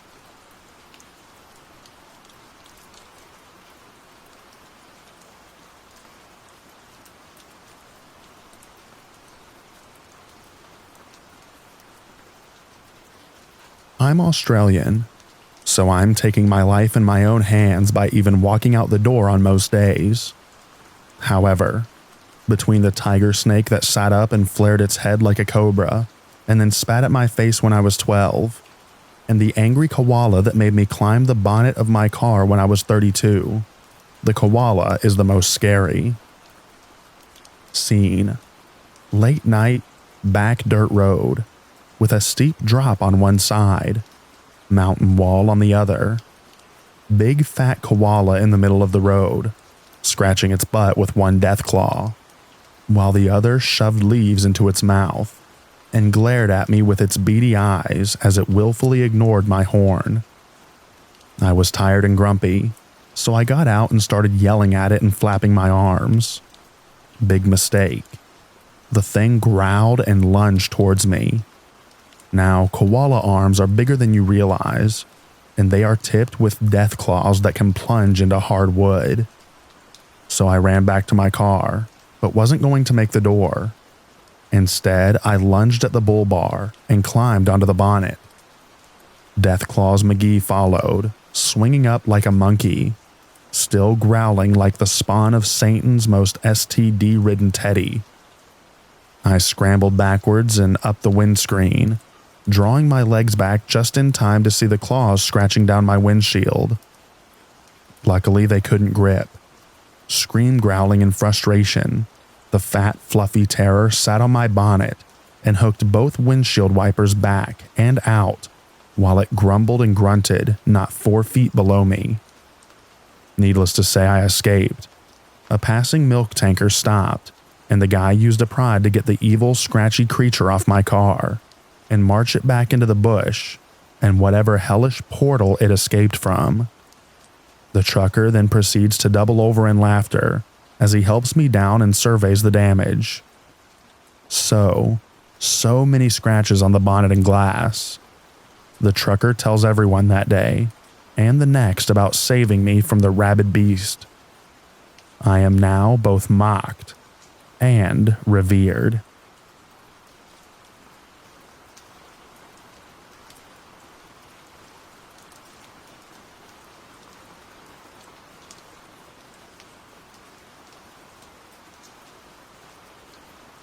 I was tree planting in northern British Columbia. I was working on the same piece as another planter for about an hour. Then I heard a soft thumping sound. I looked up and saw an adult grizzly bear running towards the other planter, whose back was to the bear. I started running towards it, waving my arms and yelling. The bear stopped, turned towards me and stood on its hind legs. I stopped moving and was about 20 to 30 feet away from it. The bear stared at me for about 5 seconds. It felt like an eternity. Dropped back down, turned around and bolted back into the tree line. Saw 2 cubs with it that we weren't anywhere close to, so we figured that it was a mother teaching its cubs how to hunt. I had to sit down for a while after that, because my legs were shaking so bad.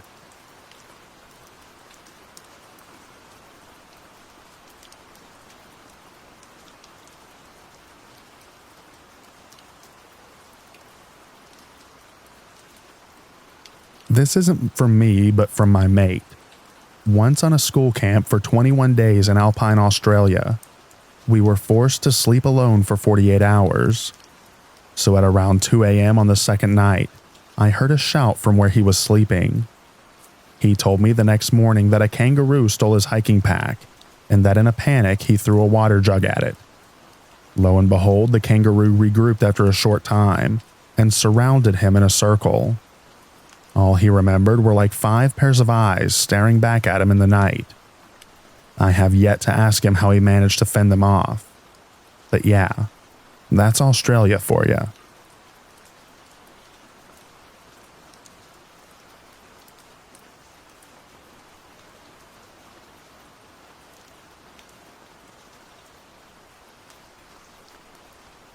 I have a few good animal stories, but the scariest was getting charged by an angry bull shark. I was down in Florida with my family and my dad, brother who was 11, and sister who was 6. were all decently far out, hanging out when we spotted the shark. It was probably between 4 to 4.5 feet long. My dad and I went shoulder to shoulder with my siblings behind us and started quickly but calmly heading in. This thing must have charged us nearly half a dozen times, at or near full speed, and only broke off when it got within 10 to 15 feet. I don't know if you've ever seen a shark hunt at full speed, but they're significantly faster than I could ever sprint on land. The feeling was like we were in its world, and if it wants one of us, it's probably going to take one. So we finally get in, and the shark heads down the beach. I look down, and there's another family with a small girl in a life jacket out in the water. So I run down and yell to them, but they aren't listening. I figured that I'm bigger than it, and if it were going to attack me, it would've. So I start swimming out to them. I popped up about 15 feet from the girl with the dad on her other side, and the shark was right in between us. Without thinking about it, I jumped forward and slapped the water, and I think I spooked it. I jumped forward and grabbed the girl, which the dad who hadn't seen the shark didn't appreciate. I pointed it out and gave him back his daughter, and we got back in. He was incredibly thankful once he understood the situation. But yeah, sharks have barely changed in hundreds of millions of years. And that day, I truly appreciated exactly why. Like I said, if it had wanted to take me, I don't realistically think that the four of us could have actually stopped it.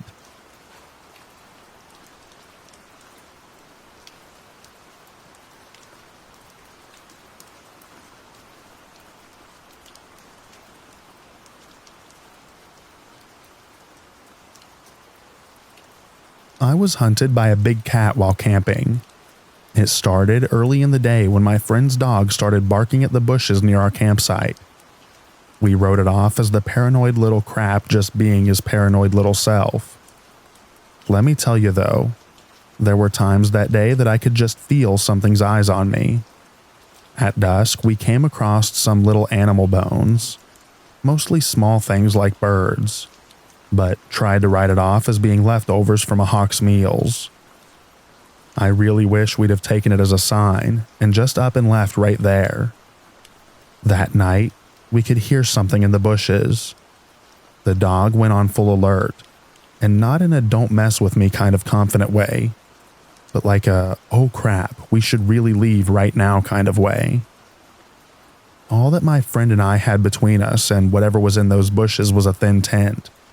And at that point, it became very hard to accept the circumstances. You try to make a tent a fortress made of stone in your mind, because the reality of it becomes too much to bear. Eventually, we did come to terms with reality, and agreed that whatever was making that noise, we needed to do something about the situation, because a tent might not be enough to protect us. So my friend peeks out with a flashlight, and there they are, big eyes in the bushes glowing right back at us. I don't know if any of you had the experience of your blood running cold, but for an instant, I was so cold that it hurt. I don't know how long we stared into the bush, back at the eyes, but it got primal. There was no cognitive thought going on beside my base instinct to just stay dead still. My friend's dog eventually got up the courage to peer out with us, and yipped when it saw the eyes. And then boom, out it came, charging at our tent. It was the biggest tabby cat I ever saw, as big as a Maine Coon. I dang near peed myself as it scampered right past our tent. I never camped out in my friend's backyard again.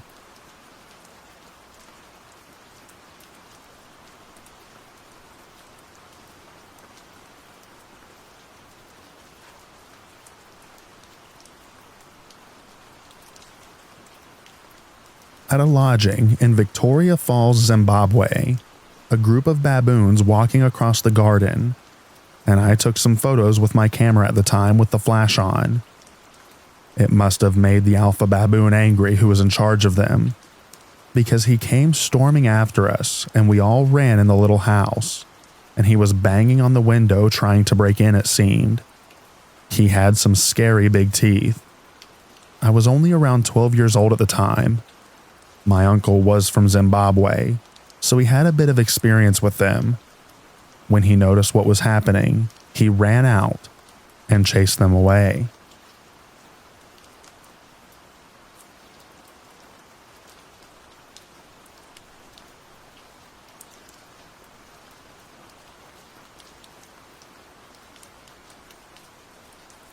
I'm a geologist and sometimes need to camp as part of my job. A couple of years ago, I had one such job. I spent 2 months north of Sault Ste. Marie, Ontario, camping out of a tent with the other geologists that I work with. We were doing a pretty serious prospecting job. We were camping right next to a small lake, which we swam in to wash ourselves, wash our clothes, etc. Most nights we would hear wolves and foxes howling and screaming. We got used to that. Most nights we'd hear beavers slapping the water with their tails, or moose swimming in the lake, or walking through the brush. Almost every single morning we'd come out of our tent and see bear prints through the camp, coming right up to our tent and walking around. We were pretty good about keeping things clean. We'd store our food in airtight containers inside our truck, burn any garbage, do our business away from camp, etc. We had a small generator so we could charge our equipment like GPS, cameras, and laptops for movies, etc. It turns out black bears really like the smell of gasoline. We had a bunch of jerry cans that the bears kept trying to chew. A few had puncture holes in the handles. Our second to last night in camp, we had left our generator running, forgot to turn it off, and we were just going to let it out of fuel. I was sleeping in my cot in the tent, and something pushed against the back from outside of the tent. I was at the stage where you aren't sure if you're dreaming or not, and I wasn't able to move, so I just sat there and whatever animal kept pushing against the tent. I could hear it sniffing and grunting, and I eventually moved and asked my buddy if he could hear it too. He was also awake and said that it had been there for a while. I was getting tired of it, so I made some loud noises and it eventually ran off. A little while later, we hear something walking around the tent again, this time going towards the generator. All of a sudden, the generator starts surging, as if it were running out of fuel. Then we hear a really loud noise, a squeal, and then it was as something was crashing through the bush running away from the tent. We take out our lights and check to see what had happened. Around our tent were more bear prints than I'd ever seen in one place. The extension cord coming from the generator had been chewed to heck, and the gas cap on the generator was all mangled. The bear was going after the fuel in the generator. It was one of the most uncomfortable and creepiest nights of my life. The amount of tracks around the tent was wild. There was definitely more than just one bear. It was a good thing that we were leaving the day after, since the bears were getting way too comfortable having us around.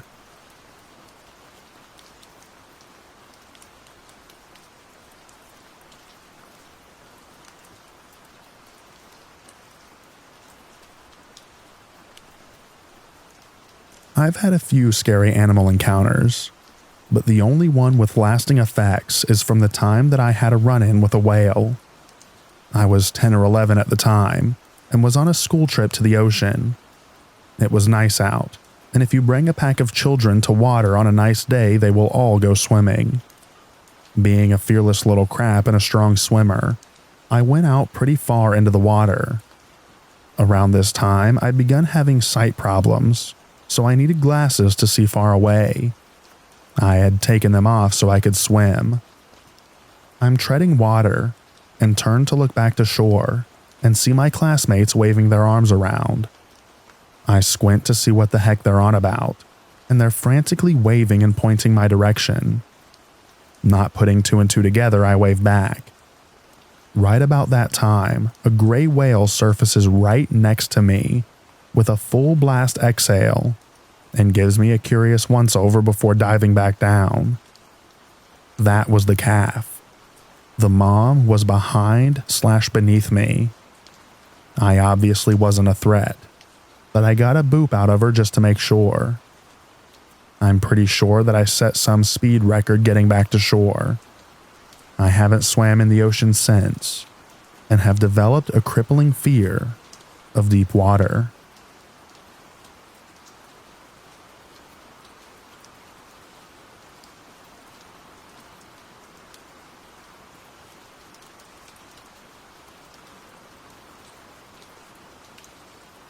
When I was 12 or 13, my next door neighbors had this massive pit bull that was always kept chained up in their backyard. Now, when I say this thing was chained up, I don't mean with a standard dog leash type chain. I'm talking heavy-duty towing chain. They got it from a military family member who was being stationed overseas and couldn't keep it. This thing barked and growled constantly and sounded like it wanted to kill anything that wasn't its own people. I saw it get away one time to chase some kid on a bike by jumping a 5-foot fence. Luckily, the kid had a big enough lead and the owners were out when it happened and were able to get him back. I used to ride my motorcycle in the alley behind our houses pretty frequently and had gotten used to the dog barking at me when I did it. I had ridden down to the end, about 6 or 7 houses down, and turned around when I see this dog bolting towards me, dragging about 5 feet of chain behind it. It had pulled apart that heavy-duty chain. I didn't know what to do, so I gunned it straight at the dog. That thing jumped up and hit me square on the chest, taking me off of the motorcycle. We rolled for a second. Then the dog jumped right onto my chest again while I was on the ground. It then attempted to lick me to death. After all the barking, growling, and warnings from the neighbors about how vicious he was, it turns out that he just wanted to play. I told the neighbors what happened, and they couldn't believe it. They thought that this vicious dog would be stuck in their backyard forever. After that, they took him out to socialize him more, and he calmed down, almost completely stopped barking, and would get excited whenever someone came to see him.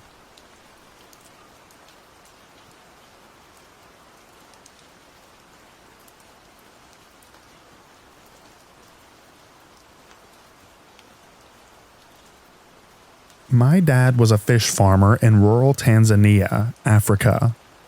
In his first month, he went hiking with some locals to get used to the area and the terrain. He was walking slightly ahead of the group and turned a corner and looked a leopard right in its face. He just stood there for a moment, not breaking eye contact with the huge cat in a fascinated trance. Eventually, the leopard turned and walked away. He then looked down to the other 2 locals he was hiking with and said in Swahili, "Leopard," and pointed around the corner where he'd just been. The 2 locals looked at each other for a second and ran down the mountain as fast as they could.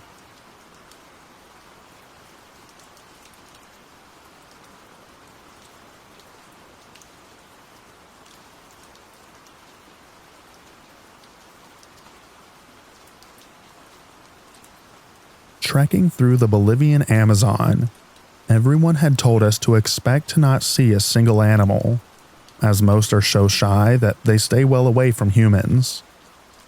A lovely day walking, and totally satisfied by seeing some cool frogs, monkeys, bugs, etc. Our amazing guide, Ivan, an indigenous local who was so incredibly knowledgeable, suddenly halts and mimes for us to get down and be totally still, as close to a tree as we can. We hear this otherworldly clicking sound all around us, like a hollow wood block being rhythmically knocked, and suddenly 60 or so pecaries, Amazonian wild pigs, come charging through the forest on all sides. This may not sound too scary, but these pigs were ferocious, and only the night before we heard all about the guy from their village who was out on a pig hunt They have a free pass to hunt them as they are a staple food. When the herd turned on the hunting party to defend themselves, they all climbed trees to escape, except the unlucky man who couldn't find one and got eaten alive by angry pigs. Needless to say, I totally crapped myself. That does not sound like a good way to die. We also had to wait for 20 minutes after they'd left us, as they release a hormone from an anal gland. It smelled like rancid pate, that when inhaled causes you to become confused. This clever defense mechanism is to stop pursuers. That may be why there is a legend that if you hunt pecaris after dark, they become spirits and disappear.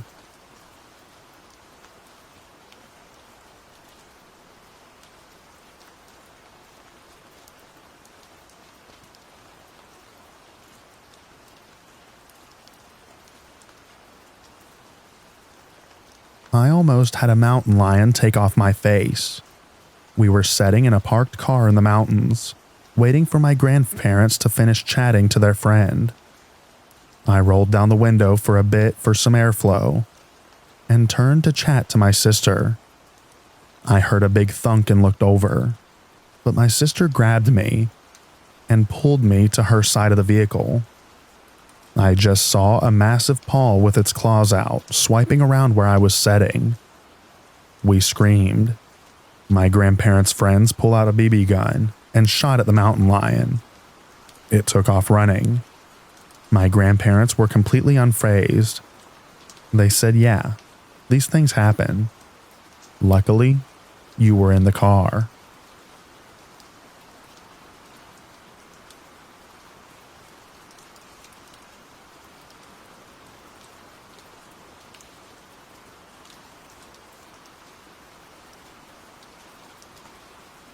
Me and my girlfriend were in Kenya on a safari holiday, staying in a lakeside house, Joy Adamson's house, author famous for the book Born Free, where they adopt a lion cub, and we decided to go check out the lakeshore one evening. There was the ricketiest jetty in all of Africa, and I decided to walk out on it. I see some ripples moving across in front, and then they swept back towards the shore.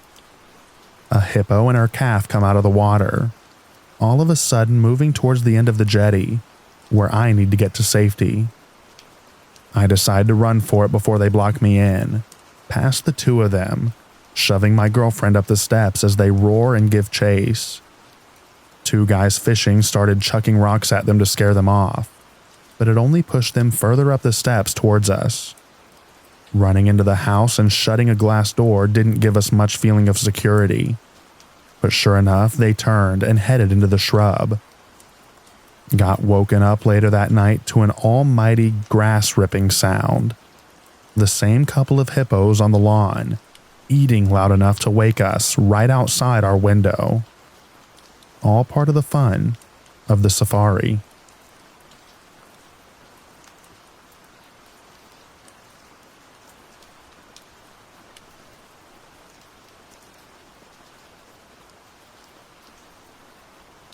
Growing up on the Gulf Coast of Florida, I spent a lot of time fishing. By the time I was in high school, I was really into spearfishing and generally used a Hawaiian sling. It felt pretty awesome to have nothing but flippers, a bathing suit, a mask and a snorkel, and my spear out in the water. One day, after a pretty good haul with 4 to 5 fish hanging off of my rope, I see something pretty long in my peripheral. Thinking it might be a curious, read stupid, tarpon, I got excited. Turning around and aiming my spear, I see a good 5-foot-long barracuda staring right at me, maybe 10 feet away. For those of you who don't know, they swim very slowly and ominously, seeming to just float along with their big nasty teeth showing, but then attack lightning quick, not giving you any time to react. I've been in the water with sharks tons of times, and you learn pretty quick to respect but not really fear them. but these things are swimming evil torpedoes. Needless to say, I took the half-dead fish off my rope and pushed them in his direction and proceeded to get the ever-loving heck out of there.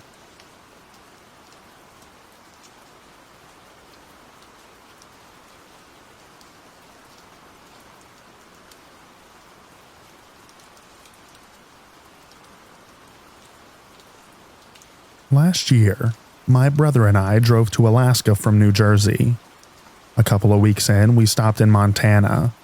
Due to all the snow, lots of the trails we wanted to walk were closed. We'd been camping out of the Volvo to save money on rooms during the trip and had found a place outside of a trailhead. It was closed, but we found on Google Maps that there was this lake a few miles up that we could go see. We had nothing else to do that day, so we started our trek. It was cold and a lot further to the lake than my brother had originally thought. 5 miles into our walk, he had to bribe me with a blunt to make it to the lake. I was over it at that point, but little did I know things were about to get much worse. We made it to the lake, and we were both unimpressed and sort of bummed that we'd walk all that way for nothing. So we turned and began back down the mountain road. You could see miles ahead of yourselves on those roads. We made turns around a corner after a long stretch, and I felt my brother's hand on my chest, stopping me in my tracks. His eyes were fixed on something in the distance. I looked at what seemed like 2 deer. They were far away, so we stood and waited. No, much too big to be deer. Maybe a couple of moose? Terror washed over the both of us as one of the shapes stood up on its hind legs, confirming that we were thinking about but didn't want to say. That was a bear and her cub. I look at my brother, who'd been telling me about how bears can run up to 30 miles per hour earlier in the day, unsure about what to do. They were far away. We started to walk backwards to the corner that we'd just come around. Once we were completely around, we ran as fast as we could. Probably another half mile before we slowed, and then we found a bathroom area off to the side that was unlocked. We figured we'd wait there to see if the bears kept coming. If that happened, we'd have to hole up in the bathroom for God knows how long. Already exhausted from the previous miles walked, the running didn't help, and we still had miles to walk back. While we didn't see those bears again, I was pretty shaken up about it walking back to the car, in all honesty. First thing I did when I got to Alaska was buy a can of bear spray.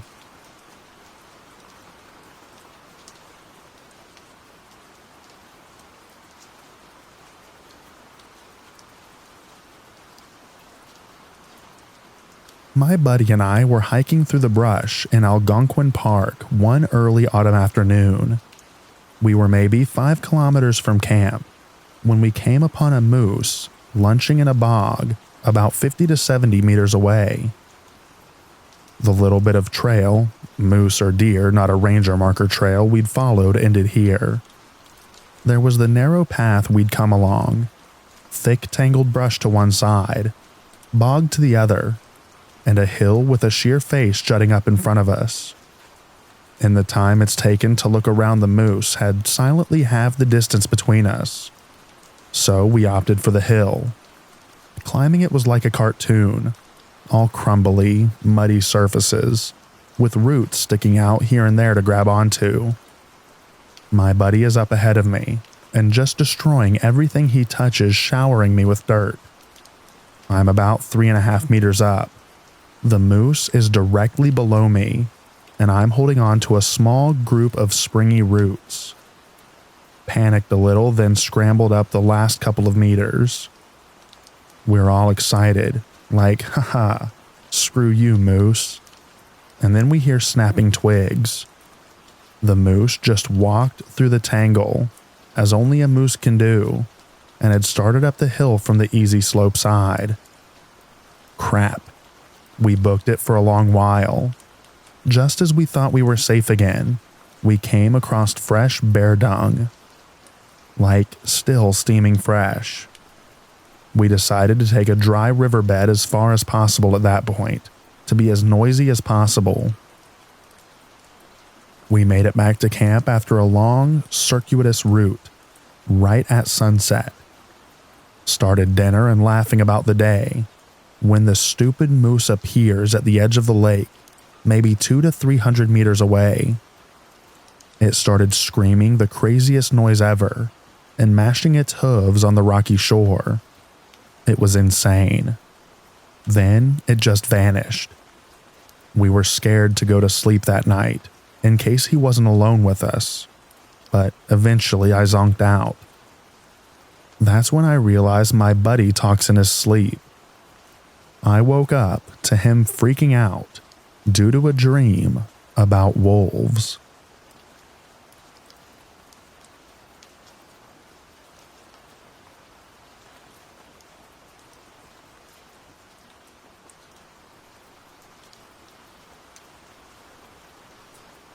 I was born and raised in the southern United States, but decided to move to Minnesota back in the early 2000s.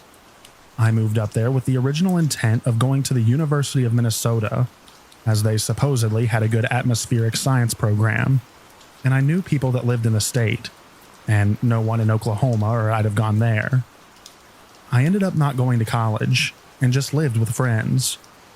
I started dating a Canadian girl, and my home was a 4-hour drive from the border up the Minnesota Arrowhead. It was just after Christmas that year, and I was heading back after spending time with my then girlfriend. It was around dusk when I left. Her house was an hour from the border. I crossed back with no problem. Started driving down Highway 61 like I've done dozens of times before.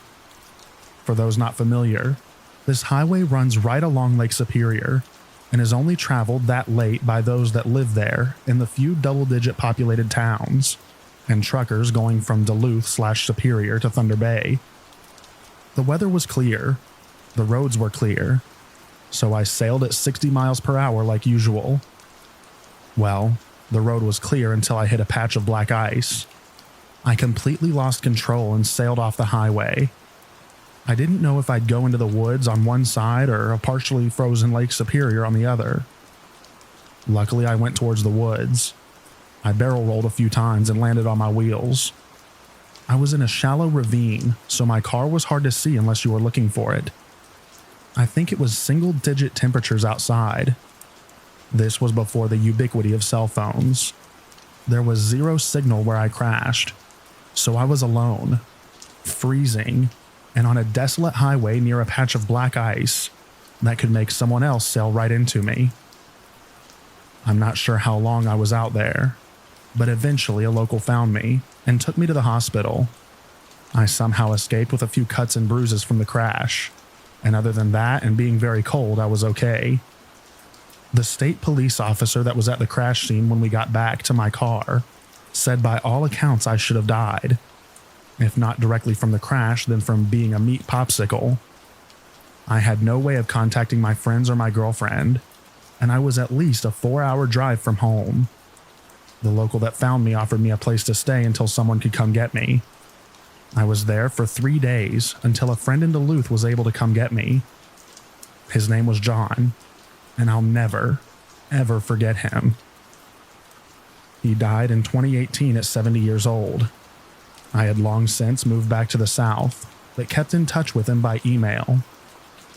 After I crashed, I was in a place that I didn't really know, at night, on a road that's not traveled by much that late, in winter, and freezing.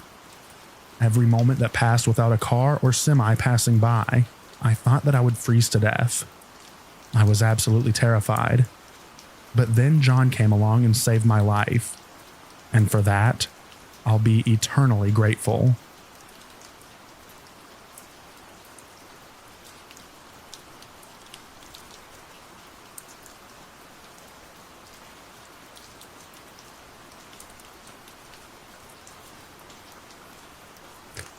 I was driving from Chicago to see a friend during break, and had to go through a truly desolate part of North Carolina. I'm talking miles upon miles of soybeans and tobacco, with very few people. Some towns felt like you were stepping back into the 50s. My car was a piece of crap, and I was driving on this sun-baked highway road next to some cornfields when all of a sudden my wheels lock up. I later found out the cause was my alternator failing, and I'm skidding at around 65 miles per hour towards a depression in the cornfields. The car rolls off the highway, lands sideways, and I'm stuck in my car with my seatbelt on and the airbags deployed, nearly delirious. I had a pretty nasty concussion and was starting to hallucinate someone shouting my name and playing music. It was August, and the temperature had to be at least 94 plus degrees. Basically, I was pretty set on dying until an incredibly kind older man who owned the farmland I had so graciously crashed on found me while he checked on his crops. I don't remember much in the way of transport, but he had gotten my dad's cell phone from my phone and called to let him know who he was and what happened. Both parents were about 12 hours away, and this kind gentleman brought me into his home and helped me seek medical attention until my dad could come meet me. Some people are just incredibly good people, and I'll never forget him.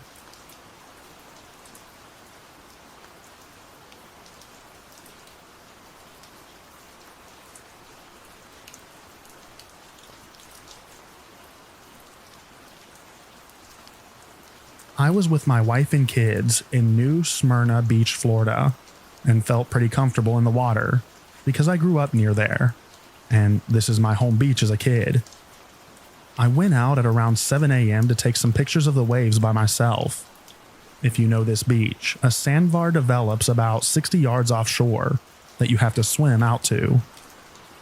Only about shoulder-high water, and then you get to the sandbar, which you're about waist high. I'm out there taking pictures by myself, and about 8 feet behind me is a big black object in the water. It was so big I thought that it was a manatee at first. I then realized it is a bull shark checking me out. Nobody out there. No surfboard. Just me and a tiny camera. I faced the shark as that is what you're supposed to do, and then it turned away. I then had to make the decision to swim back via sprint or slow and calm. I yelled to the beach. It was a panic yell for my wife to watch me, and she had no idea what was going on. I did the quietest and fastest freestyle swim of 60 yards. It was the scariest minutes of my life. I don't have a crazy fear of sharks, but I was really scared of a big bull shark in murky water.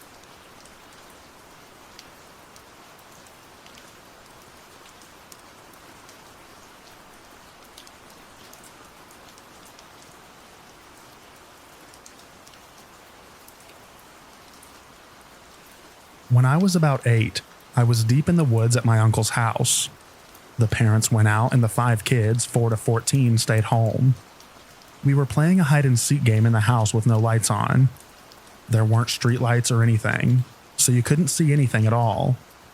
Base was in the living room, and I hid in the living room, so I could quickly get to base. My brother, who was 11, was it. He was doing his countdown, and I was hiding just a couple of feet from him when a lightning strike drew our attention to the window. We were both shocked to see the outline of a man in the window trying to see in. We started whispering, and on the next lightning strike, the guy was starting to walk to the front door. My brother Ben quickly ran to lock the front door. I know, but it was a different time and place. And got there right before the guy started shaking the handle.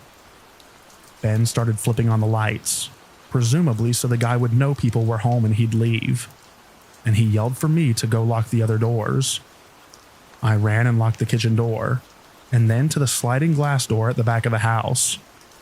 As I was locking that door, the guy was suddenly there, standing there on the other side of the glass. I was frozen, but Ben calmly told me to close the curtain, and I focused on his voice and did what he said. My uncle has guns, but he was gone on a hunting trip, so all we could find was a BB gun that looked like a real rifle. Ben stepped out on the porch with it to try to make the guy believe that we were armed. We constantly had phone issues. This is going way back, but they had a party line, and we couldn't get the phone to work to make a call. We were trying to call someone on my uncle's CB radio, but weren't getting anyone. Eventually, an older cousin, who was only like 15 himself, showed up, and we thought an adult was there and we had been saved. That calmed us down, and we went back to normal, I guess. I'm not sure I've ever had a creepier moment than looking up at the window and seeing someone on the other side.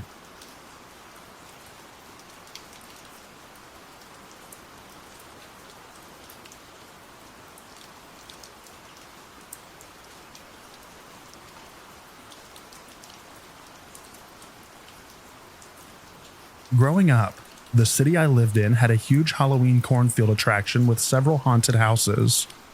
It was always crazy busy and crowded. When I was about 12 years old, a group of my friends made a plan to go out one night. My parents were pretty strict and always anxious about me going places. They said that I absolutely could not go unless the group was accompanied by parents. I lied that there would be parents, when in reality it was a group of about 6 of us 12-year-olds. When we arrived, I was nervous because I never really lied to my parents before. The night went on and everything was going well, up until I had to go to the bathroom. The cornfield only had porta potties, so I went while my friends waited for me outside. Only when I came out, my friends were nowhere to be found. I walked around for a bit and called them, but I could not find them anywhere. At this point, I started panicking and crying. A police officer approached me and asked what was wrong. I explained that I could not find my friends, so he took my hand and said that we could go to the ticket booth, so they would make an announcement over a loudspeaker for my friends to come meet me. However, the officer said we had to go back to his squad car first, so he could let the other officer know. As I start walking with him through the parking lot, I had an oddly specific memory. A few days prior, my dad told me about a little girl who was kidnapped by someone who was impersonating a police officer. My dad told me to always be suspicious of everyone, including people claiming to be police. He instructed me to always ask to see a police officer's badge and to ask them to call my parents. I stopped walking and nervously told the officer, "I'm sorry, this is silly, but my dad told me that I need to ask to see an officer's badge and to tell them to call my parents." As I said this, the man's face went pale white. He let go of my hand and took off sprinting. I eventually called my parents. They came to pick me up and found the real police officers nearby. I let them know what happened, and they explained that would not have been the protocol, as the attractions didn't even have loudspeakers to make announcements. We then filed a formal police report. I'm pretty sure that I could have been kidnapped that night.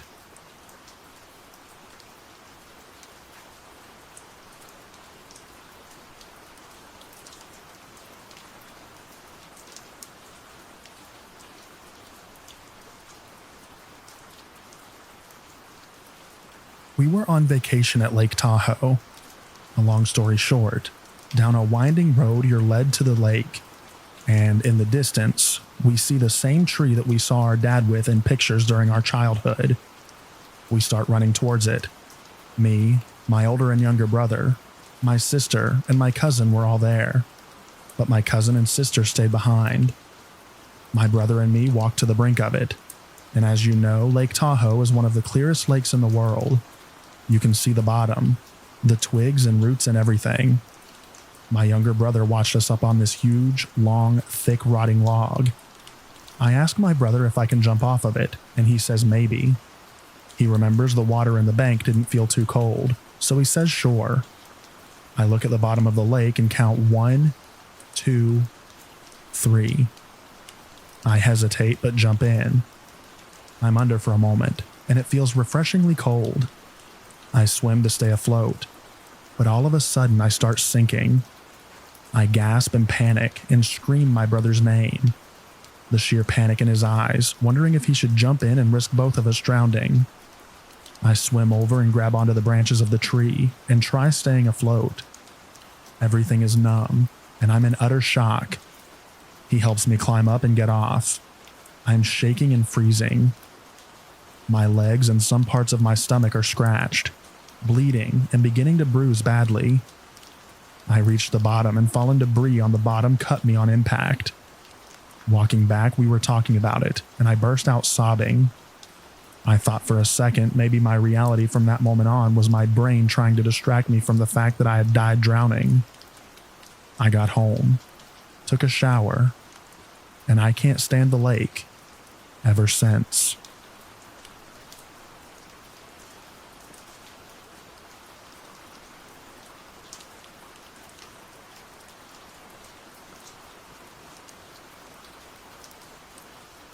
I used to work as a bouncer, and on one slow night, a guy tried to come into the club after last call, which we don't allow. And after arguing with me for a few minutes, he just tried to push his way into the door. I grabbed him by his dreads and threw him back into the street, and this made him pretty angry. He started telling me that I was a dead man and that he was going to his trunk, something that I'd heard dozens of times, and it was always just talk. He turned right around and hit the button on his keychain, and his car was literally parked right behind him, 10 feet in front of me. I look around and there's not a single other car or person out there other than he and I, and 2 other customers who were standing there next to me smoking. It was very strange because it was the main street at bar closing time, usually swarming with people and police. He pulled a gun out of the trunk and stuck it right in my face, and this was the first time I'd ever had this happen to me. I had often thought about a situation like this and joked about it with coworkers, saying that I'd take a guy down or knock him out if it ever happened. No, just fear. Luckily, I had nothing in my bowels to vacate, because I certainly would have if that wasn't the case. While trying to keep my voice from cracking, I used one arm to push the other 2 customers inside the door, and I said, "You're on camera. Get out of here." I backed up, locked the door, and puked in the bathroom for the next 15 minutes while the cops were called. Definitely the scariest moment of my entire life.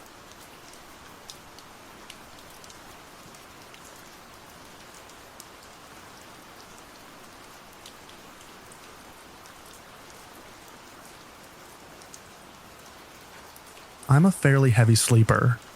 I grew up in South Florida, so if you don't gain the ability to sleep through heavy thunderstorms and strong winds blowing against your window, aided by the sweet sound of car alarms going off from thunderous booms, you were going to have a bad time. I'm serious when I say that it wasn't a weird thing for your house to shake from how loud these things were. On top of that, neighborhood dogs love to say what's up to each other at 2 a.m. It takes a lot to wake me up. I head to bed one night. No storm, and the dogs are silent, so I fell asleep faster than usual. I was up in the middle of the night to a loud scream. Just one, single, loud scream. Actually, now that I think about it, a better description would be a wail. It was the one, if not the most, disturbing thing that I have ever heard. I couldn't understand it, but I just felt disturbed and unsettled, and I found it hard to go back to bed. I just laid there for hours. It was nowhere near as loud as thunder or the dogs, but it was just horrifying. From the sound of it, it came from one of the neighbors, and from someone inside their house. I seriously considered calling the police because I thought someone got stabbed. I found out that the sound I heard was a mother crying for her dead son. He had died in a car accident that night, and the police had to go and tell the mother what happened. The guy was one of my brother's best friends growing up. There's a lot more to the story that I won't say, but the whole thing just makes me feel depressed.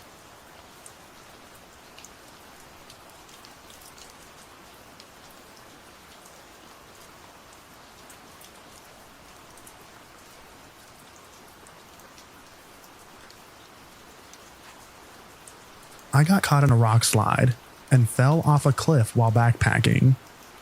Early spring, things were starting to melt.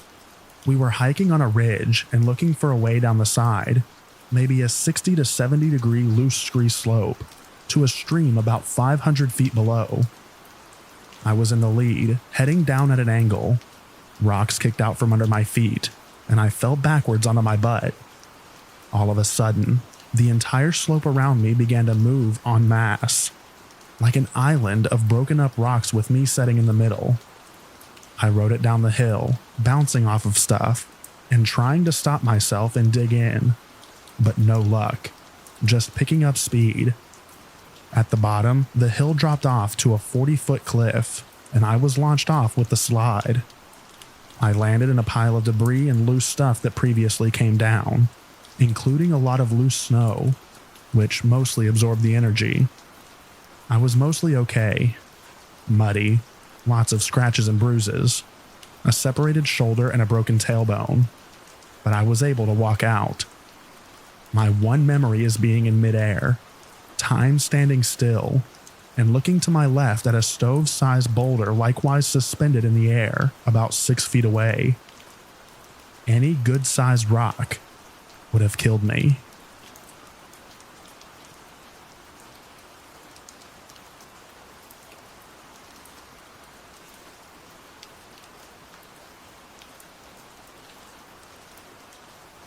Back when I was about 6 or 7, we were visiting my aunt for Christmas, who had just divorced her husband. He was a hot-headed Czechoslovakian guy who had started going a little off the deep end. He had called the house multiple times over the past few days, threatening my aunt, but nothing had ever come from it. My parents and I just immigrated to Canada, where this story was taking place, so we were spending the night at my aunt's before our house was ready. My aunt was sitting in the den and looked up and saw her ex coming towards the house with a hunting rifle. She screamed, and my dad flew into action, locking the door and running myself, my aunt, and my mom up the stairs and locking us in a room. We put a dresser in front of the door while my dad grabbed a buck knife and ran downstairs. The rest of the story I only know as it's been told to me, but basically my mom called the police from the upstairs phone. But my aunt's ex busted open the door near where my dad was hiding. My dad jumped him, and they basically got into a fist fight in the foyer until the cops had showed up. I know my aunt's ex dropped the gun when he got hit, but I'm not sure what happened to the knife. My dad will not confirm to this day if he stabbed him or not. The police showed up and arrested my aunt's ex, but the scariest part was for sure that my aunt's ex's father was found hiding in the backyard when the police did a sweep of the house. He was an old abusive drunk that hated my aunt, and he had been waiting in the backyard with a knife, hoping we would have run out there. He ended up getting deported, and my aunt's ex went to jail and had a restraining order for years to come. Although he still claims they only wanted to scare people, it was a horrifying experience hearing the commotion from downstairs while we were hidden away. All I know is based on my dad's bravery and the beating that he must have put on that guy, based on the screams that we heard. We are safe to this day.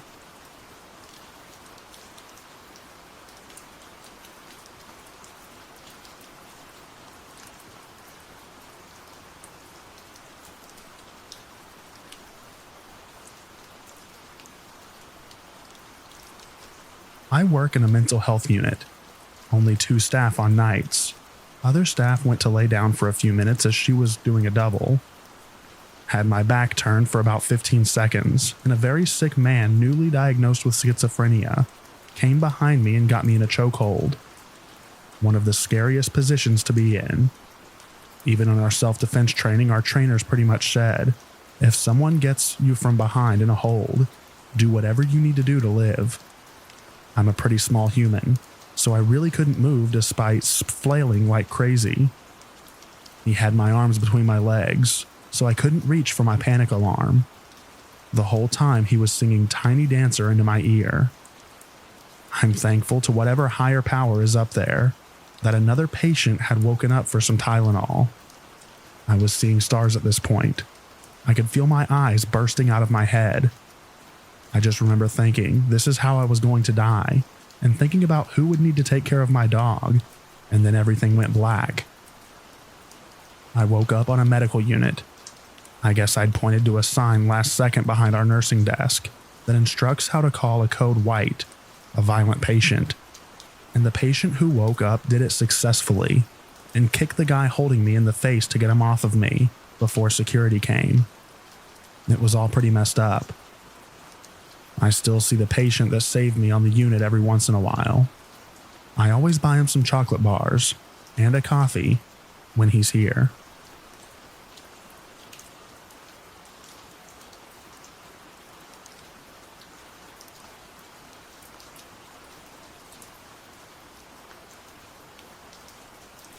I was robbed at gunpoint in 2001.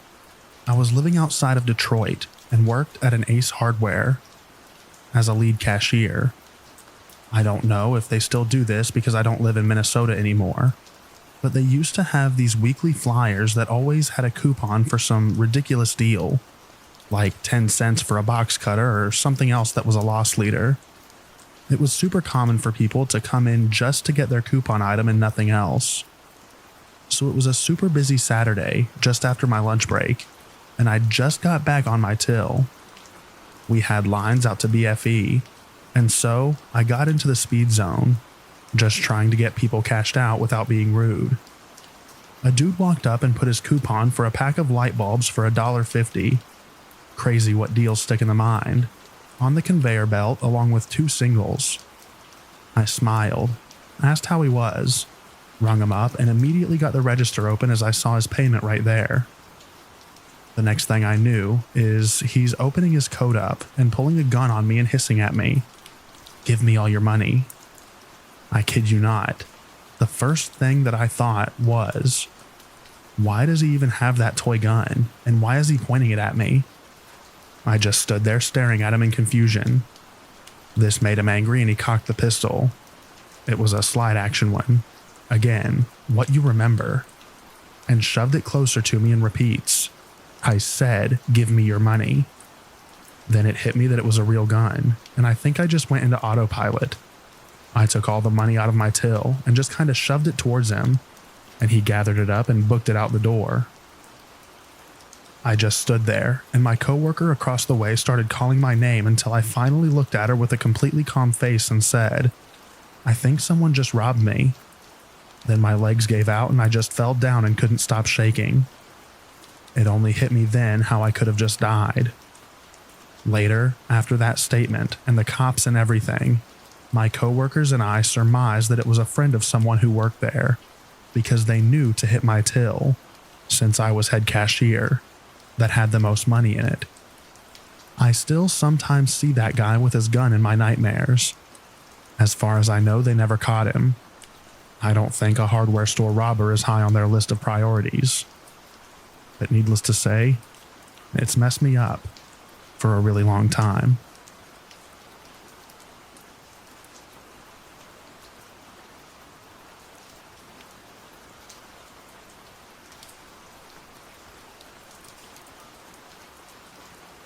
A morning within a few days of Christmas Eve, my oldest son's flu-like symptoms turned terrifying. We were relaxing, watching TV as he was out of it, and I was lucky that my wife recognized the warning signs. His stomach was sinking in and extending with each breath. It kicked in that he was struggling to breathe. We called 911, and they said while we waited for responders to take him out into the cold air without a jacket, it might help his congestion somehow. My wife's on the phone, and I'm standing in the driveway holding my little boy, and he's gasping now. His face is taking a tinge of blue, and all I can do is hold him and tell him it's okay, and it's gonna be all right, and to stay calm. Take nice big breaths, buddy. I felt so powerless and small. All I could do was hold him and soothe him and wait and not lose my crap for him. The firefighters first arrived and rushed up our yard with oxygen. They cheered for him and told him what a brave boy he was and that everything was going to be all right. My wife went into the ambulance with him while they kept him on oxygen, and they drove off because we had our second son, a baby at the time. I called my dad to come watch him, and he was over in an instant and drove to the hospital. The whole time there, not knowing what my boy was going through or if he was okay. I got there. He was doing great. Some steroids did the trick, and after a fun time hanging out with the docs, we went home the same night with some precautionary medication. I collapsed in my wife's arms taking a shower after he fell asleep, trying not to let my big ugly sobs wake him up. I've never felt so powerless ever in my life, and it was the scariest thing that I've ever gone through, including other situations where I thought that I might die.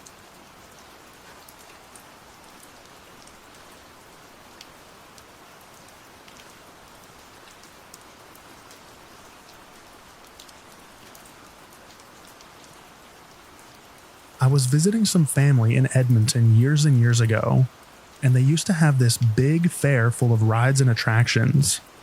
I wish I could remember the name. All the rides were your standard carnival rides. The Gravitron, Tilt-A-Whirl, Log Flume, etc. I had gone to many of these traveling fairs in my time, and had a good time, so thought nothing of it.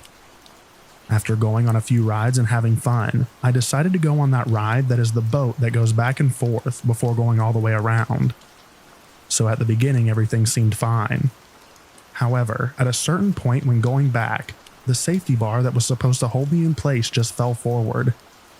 It had not locked in, and the ride was underway. The ride started heading the other way, and the safety bar fell back onto me again. I pulled it as hard towards myself, hoping to lock it into place. Yet when we started heading back, the bar just flopped completely over again. I was really scared at this point. I literally thought that I was going to fall out of this ride and die. All of those carnival horror stories were true that I was fearing. I just wrapped my arms around the bar and held myself with my hands. If the worst happened, I would dangle from the bar that I thought. Fortunately, after a rocky ride, it came to an end, and I was safe with maybe only leaving my seat a few inches. I immediately ran to one of the workers after I got off and told them. The ride was shut down for 30 minutes after, and I was done having fun for the night. The only other time I've been that scared since was the few times that I've had sleep paralysis.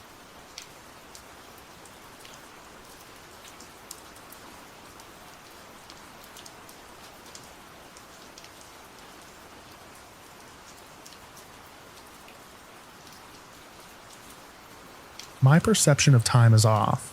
I think this was last summer. I was out camping with the wife and kids, and we decided to go swimming. The kids were playing on the beach, and the wife and I decided to swim out to the boundary line and back. About 80% of the way there, we both got tired as we had grossly underestimated the strength of the wind and current we were swimming directly into. We turned around to go back, and it hit the wall. Neither of us could touch bottom, and were already completely out of breaths from swimming against the current. We both started to hyperventilate, and each screamed towards shore once each. The beach was nearly empty other than 2 adults and 2 kids on the far opposite side of the beach in chairs with clothes on, who probably couldn't even hear us or tell what was going on. As we both started to fall swiftly into sheer panic that neither of us could breathe, and my wife started to go under, I used every last ounce of strength that I could muster and cheered her up on to keep going. Suddenly, I could just touch the bottom with my big toes extended down. I grabbed her arm and dragged her forward in the water until she could also touch, and we managed to get back to the shore. I've been swimming hundreds of times, maybe thousands. I grew up on the lake. Never have I felt so close to drowning in my entire life. We packed up camp that day and went home after she and I both fell asleep in the blistering summer heat at camp under a tree. I was seriously messed up mentally the several days following. It was a mistake I had never made before and definitely will never make again. We really should have known better, but we were enjoying the water. And it's difficult to explain, but the bay that we were in was so big that comparatively the distance that safety line was from the shore made it very hard to judge, and we both just made a bad decision because of that. On a calmer day, we might have made it to that line, but it was quite windy that day, and the current was way stronger than either of us had realized until it was too late.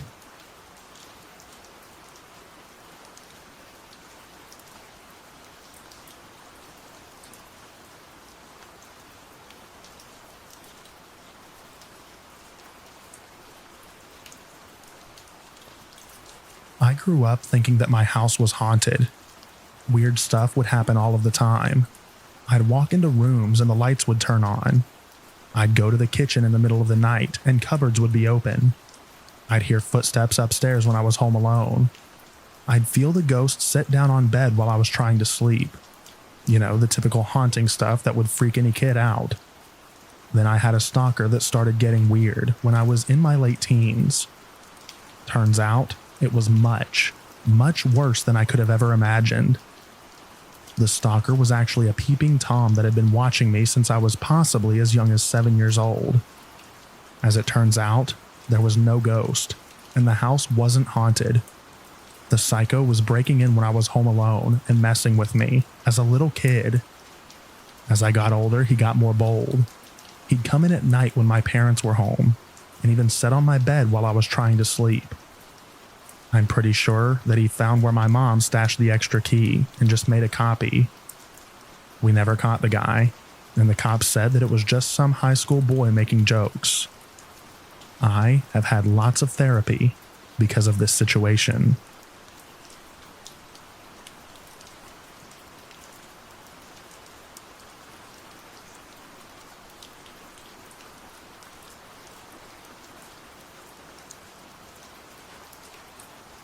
I was robbed at gunpoint in 2005. I worked for an advanced auto parts in coastal South Carolina. 2 of our stores had been robbed in a 3-week period on Saturday nights, and we were all nervous that it could be us next. Sure enough. A little background. I was the 3rd key manager, or this store, and had one other person with me whose father happened to be a local police officer. Anyway, our Sunday night was stressful. We had the GM watching the place from across the street. Around closing time, we wanted to celebrate and order pizza. We asked the GM if she would pick it up. My partner started brining in outside merchandise when we got hit. Short white guy with a ski mask. Actually, it was a beanie with eyes cut out and a ball cap on. Comes in pointing a gun at us. I'm fairly big in stature, but I was scared of this guy. He pointed the gun right at me and demanded that we go to the safe. I opened the safe with the gun to my head. Then he made us lay on the floor. He cleared it out and started screaming at me about the money. The daytime manager did an early deposit and stashed the PC in a locker. This guy is going nuts, and I just plainly tell him, "It's because of you. You hit 2 other stores. They are making daily deposits to limit the cash." That's a paraphrase. I was mostly stammering and "please sir" and "yes sir" to him. He made us empty the registers and lay back down. He cleared them and bailed out. When the cops showed up, they were complete jerks to us, saying how we should have fought the guy, especially me since I'm bigger. We caught everything on camera. Little note about me. I'm big, but I'm not made to fight. I hate it. I don't mind sports much, etc. But unless I have to, I don't go looking for fights, especially with guys with guns. Not to say I never learned to defend myself, but I've only been compelled to hit someone a handful of times. My partner's dad showed up and was basically like, I had a bad feeling I should have checked on them because of everything, but I just didn't. So got robbed, made fun of by cops, and essentially not prioritized in lieu of the situation. I do have some PTSD about this, and somewhat of a complex. I wonder if I was a coward. The video clearly shows a few opportunities that I could have hit this guy, but I was scared to death. I had a gun held on me. Once the guy was caught, there were no bullets found on him, so it's a possibility that the gun was unloaded. Typing this out made me realize that I think I still have something to work out about this night. Dang.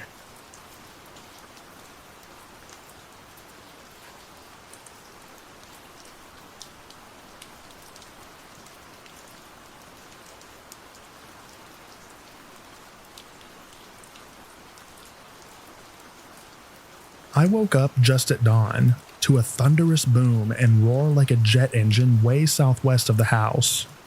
So deep the doors and windows were rattling, but the sound was steady and not getting louder or softer. As the sound continued, I felt less anxious and went to the sink to pour water for our morning coffee.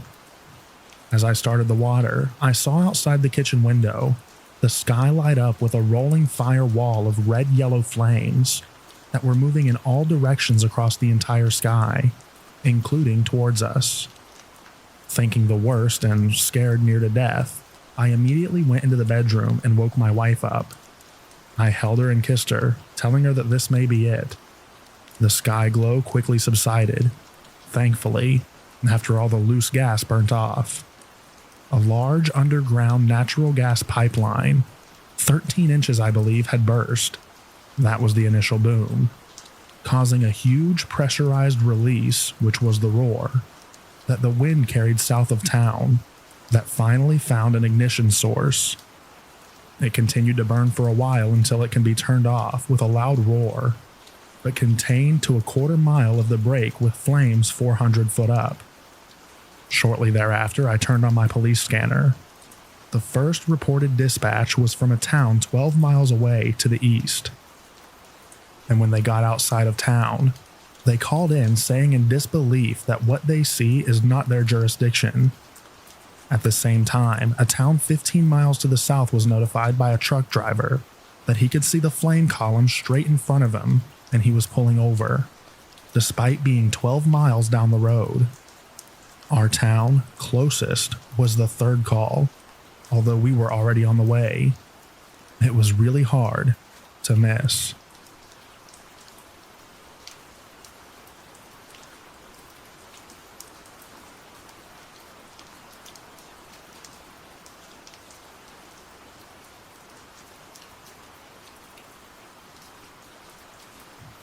I was 12 years old at the time.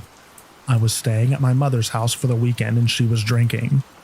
She tends to change from extremely kind to horrible in seconds when she drinks, so we ended up arguing. I ran out of the house at 2 a.m. to run to my friend's house. I knew where he lived and how to get there. It was pitch black. The streets were so dark, and for some reason not all of the streetlights were on.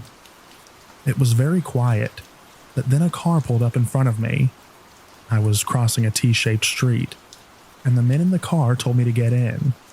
So I ran into the dark park/playground nearby. I was, and still am, very short and skinny, so I could hide anywhere. As I was running into the park, I heard one of the men yelling and a car door slamming shut. I was hiding in the bush in the park, and I had such bad asthma after running the way that I did. It was so difficult to hold my breath and be as quiet as possible. They eventually gave up and drove away, but even at 23 years old, I'm still traumatized and can't bear to even see a park or a playground in the middle of night because it reminds me of what happened.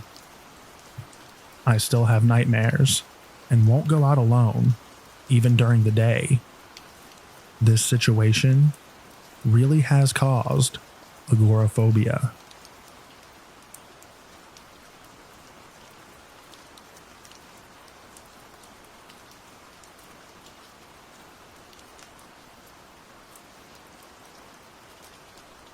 Thank you so much for listening to all of the stories in this video.